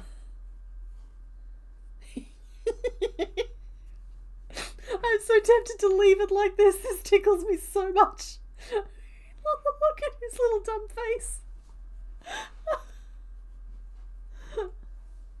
Thalulu is perfectly happy and fine. I also just don't know specifically where she is. I'm assuming she's in the bag. The bag is big and full of Pokemon.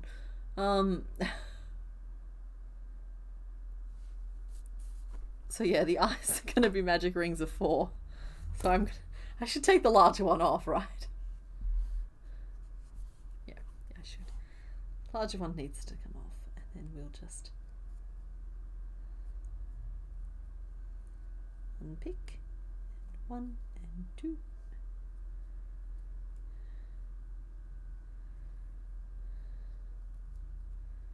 Hey, what day is it? It's Sunday, right? I'm streaming, it must be Sunday.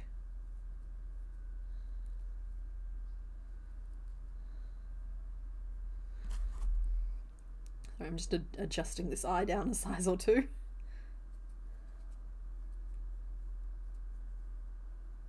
You miss Hydrini? Hydrini's nearby. Hold on 1 second, I'll grab him for you. I know where Hydrini is.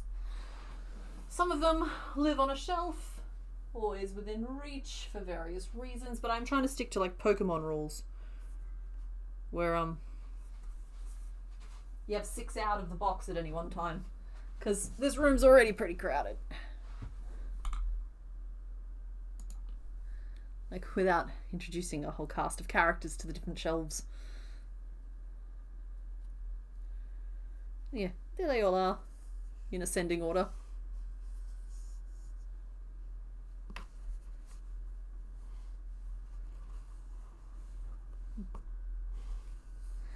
Fortunately, Dratini is the least stable of them. Which is just something that's happened. Because, like, this guy, he's full of rocks. He's so stable. It's really fun. Yeah. He likes to peek over the top of other Pokemon and rest his head gently upon their fuzzy noggins. I'm going to focus a little bit better than what it's like I've been scattered to the winds. There we go.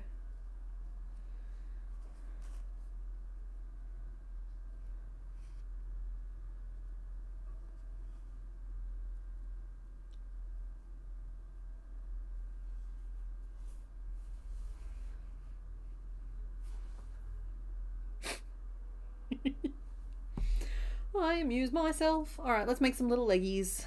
They should not be big. I could even possibly just stitch them on. But again, we're gonna do a thing. We're gonna do a thing and it's gonna be fun. It's gonna be nice.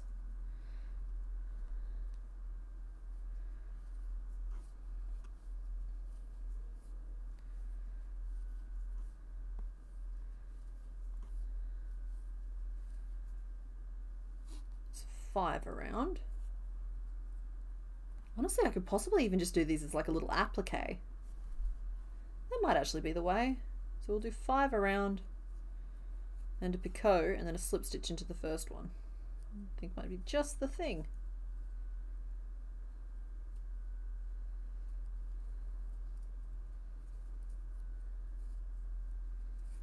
That's how we make a little comma.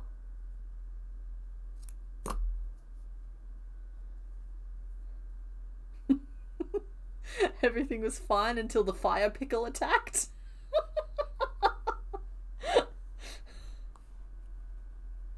Okay, he's a little chunkier than he looks in the pictures. Alright, he's almost a weirdly three-dimensional cartoon character.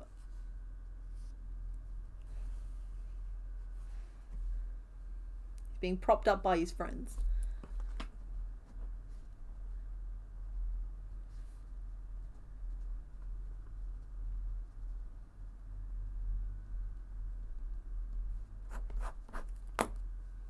So there's one. We still need to make his fancy hat though. I think just sew on the magic rings with a lighter yarn. Yeah, oh yeah, no, absolutely.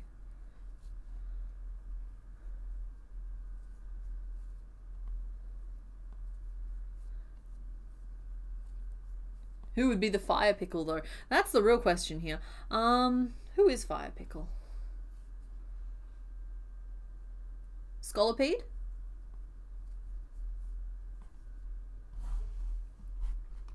I'm thinking maybe Scolipede. Hold on one second.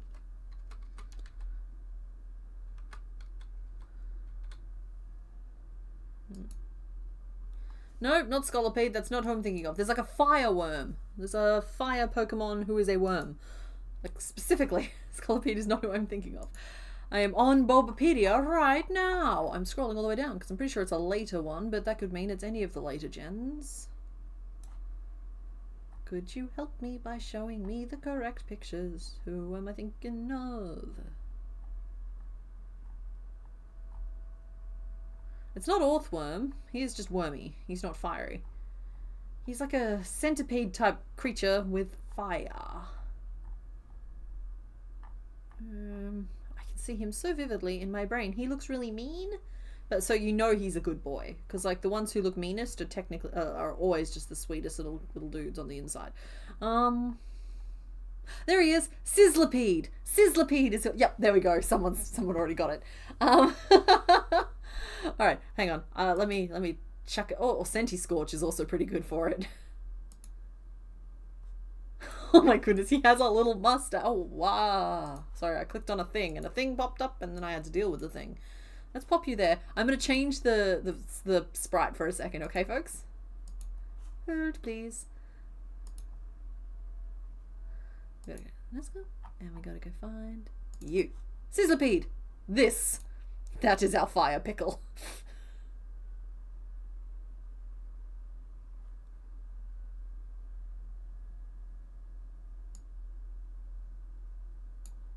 He's good. And he evolves into Centiscorch. Hold another moment.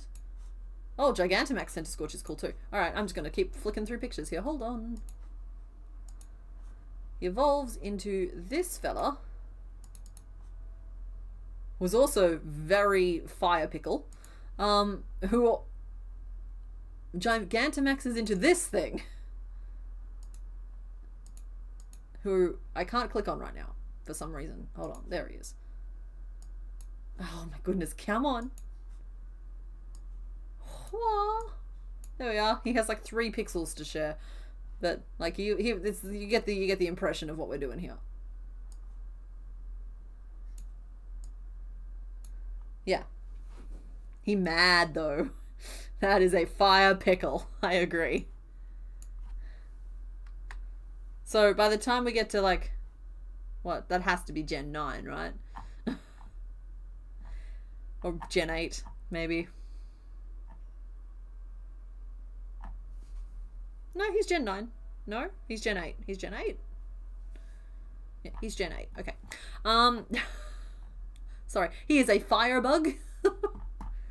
And he is number 850 and 851, respectively, in the Pokédex. So we won't get there for a while, but when we get there, we have our fire pickle. So everything will be fine until then. So we're good. I don't know how to find the old sprites now. Still got the Gigantamax Centiscorch queued up. Let's see if I can find it. Pokemon. And that's not it. Pokemon sprites. Hey, I've labeled the box. Love that for me. There you are. Hey, come in, little nugget boy. And you just go tucking back in there. Oh, I mean, sorry, yeah, you could also pick a fire pickle from Gen 1. It's just you've only got 26 Pokemon left to pick from, and I think the only fire type left is Arcanine. And he's not really a fire pickle.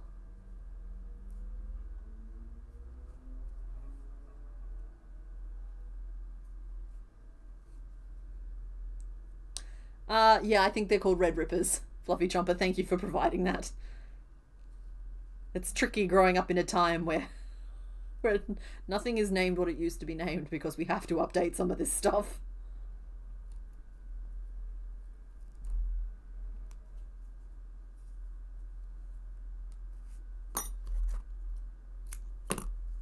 Is there going to be another Chaos and Karma run soon? Yes, there is. I have been trying to film the gameplay for that for 2 weeks now. So it's been on the schedule to start filming the gameplay of that. It's just other projects keep creeping, scope creeping. Oh my goodness, he's like, can I have a bite of the sandwich, please? I'm a very good little bug. Okay, stop that now.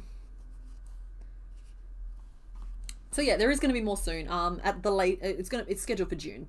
I just thought I'd have started filming by now. It's Tapestry first, and then Soul Silver Run. We're all about tying up some loose ends this year, so I can feel freer to embark on some more, like, still YouTube stuff, but like different projects. Because like, I like committing myself to giant projects, but then I've confined myself to the weekly structure, and those two things don't always go super well together.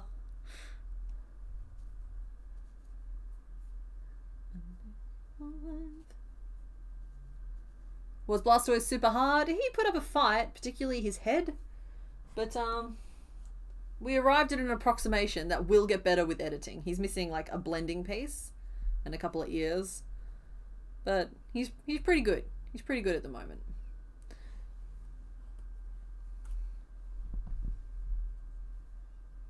We've got enough like roughed out of the clay that is yarn to I'm comfortable that I'll be able to get him most of the rest of the way.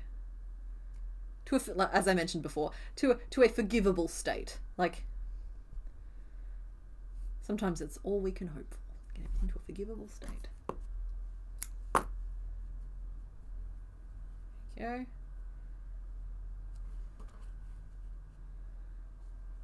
go. Got another little pair of legs. So many pins for you, buddy. You're doing a good job, though. Would you not be so dramatic, please? Please, all of you. They're either snacking on or taking care of the baby. Did he get called Wowzer? No, he got named Aramis Spritz. Which honestly is a really fancy name. And I can see it being like...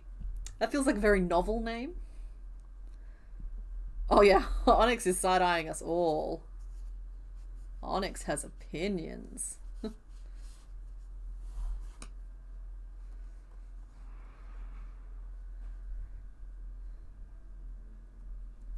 But at least Onyx doesn't just blink his pupils, right?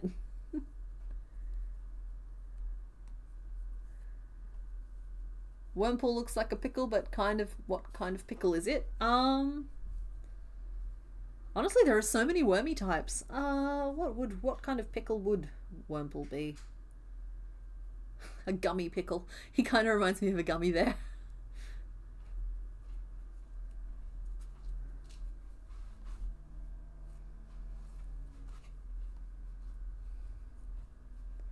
Yeah, Andy, that is exactly Onyx's. Well, that's the expression from above. Like, when viewed normally, the Onyx is less judgmental. The Onyx is just chill. But, when not viewed normally, yeah, he's up iron real bad. What's funny is that he's looking at me there, but he's also looking at me here. It's a very little strange thing. Yeah, I'm having a weird time with it, because how is he looking at me in both scenarios? A worm pickle.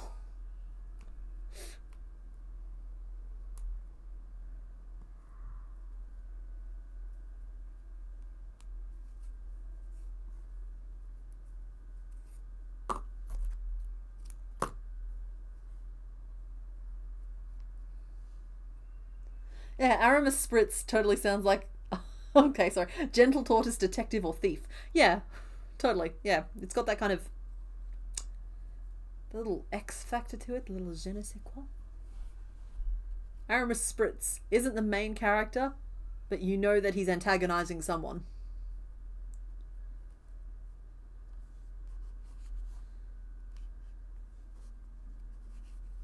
He's like the Mona. He's the stone. No.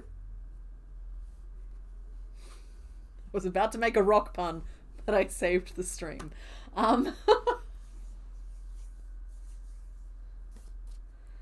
Okay, we made some legs. Now all that's left is to make his little hat. Such a good little boy. Little guy. Blastoise took so long that I'm kind of glad that this guy is just so stress-free, as I knew he would be. He's such a good little guy. Look at him. He's going to end up like sitting face first most of the time. But we know that there's cuteness under there. He's a little bit... He actually looks genuinely very worried at the moment. Like just like really concerned.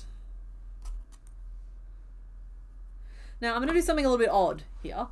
So for this piece, I'm going to actually do the starting... Excuse me guys, move the crowd over. The starting magic ring is going to be here at the tip of the nose. And I'm going to work it up as a double-walled piece. At least for the first part of it, because then I can just like fold one side in inside the other and we'll get this really nice lip around it. But this guy has to fit into the middle of that. So he's 24 stitches around at his widest point. So this has to be at minimum 30 to 36 around. It's also going to allow me to get this bit of shaping around the front because like that's our magic ring. And then we can grow it out and then we can grow it out really aggressively from there. So that's the plan. And then we'll do potentially like an overlay piece to give him his inverted booty.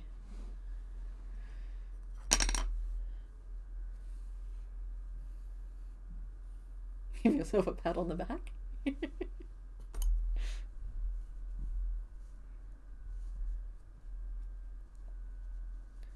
In fact, if I'm really paying attention, right around here, I'll leave a row of front loops free so I can just literally attach and just work this piece up as an attached piece and there'll be less of a seam.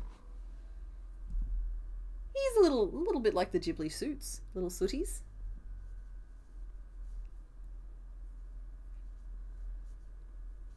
We're making him his shell, okay? He won't need to be worried for much longer.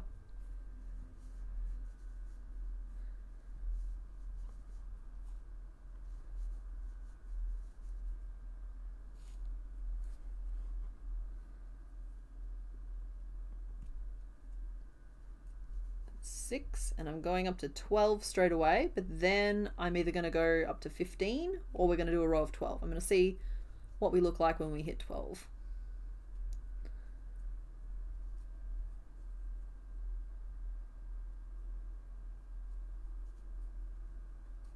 Okay, look, I ain't going to do an uwu voice here on the channel. This feels like it's departing on a darker timeline, but Bottega channel I understand, and yes, he does look like he's saying something approximating that.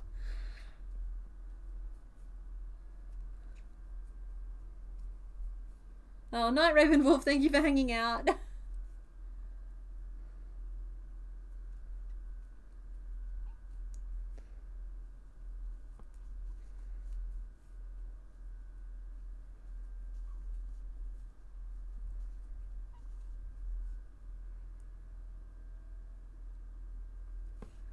Okay, so that will be folded, and so there we are. That forms the front of the shell.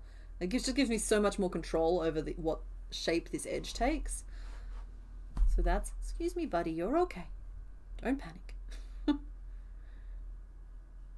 It's his little front,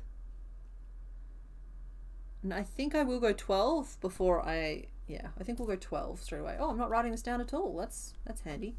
Magic ring 6 and 6 increases and 12 single crochet. Hey, right, you go back to your buddies, they're keeping you safe.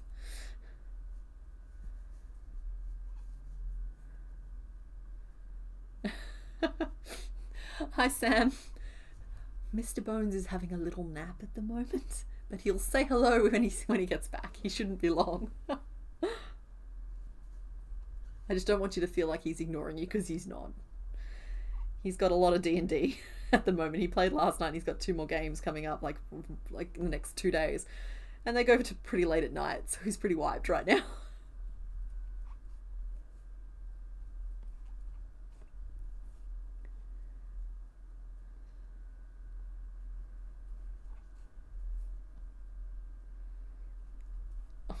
I'm sorry. He's breaking my little heart. I don't know why I'm seeing him as adorable, but he's so cute right now. He is like a baby, exactly.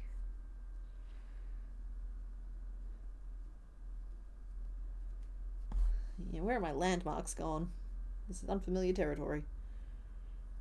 Back it up, back it up, back it up, back it up. There we go. That's 12 around there. Is that enough? Sorry, buddy. We're going to need to try this on you quite a bit. Okay, cool. And so now we want to increase really dramatically on either side to get the proper swoop going. Or do we? Or do we go back another one? The jury's kind of out. Maybe we go back another one? We can always frog it. This is the easiest version of having to frog it. So we had to frog Blastoise like 3 times, so... Yeah, I know the loose threads look like he's really upset. But he's not. He's just rolling around, being a little squish. It's good. It's healthy for him to come out of his shell a little bit. But it's...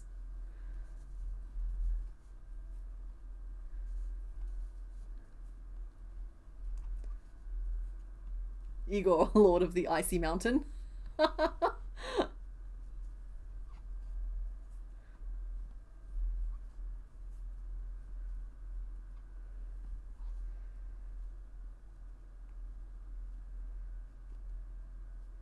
Okay. Look, you're acting up in front of company again. You gotta stop that. When the void stares back at you and starts to cry, you've got bigger problems. Come here, buddy. You're okay. Just gentle, reassuring words for the baby.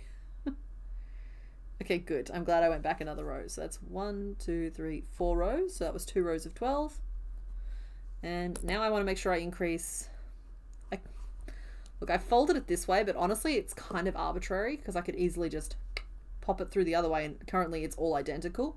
And it'll be easier for me to grow the sides this way than if they were at the start and finish point of the row. I don't know if that makes sense to y'all, but it makes sense to me. So if I fold this way, then we've got 1, 2, and then the edge, and on this one side we've got 1, 2, 3, and then the edge, which makes sense because there's 12 stitches in total. So good. That's good.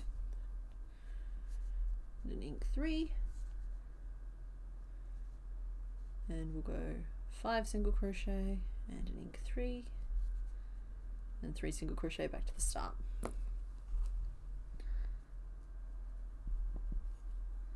He's a little Mothman. He's like a little Mothman larva.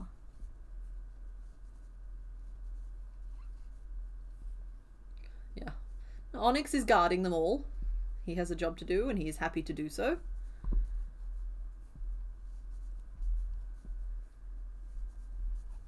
Oh, sorry. Okay. It's a vicious mauling.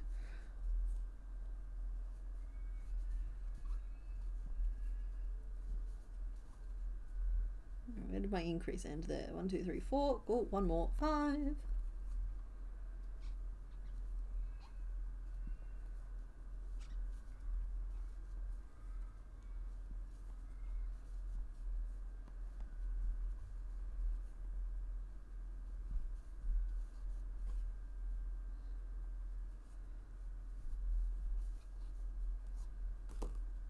Okay. That's the start of the shaping. I don't know if it's extreme enough yet because it's kind of flat. So I might actually have to go back and put more increases at either one of those points. I'm just going to try it on. See, there's going to be a lot of that. A lot of just like, try it on. Do we like it? I put very little thought into where I put this face, but I've become very attached to this face, which is going to make it tricky for me. Yeah, they needed to curl out faster. So here's what we're going to do. I'm going to expand each one where I've only got 1 increase on either side at the moment. I'm actually going to turn that into 3. So we'll do increase, 3 single crochet into the same stitch, and then increase, which is making a lot more increases in the same space. But we'll make a nice chunky difference to our shaping here while keeping it on either side. He's just doing a happy little backstroke through the page. Meanwhile, Caterpickle is just like, I'm in over my head.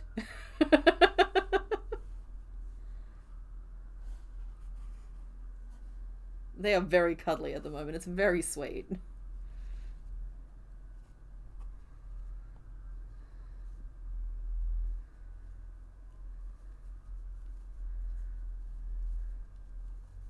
I love it when my Pokemon tessellate. You ready for Steelix to join the pickle group? You love Steelix? Oh, what is he? Is he the Mecha Pickle?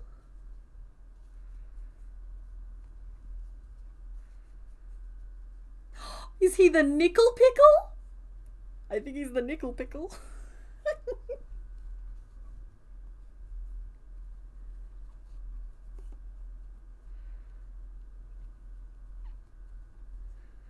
Oh, some of them just name themselves, don't they?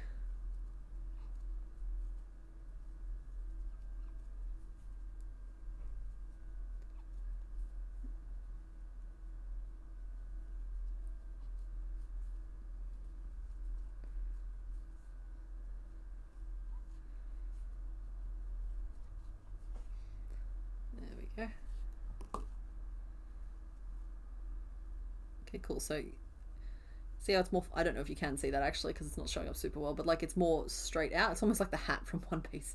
It's straight out a little bit more rather than like... It was a little bit more sloped down this way last time. I still don't know if that's quite enough, but we're going to go with it. I'm just going to enhance it at every row as we move forward a little bit here. So it'll be 3 single crochet, increase, increase 3, increase 3, 4, 5, 6, 7, increase, increase 3, increase 3, 4, 4 single crochet. Igor commands respect and belly rubs. Of course, we all must tell Igor he is a very good boy. That's good. That's a good thing. And what an interesting origin story as well. Not that we do things for the origin story, but still, it's sometimes fun when things have interesting origin stories.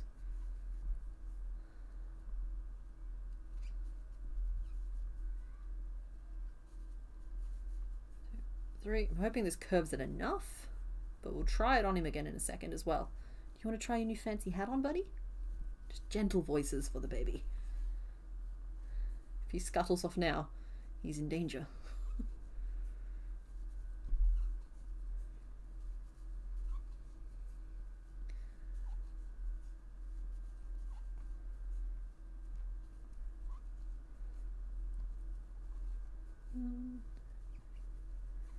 Increase. And I have not hydrated enough today, folks. Hydrate or dihydrate, everybody.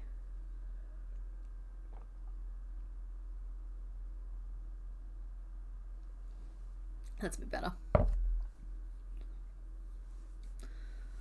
Ooh.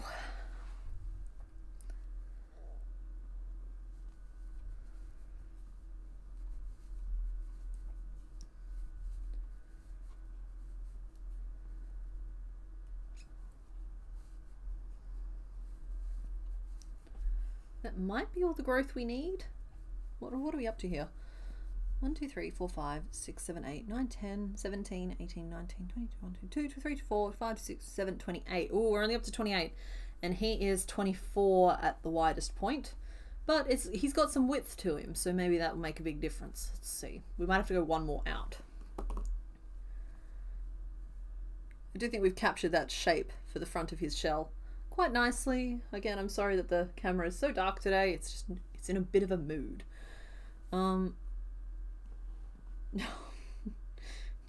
just call him Carl. Okay, good. I think that's good. So one more regular increase down on either side, and then we just create a bunch of rows, and we're good. And we're good. 1, 2, 3, 4, 5, 6. Increase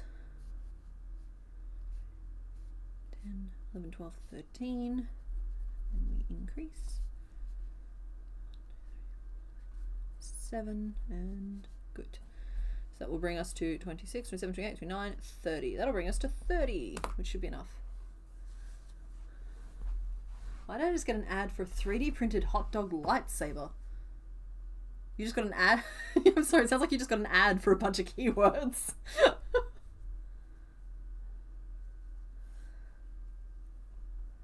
Thank you, Not Martini. Bug, you were doing so well. You're down to 18 already. Weren't you up at like 30 or 40 just a couple of weeks ago? I might be thinking of someone else, but in any case, we don't measure our success by other people. We measure our success against ourselves from yesterday. And so you have fewer works in progress compared to yourself from yesterday, and that's awesome. Plus, it gives you room to start new projects. It's what I'm doing at the moment, right? I'm trying to get through the Gen 1 Pokemon project. I'm trying to get through the Tapestry. We're trying to get through the Soul Silver run. We're trying to get through some of these massive projects to free up some creative space in our minds and our actual physical locations. And that'd be good. It'd be really, really good. Debating if I was still asleep.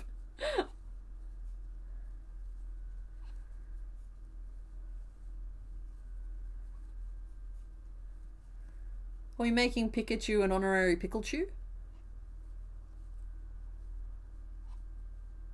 Yeah.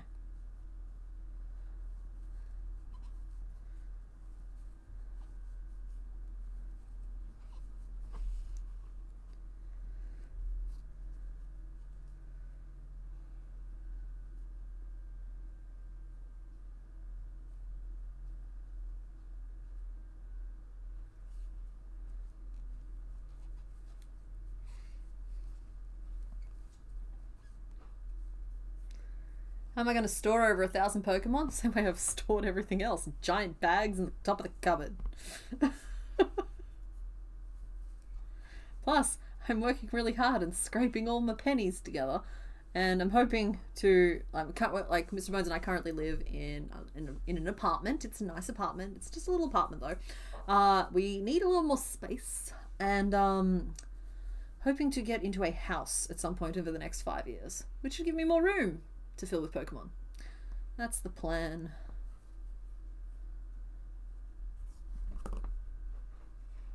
It's hard because I consider the Pokemon to be an ongoing thing, whereas like with my normal stuff, as I'm done with it, if somebody has expressed a fondness for it, like someone in my real physical world has expressed a fondness for it, I tend to just gift it.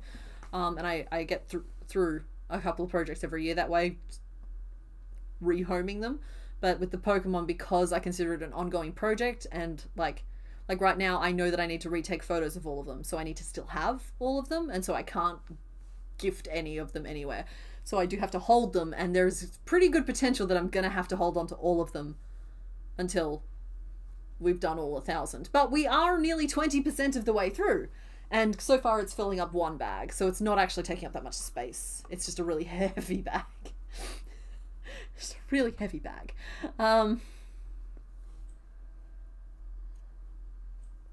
Okay, we are 30 around.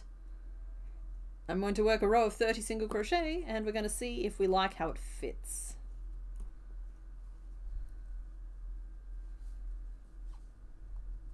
Because I think we might actually need some increases on top to help it curve properly, but we'll find out together. Hello, Love to Crochet 315. Welcome to Sunday. The one I'm making looks like a horseshoe crab? It does indeed. Oh, Sam, Mr. Bones can now say hello. Yeah.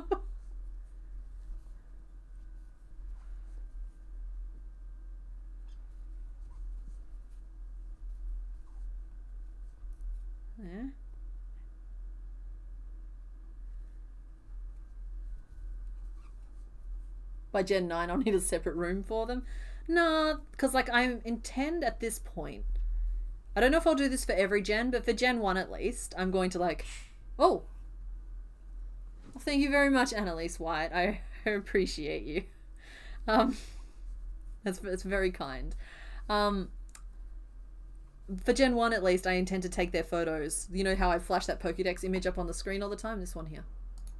I don't know if it'll be this exact layout, but I intend to take the updated photos when I update them. And turn them into like a poster that I can print out for myself, and I'll have that hung up somewhere, which takes up significantly less room than having the finished ones on display. and they won't gather dust, and I'll put them away somewhere safe and have, oh my goodness, this thought is taking so long to happen. And then I can still see them all the time, and still, like, it'd be horrible to spend this long on a project that I've thought about for over like a decade now, and then just stuff it away in a cupboard, you know. But at least if I get a nice poster printed up for it, that'd be cool. That'd be cool. Hi, Idle Widely. Wow, I have a hard time with your name. I don't think I've gotten it right a single time I've tried to say it. Idle Wildly. Because I go like, Idly Widely. Yeah, I'm sorry about that.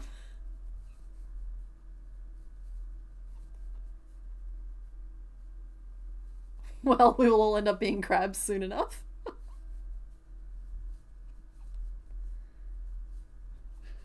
We're all tending towards crab. Okay, I think this is my second row of 30, and then we'll try it on and see if I need to start increasing along the top, because I'm worried that his little toupee is going to be too small for him, and he'll panic. He'll panic if his toupee is too small for him.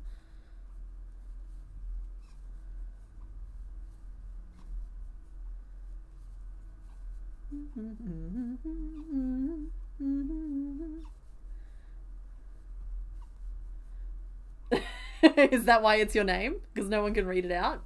Because I feel like when I stop and think about it, I nail it, but it's just like there's some sneaky L's going on in there. It's very Welsh of you, actually, to have sneaky L's. And an excessive amount of F's, actually. Sister says that I nailed the onyx. Yay! Thank you, Jeanette, sister. I'm particularly pleased with onyx. There's like a small handful of ones that I just think I've nailed them. The only two that pop immediately to mind are onyx and Diglett from Gen 1. I think I nailed Flygon as well, though. Yeah, sometimes I just like, okay, yeah, this is why we do what we do. Like, this is very good. He is the bold and the beautiful. My goodness, he looks like he's got a little quiff at the front of his head. Okay, see, like, this is why I'm doing this the way that I'm doing it, so that I can get like this really good control over the shape of the shell. I think it's coming together very nicely, actually.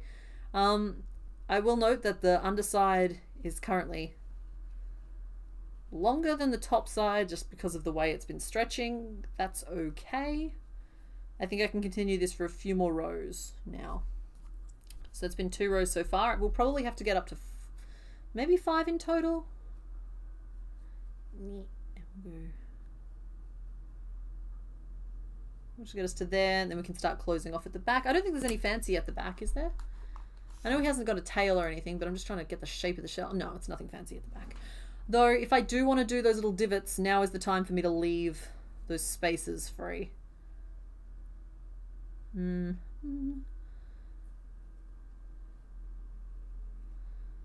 So, I could just leave the next 2 front loops free, but really it should be the previous one as well.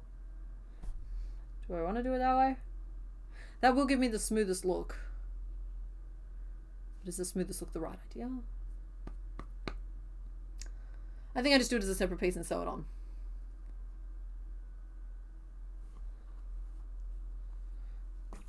Cool. So that's 2 rows there. Here's to at least 3 or 4 more.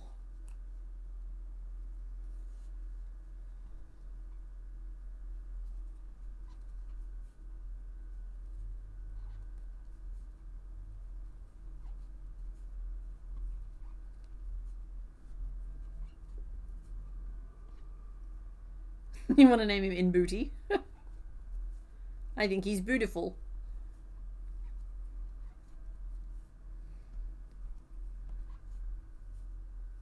No, I don't think I'm quite.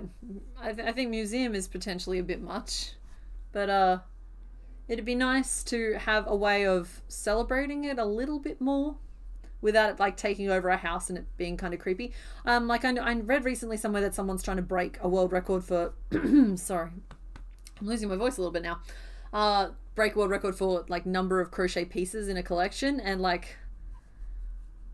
In theory, I have close to 8 or 900 pieces here, but I don't, like, that's just why I know, that's just why I've calculated. I think the record's like 1200 or something. There's a pretty good chance I'll surpass that over the next 2 or 3 years if no one else tries, but I also don't know if the restrictions are about, like, they have to be unique pieces or they have to include certain facets to count. Because yeah, we did the math just based loosely on how many videos a week, how many pieces get produced on average for a video, and it came out about 800 or 900 things in storage at the moment. It'd be cool to have like some bigger shelves where I could just like have everything like up on just like one big wall, and that's my crochet wall, but it would have to be behind glass or something so it didn't get dusty, because like dust is the termite of the crafting realm. I thought about those storage hammocks, so they're up near the ceiling. It's too dusty that way. They're better off in their plastic bags up in the cupboard, as sad as it is, because, like, first of all, they are acrylic, so I don't have to worry about mold developing in the plastic, but it keeps the dust off them, which will prolong their lives long term. A lot of this stuff, I don't sew my stuff together with the intention of them being played with, is my problem. I'd be happier to rehome them if I did a better job of just like really consciously being aware as I sewed stuff onto them that stuff isn't going to fly off. But like, I know for a fact that sometimes I'm cutting corners for a video and I'm just stitching things on real quick, and so things aren't necessarily secure as they would need to be suitable to be played with or go through a wash cycle. And I don't want to ever rehome anything that isn't going to hold itself together. Which makes it a bit rough sometimes, because it means that there's stuff in storage that I would happily otherwise like move along, give to someone who would love it. But in the meantime, I'm just going to keep the dust off it and dream about a house that has a wall that's entirely lined with beautifully lit shelves behind some glass so that it all stays undusty. And then if having my nibblings come to visit and they can pick one to play with for the day. Oh, night Fiora, thanks for hanging out. Kabuti.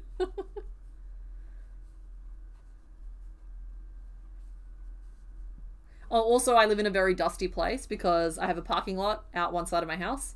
So like no matter how often I dust, you can't get all the dust out because of the bitumen. So yeah. Unfortunately, yeah, they're safer in storage right now. I've got to be in the running there easy. Yeah, I don't think I'll apply for it in a couple of years maybe. I'll keep an eye on it. Because, yeah, at the rate I'm going, I will surpass that current record quite comfortably, but it depends on what the new record is by the time I get there.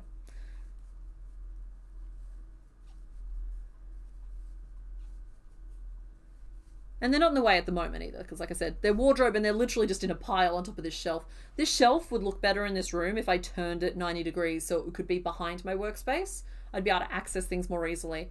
And when I'm filming videos, I'd have more angles to choose from.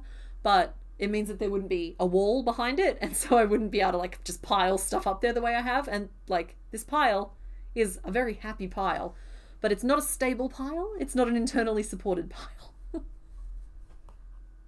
Oh, Cupcake is cute. He does look like a little muffin.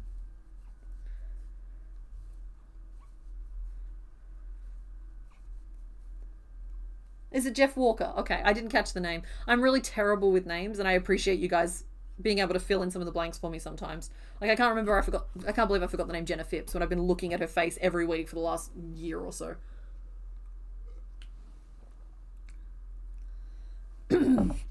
Yeah, sorry guys, the voice is going more and more. I don't know if it's coming back, but we'll still finish this guy off.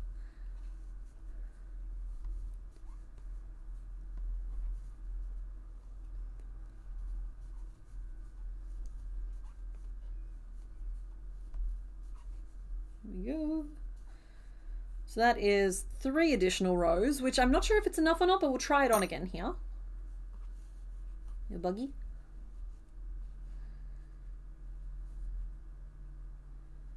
Okay, we're getting close. Too close. No, we're getting close. I think 1 more row. And then we'll narrow off to the butt. That's the plan.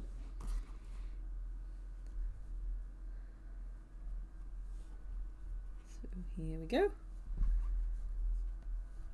Now I could use safety eyes for the eyes on top of the shell, but I was honestly just planning on stitching them on. I will leave it up to you guys. I think that safety eyes would be too big. They are supposed to just be little dots.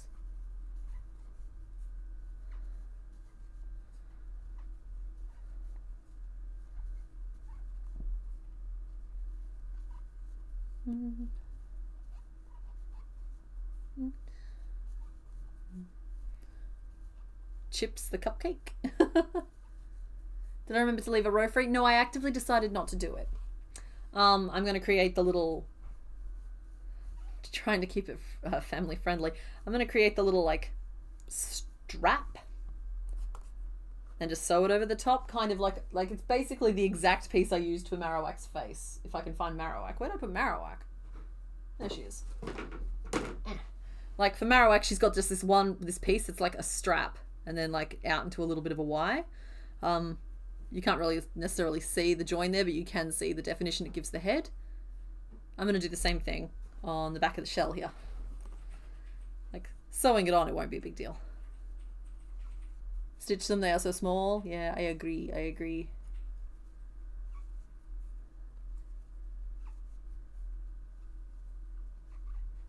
The red eye should be painted safety eyes, potentially. But he's not an eldritch horror, he's a little bean. Current name list: Strudel, Bun, Wonton, Chips the Cupcake. I didn't see Strudel, Bun or Wonton. Those are adorable. Oh, I'm glad you like Marowak. Thank you very much.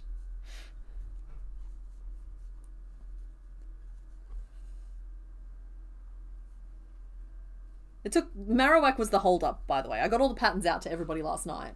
But Marowak was the hold up. That skull was not creatively coming easily to me. Okay, cool. And now we need to close this sucker off. So, wow, we're not saying that again. Yes, we need to close this. So I could just close it using just like going around and around, but I think we're better off if I close the same way I expanded, focusing on these side bitties. So that'll be a decrease and a single crochet 3 together and a decrease. Right? Right. So single crochet and then a decrease. Yeah, I think we can all agree that Kabuto is a snack. At worst, he's a peanut cluster, you know? Like... Oh yeah, Snickers was definitely part of the list, but Mr. Bones is doing his best to keep up with the name list, and he also took a little break, and so that's okay. He just might have missed a couple. Please feel free to remind us. Yeah, he's a little Snickers pod. I like Wonton. He looks like a little wonton dumpling. He's definitely food. Like, no wonder he looks so worried. We take one look at him, we're like, yeah, that's prey. I'd be worried too if I had the internet look at me and just decide immediately, you know, we eat that. You can tell straight away. I was looking at it. That's definitely for eating. I think that goes there. The decrease, and then we've got 2 stitches free at the end. Which means we have 5 stitches at the front. I can work with that. We can make that work.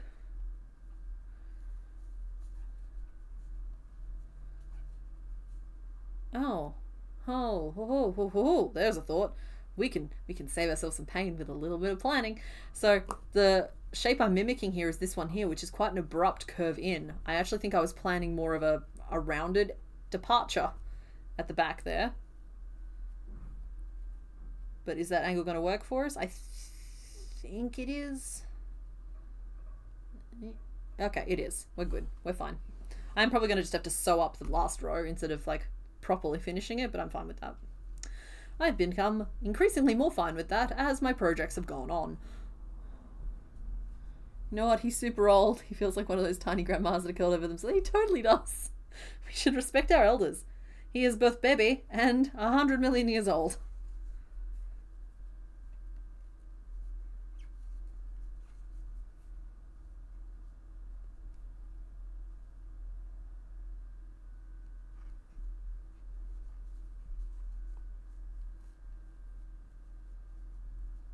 That was definitely 6 just then, not 5.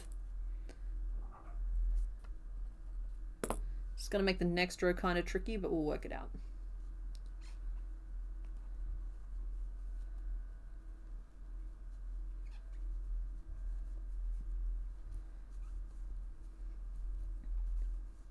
Yeah, a little dumpling.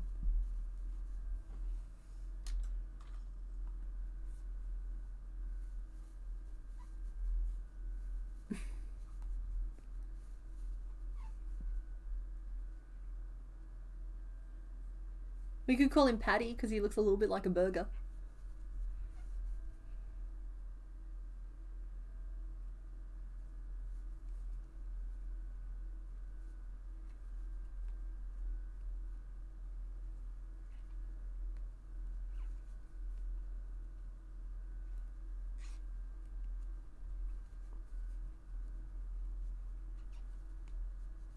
And a decrease, and then we have higher than expected number of stitches back to the start. What? Oh, I forgot about that. Yeah, that'd have an impact. No, that's good news for me though, right? That feels like good news. How is this? Could this possibly be bad news? No, it's good news. It's fine. I forgot about the row that I did with 2 increases. It's potentially going to mess things up a little bit for me, but I'm not going to know properly for a little bit. He's got a little butter menthol vibe, that's for sure.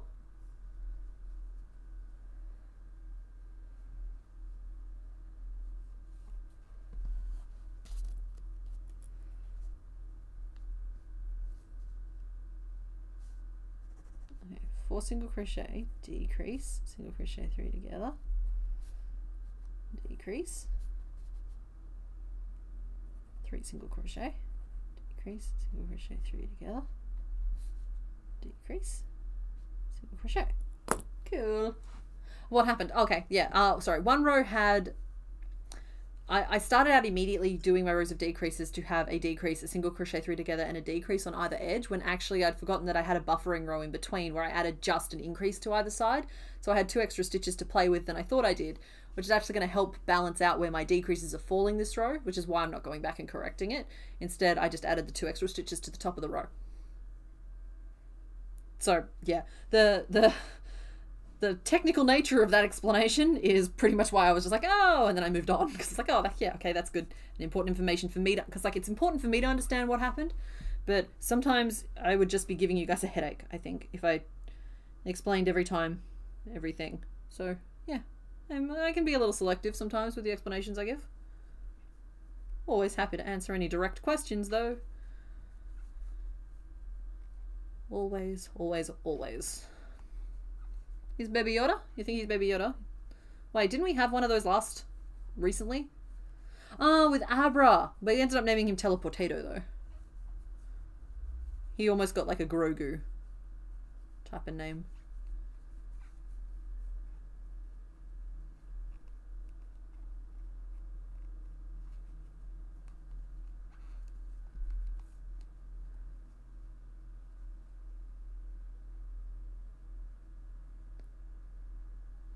He is a bean.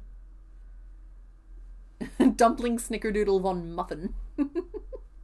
I like the vibe of Von Muffin, because he feels very self-important, or like a little dude who's inherited a name he's not quite grown into yet. Because then we can just go ahead and name Kabutops as like Baron Von Muffin. It's like, this is what he looks like when he grows into his name.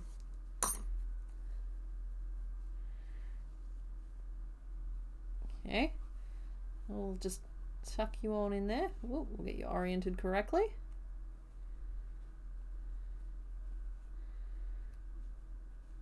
And we are approaching our destination. So folks, please make sure you have all of your possessions.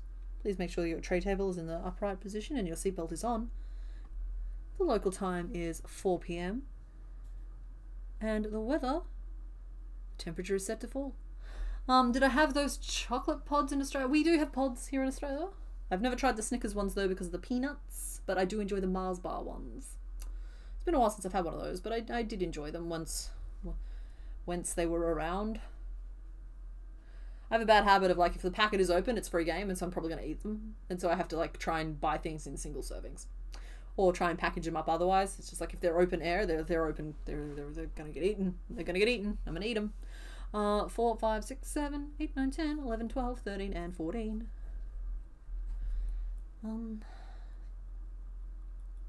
Do I just sew that shut? Is that covering your butt enough, sir? I feel like you've got a cold butt. I don't know if I can just do a row of 14 without it looking odd. But we're going to try!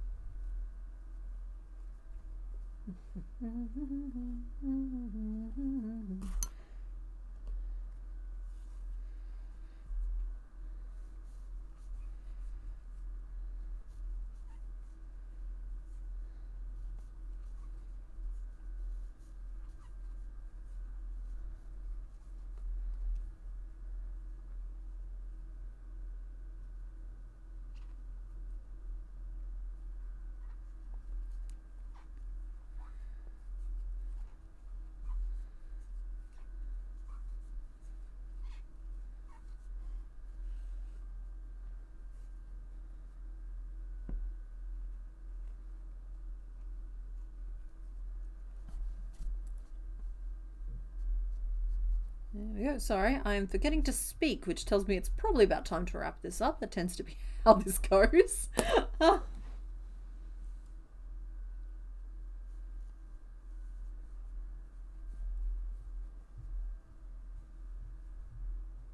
Pods are Kabuto in snack form. Not sure it's a good name, though. That's true. Those pods are Kabuto in snack form. I think that's kind of how Snickers entered the chat.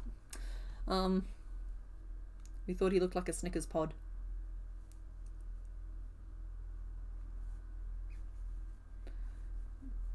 Ooh, I may get away with not sewing the back of this shut. Actually stitching it the way it's supposed to be stitched.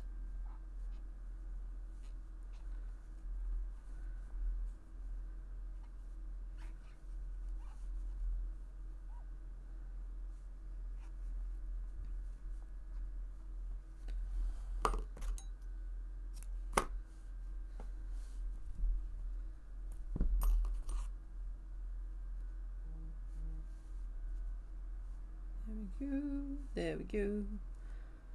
Should have stopped to measure before we weave this in, but I'm feeling like I'm living dangerously. Again, don't worry about his lack of pancake butt. It'll happen. Okay, there we go, little guy. Are all of your extremities covered?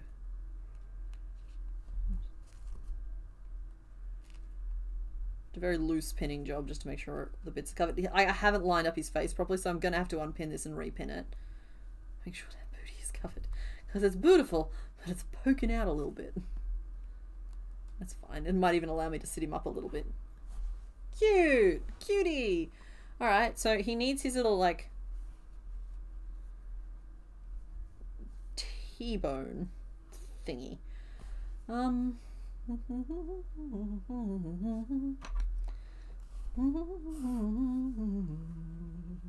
Let's just measure you out. Hold on. Yep. Okay, it needs to be a little wider. And down to, see, it's from there to about, yep, cool. These are my dimensions. So I need this shape.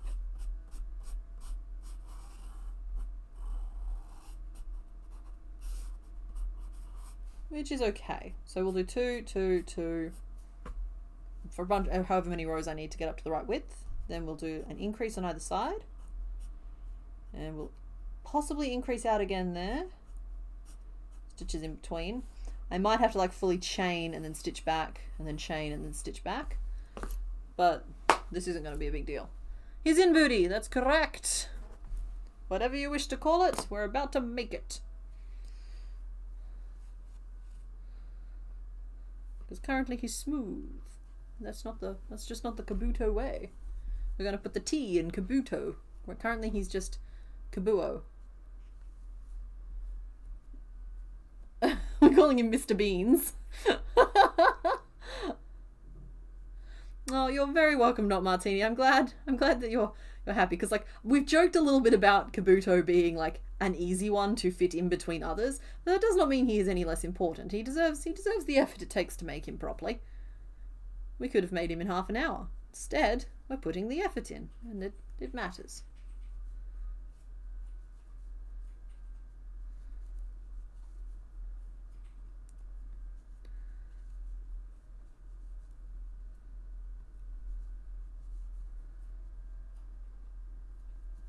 Seven and 8. 9 and 10. 11 and 12. That's 13 and 14. That's probably excessive.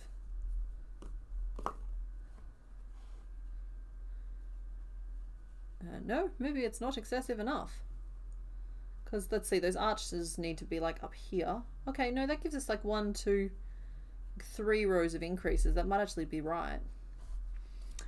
Okay, so that was chain 3, 2 single crochet and turn times 1, 2, 3, 4, 5, 6, 7. Then we're going to go 2 increases and we're going to turn. And then we're going to increase 2 stitches and increase and turn. And then we're going to increase 4 stitches, increase and turn. Oh, the name's I love strudel and I love bun, but I think it's just because both of them are super fun to say, and not because I have any kind of inherent preference as to like which one I think is more correct for him. Because he is just a little bun.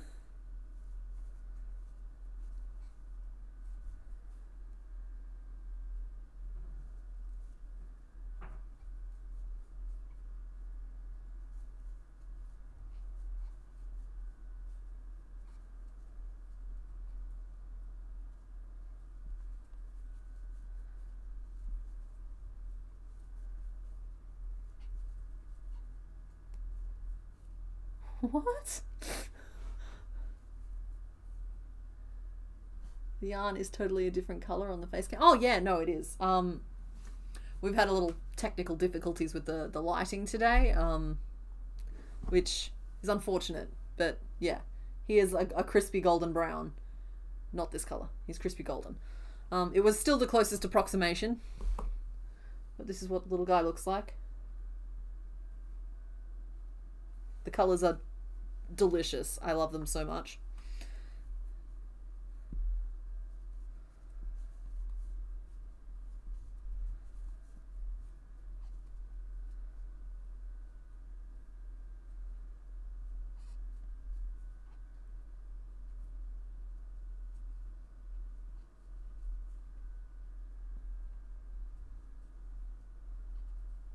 Okay. Working back along. I probably should have started the name poll because I think this is the final piece we need. Hold on.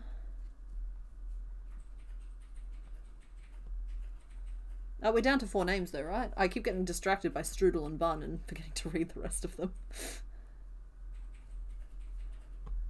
a little waffly crumpet. Alright, before I finish that piece, let's get this poll started. Oh wow, I'm watching my own stream there. That's not fun at all. Here we go. We're starting a poll, so last chances. I liked strudel and I liked bun, and I know that they were on the list. They were the first 2 entries on the list, so I can safely write those in.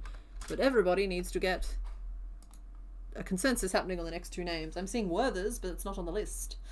Wonton, Chips the Cupcake, Snickers, and Mr. Beans. Snickers, I feel like we have to include because it was one of the earliest ones. Snickers. You guys have 1 name option left. We have strudel, bun, and Snickers. They are all chosen. Of the remaining names, we have Wonton, Chips the Cupcake, and Mr. Beans on the list, and Werther's is also in the mix there as well. So you guys need to tell me which is the final one that needs to go in this poll. And like normally, if we don't see a whole bunch of people chanting the same one, it probably won't make it. So y'all just start chanting the name, and we'll leave it to Mr. Bones to work out which one we want to add in there. I'm seeing dumpling. I'm seeing beans. I'm seeing chips. I'm seeing wonton.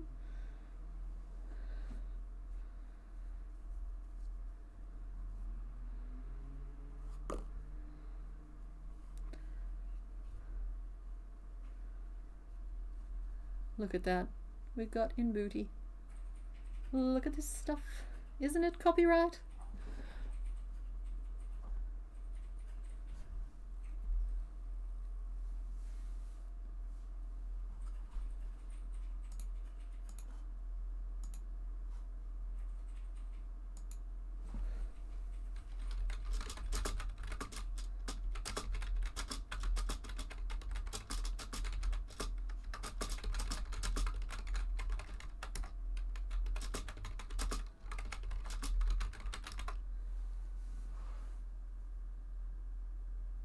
Beans, the wonderful name, but compared to the chips, that name is lame.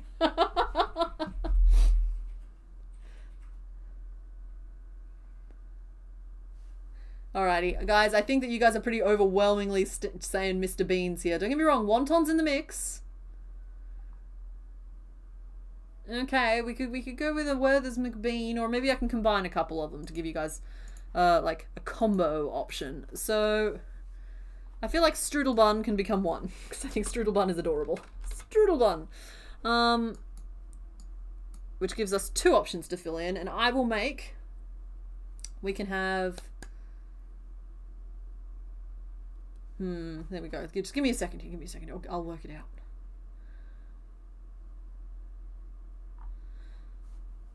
Put Chips the cupcake there. Well, I preferred muffin personally, but you guys voted and cupcake it is. And I'm saying wonton and Werther's, and so we'll call, the final one can be Werther's wonton. Oh no, the wonton beans.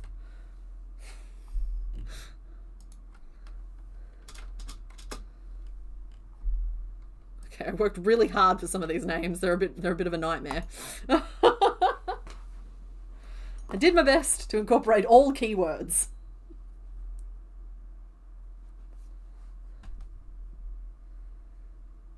Okay, dumpling didn't make it. I apologize, Midnight Star.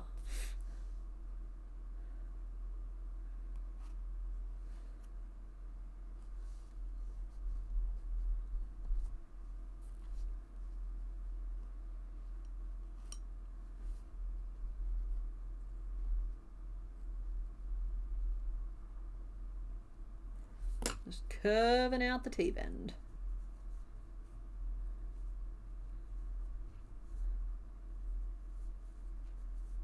I curve the teeth bend, watch as I stitch him. Yeah, I'm gonna get struck one day. It's not gonna be my fault. Well, it is gonna be my fault. I just can't help myself. Loving the love for strudel bun. I think strudel bun is just so cute as a combination. He just looks like a little strudel bun. Like, look at his little face. It's a strudel bun all over. Still, I don't get to vote, believe it or not. My control extends as far as picking 4 options that I feel like everyone can live with happily. And Mr. Bones helps filter down to that, absolutely. But yeah, y'all get the final say. Yes, he's just like a little strudel bun. Okay, this is getting a bit tall. But I think I can make that work just in that form there. Because, like, I feel like those divots don't go necessarily all the way to the edge. But I can get that on there in a way that will look good and right and normal. 3 things you don't need to live a happy life, but at least one of the 3 can be kind of helpful. Like, you don't need to go through life on hard mode either. Here we go.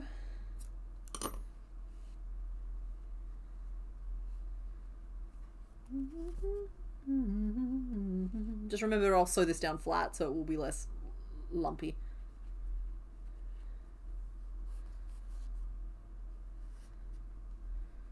There's all of our little pieces, and I don't have any black pins here.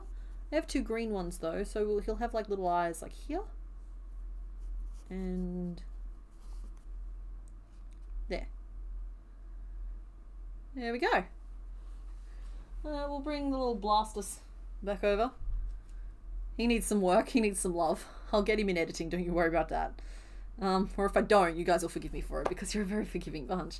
So there are the 2 Pokemon we made it through today. Sadly, another 2 Pokemon day, but at least we ticked off Blastoise, who finishes off our first column in our Pokédex. So you guys can keep focusing on the naming if you like while I show the Pokédex again. So Blastoise finishes off our first Gen 1 column. You have to kind of ignore the fact that we go straight to Gen 2 underneath it. But right there after Wartortle in that top row, it's the second gap available if you work from left to right across the rows. That finishes our first solid column. It will be Blastoise, Arbok, Jigglypuff, Psyduck, Bellsprout, Doduo, Kingler, Tangela, Magikarp, and Articuno. So there is our first column complete of this challenge, and it's very exciting because that really feels like we've entered like the final push. It also means that we have, I think, 26 Pokemon to go, just 26, which even if we only get through 2 per stream, which I'm sorry, it's been a long time since we haven't gotten through at least 2. That's only 13 streams. And I'm hoping to get it to 3 Pokemon per stream. So we're looking more like 7 to 10 streams. So that's quite exciting. Yeah, I'm really pleased with how they turned out today. I'm still not quite as excited as I was about Onyx because Onyx is just like perfect. You know what I'll do? I will, while you guys vote, I will set up the close-up cam so you guys can get a slightly better view of things. Let's just remember how we do that. Alrighty, let's turn you on. Unplug that. I can only connect it to streaming when it's unplugged, and then I have to plug it in. It's very specific about that. It's very annoying to have to unplug it every time. There we go. And I will turn the camera on. I'm about to disappear, no one panic. Oh, the Pokédex is in the way. I still disappeared though. So there is our cute little nugget boy with more pixels than you've ever seen. This is them all cuddled up, by the way. How cute is that? I'm tethered by a cable so I can't twist it further around, but that's adorable. And little nugget boy with his little T-shaped back, his little worried facial expression.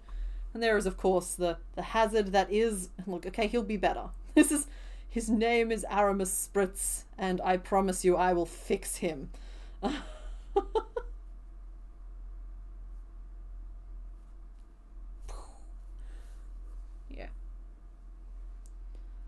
But this little guy, delightful. He's very nice to hold, actually. He's a good little handful. Anyway, that's enough of that. Let's just, there we go. Need to remember to drop the link to the needles. We'll do that. Oh wow, hi. Sorry, I couldn't see chat while all of that was going on. Nat, you are very excitable, and I've forgotten how charming that is. Okay, cool. All right, let's close this name poll off because we have our answer. His name is Strudelbun. And I will look up the correct spelling for strudel because I think I'm spelling it wrong there, but that's okay. I will look it up and correct myself should it need it, but Strudelbun. There we go. So that brings us to the end of stream today. 5.5 hours. Wow. I knew that certain Pokemon just take longer, and Blastoise is one of the ones that's just going to take longer. I've still got another 3 or 4 hours of work to do on him, but it'll be done for next stream. For 1 second, Nat, one horrifying second, I thought you were sharing your phone number or something in chat, and I was about to absolutely lecture all of you. But no, you're okay. You were just giving me a score out of 10. And you don't seem to understand the limitations of that scoring system, and that is okay.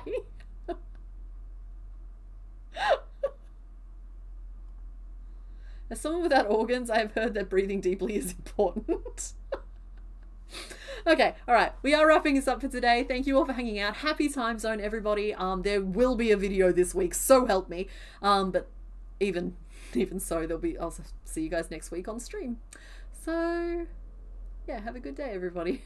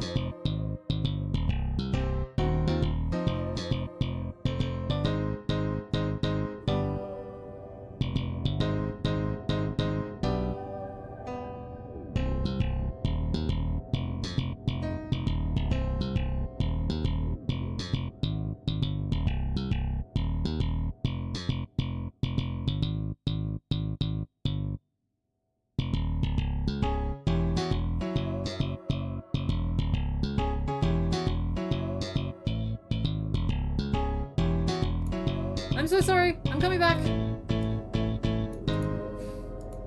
Ah!